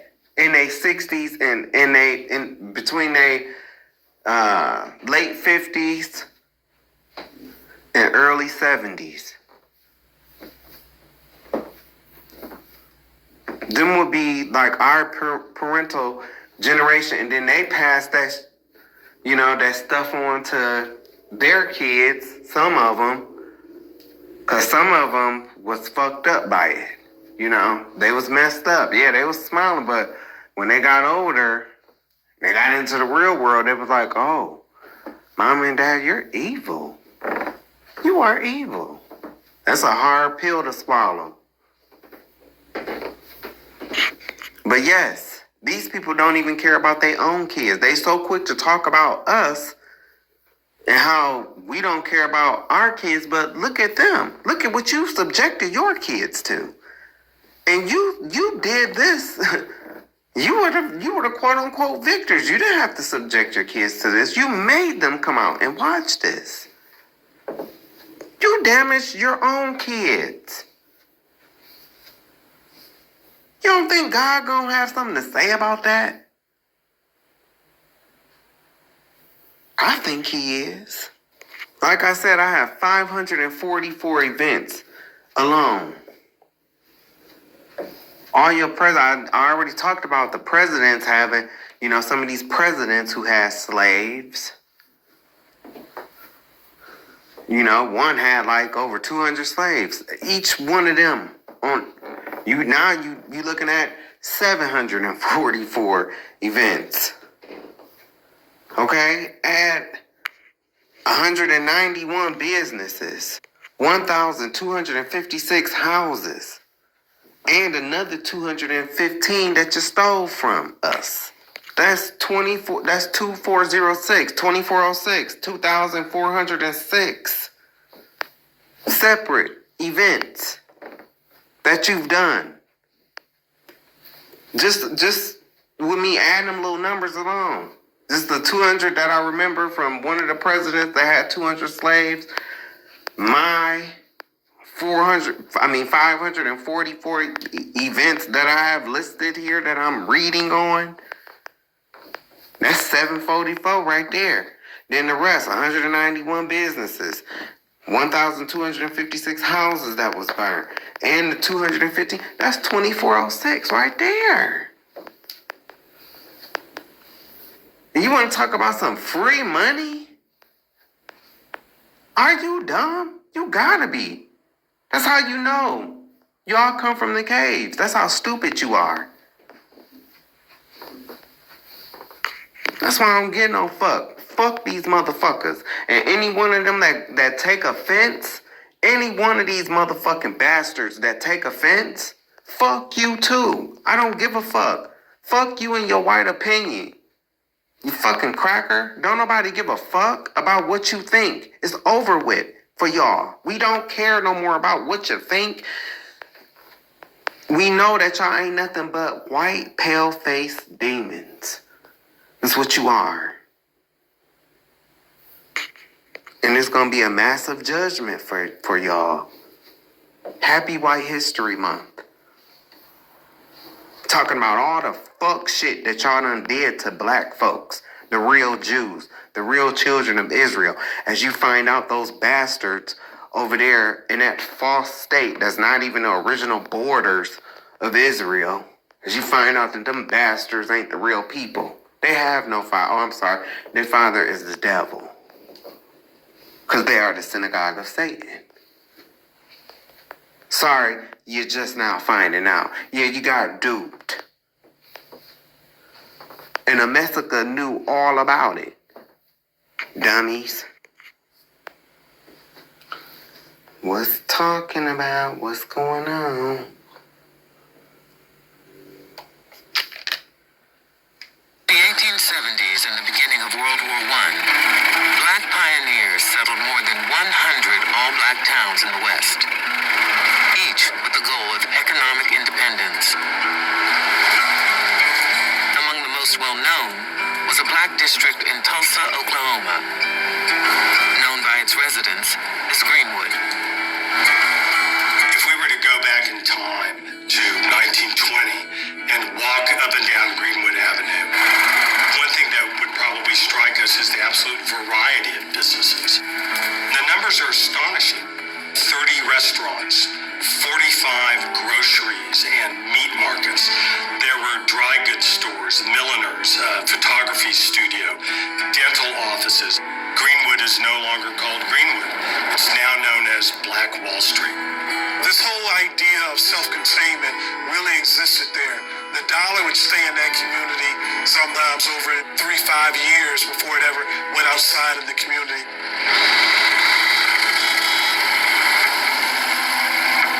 In 1919, black soldiers returned from World War I with high expectations for racial progress at home. But in one city after another, white mobs erupted in violence, targeting black veterans, citizens, and businesses. Hundreds died. On Tulsa's Black Wall Street, African Americans, including armed veterans, watched nervously and prepared for what might come. Countering this white militancy is very much an African-American spirit of we're going to defend ourselves. If the mob comes, we're not going to run. We've got our guns and we're going to protect ourselves. And that was especially important and valuable and potent in Greenwood. On May 30th, 1921, the mob came to Greenwood. This white woman is in an elevator and this black teenager allegedly whistles at her, talks to her. She is taken into jail. A mob gathers of whites and blacks, and blacks in Tulsa are armed. They take their Second Amendment rights seriously, and they come with guns. And this is a threat. Someone fires into the crowd, and the riot is born. This was not about the whistling boy in the elevator. This was about blacks becoming too economically powerful and showing that wealth in a way that anyone would by creating buildings and constructing churches and having property. There was a whistle that blew, and then the mass invasion and the destruction of Greenwood began. When the smoke cleared in the early morning of June 1st, 1921, Black Wall Street lay in ruins. This is by far the largest single incident of racial violence in all of American history.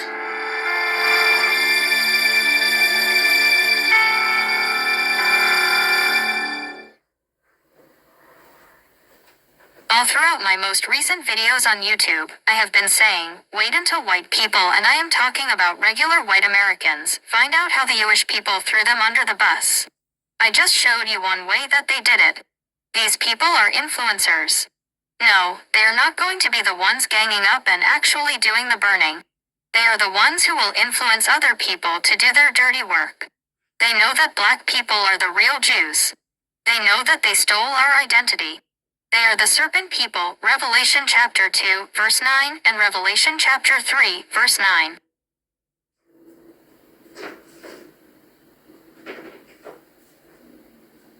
They lie about their involvement in atrocities against others. They did the same thing with their involvement in the transatlantic slave trade. They try to say, oh, our role in the slave trade was less than 1%, which is bullshit. There are documented credible sources who all say that the slave markets closed down on Jewish holidays. That's how involved they were. They were the buyers and sellers. Anything dealing with money, they are not too far behind. Right. 100 years from now, they will try to convince the world that they played a minimal role in the Gaza genocide, but we know that's a lie. Right. This is what they do, throw rocks, let others, like white people, take the blame for the shit that they start and hide their hands. They do the most evil shit and then try to cover it up with their scholars and phony-ass historians. They use the "we are God's chosen people," so no one will question them, but that is a lie. They are not the people who walked out of Egypt with Moses. They know this, and so does most of the maggot leadership if there's such a thing. Your leader, Donald Jerk Dump, knows this as well. Sure does. He has been a puppet for them, and he used his blind supporters, maggots, as a sacrifice. Ouch.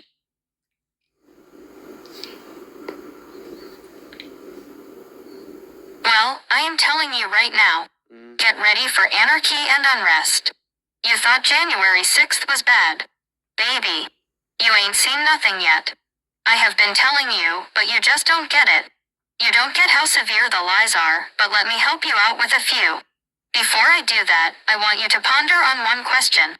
Why would America go through such great lengths to protect these people and discredit anyone who attempts to question the authenticity of the Jewish people? That's the question. The answer. 9/11, old Georgie boy plus linking up with them Saudis, like his daddy plus Larry Silverstein, Jewish connection plus building 7 plus. Times 666 equals sacrifice. Insurance. When the American public realizes that this was not a conspiracy theory. The fuse is lit, but that's not going to cause the boom. Boom equals a culmination of things, but the main ingredient is America, sending taxpayers' money over to support a people whom America knew were not the people that those people claimed to be. Meanwhile, Karen and Bob had to suffer all kinds of shit because of health care cuts and SNAP benefits cut. All to save money for it to be sent to imposters. Who America knew was imposters. 1948 only happened so that America could have a base over in that region to steal the surrounding land's resources. America's leadership knows who the real Jews are.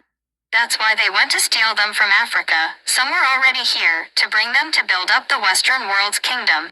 This is why this nation had so much success so fast. God is going to judge this nation. Good luck. Good luck. And no, I am not inciting anything because I don't believe in violence or rioting, hence me speaking on the riots that have already happened. I'm just telling you what's going to happen. Things can always change because God is still in control.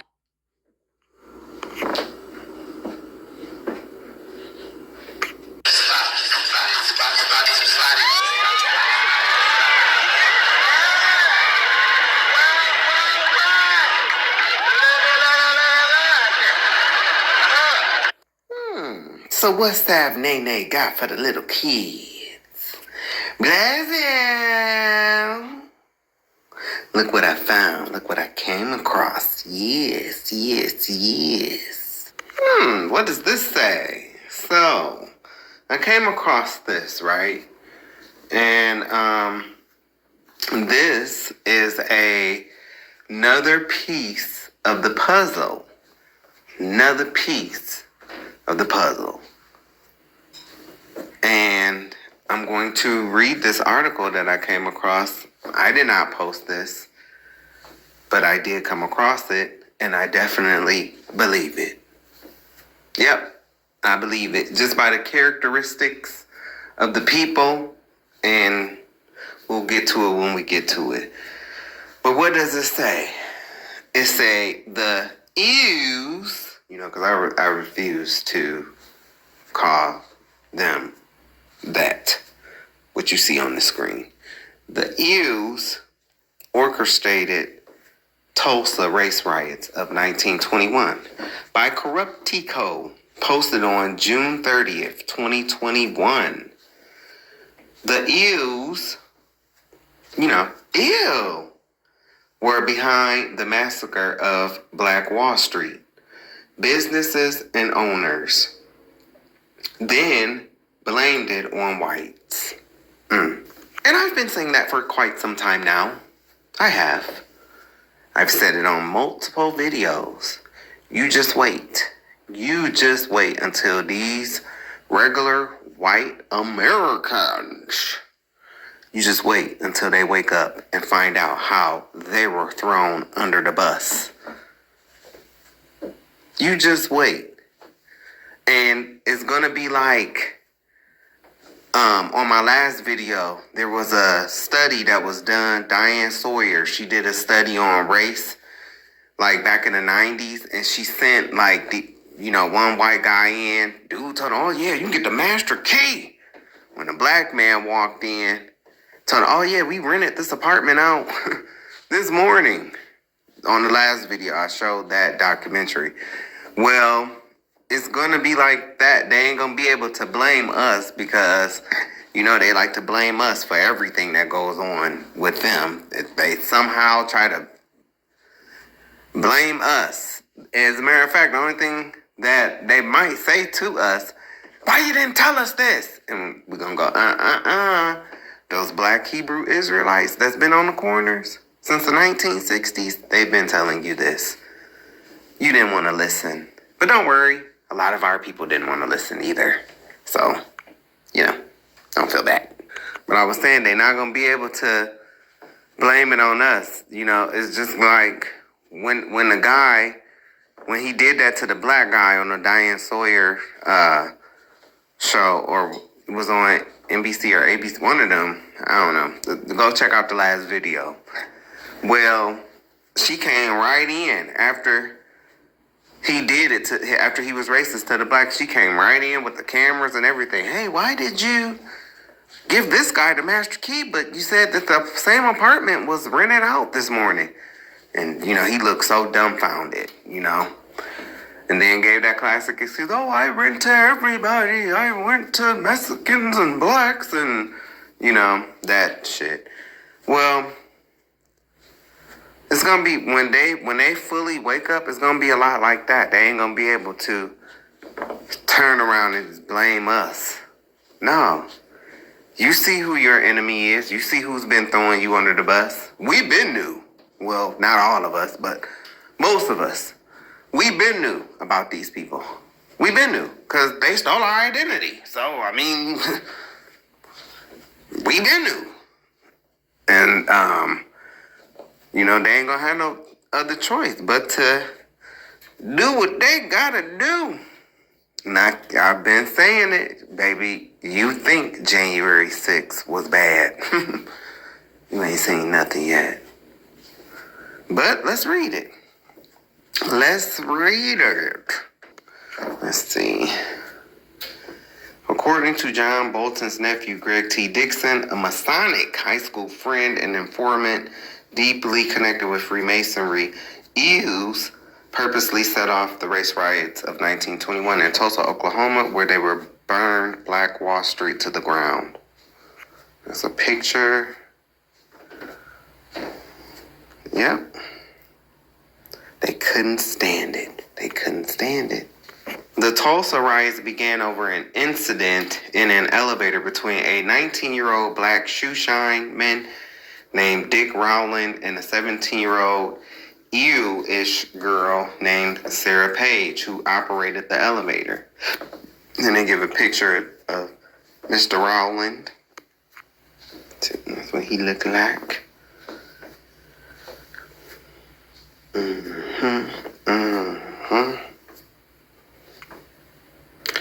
The two reportedly were having an affair, which was known to the EU-ish establishment in Tulsa, who did not look kindly at the arraignment.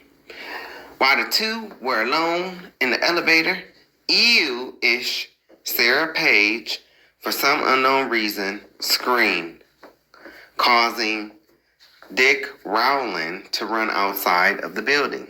And so you see her little, she Ewish. She Ewish. I can just look at her and tell. Yep.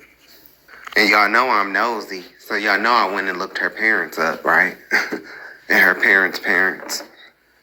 Yeah. Ewish. She is. Ewish. You can go do it yourself. I already did it. Okay? Daddy name was Beaver. Okay? Now, her daddy name was Allen Jefferson Beaver. That's the daddy name. And the mammy name was Abigail J. Smith Beaver. That was Allen's mama and daddy. No. So look, this Allen Jefferson Beaver, right? Then you see the family. Dr. Martin Van Buren Beaver Jr. and the mammy Abigail J. Smith Beaver. And then the spouse. See, you can look up these. You can look up these people's names. As you can see, this Dr. Martin Van, I already done clicked it. And we know Beaver and Van Buren, those are names that Jewish people use. So let's not be dense. Now this Allen daddy. See, keep on going back, right? His daddy name was Martin Van Buren Beaver Sr. And his mammy's name was Christine Pendergrass Beaver. She was Jewish. And then I'm gonna tell you something. See, a lot of what they're gonna find out in the end times too. When you hear them people talking about, oh, we're from Germany, we're from Poland. Those are all places that those ashy nasties come from. That's where they come from. Russia, Germany, Poland, all them places, them white places. That's where they come from. And the American white people are connected to, they are the same people. They just don't, and guess what? Those Jewish people, they know that too. They know that. But they don't mind sacrificing their own. They've alluded to them doing it before. One of the biggest propagandas in history. But yeah, this what the whole look like. Look at it. Look at them their nose.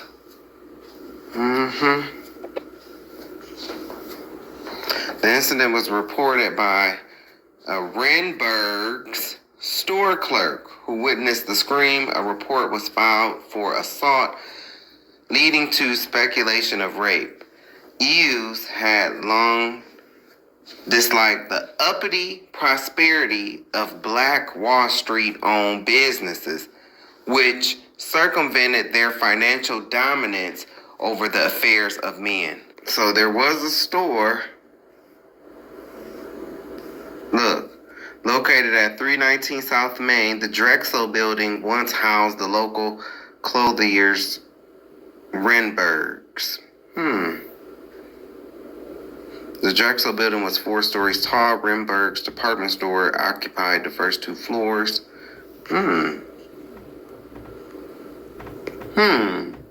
Oh, so they were there. Okay.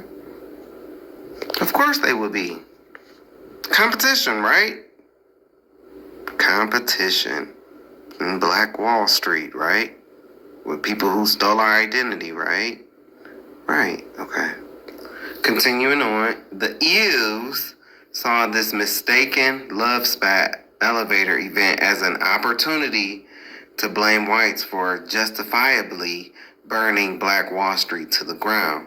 The Ewish owned media,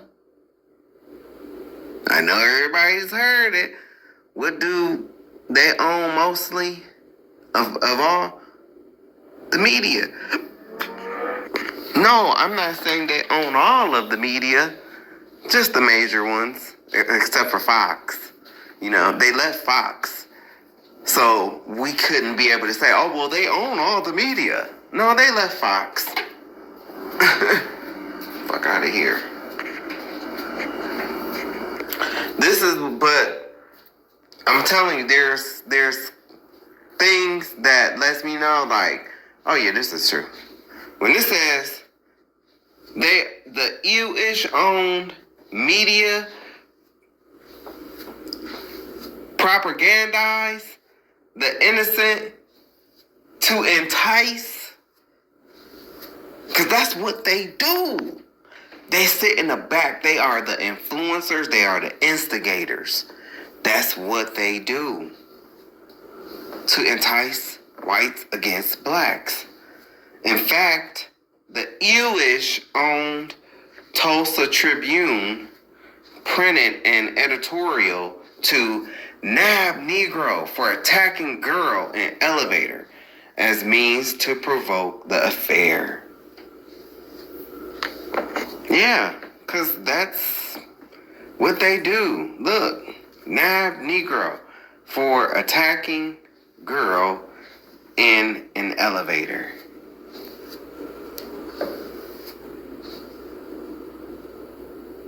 Look, why would he say a Negro delivery boy who gave his name to the police as Diamond Dick? Why would he say that? But who has been identified as Dick Rowland was arrested on South Greenwood Avenue this morning by Officer Carmichael and Pack, charged with attempting to assault the 17-year-old white elevator girl in the Drexel building early yesterday. See, this is the article,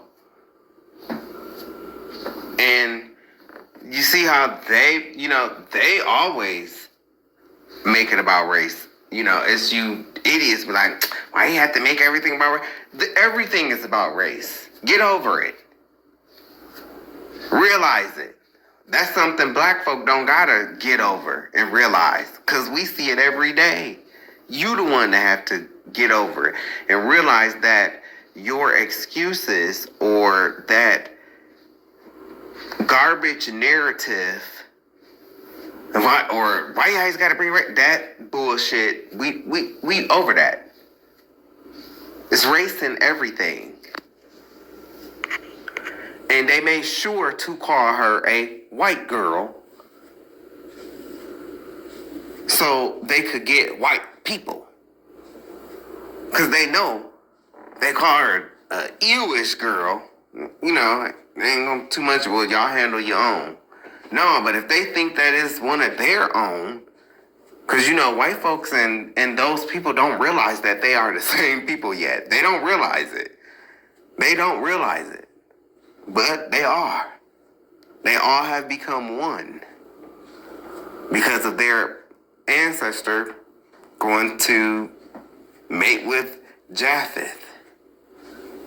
So they became one. But this is it.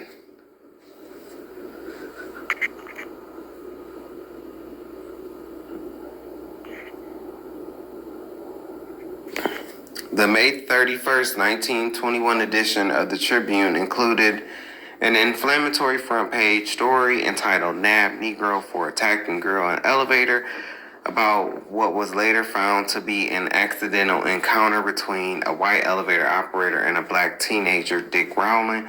The Tribune story is frequently named as a contributing factor in the Tulsa Race Massacre that broke out on June 1st, 1921, and led to the destruction of the then prosperous Black Greenwood Business District. It has been claimed that the same issue of the Tribune also contained a second article or an editorial reporting on plans by white residents to lynch Rowland. All originals of this edition of the newspaper were apparently destroyed, and the relevant pages are also missing from the microfilm copy, because that's what they do. Destroy the evidence. Cover our trails. That's what they do. This is why they've been kicked out of other countries. Doing stuff like this. When people find out, oh, you playing both sides. Oh, you the instigators. You the ones that's creating. You the ones that's bringing the porn. You the one that's bringing the corrupt banking systems, the predatory loans and stuff like that. It's all ties back to your people, predominantly.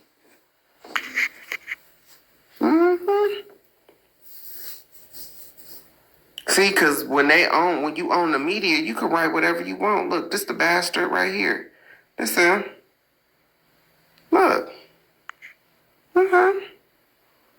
And see, they already did the research. Ew, Richard Lloyd Jones. Ew. That's why I said ew.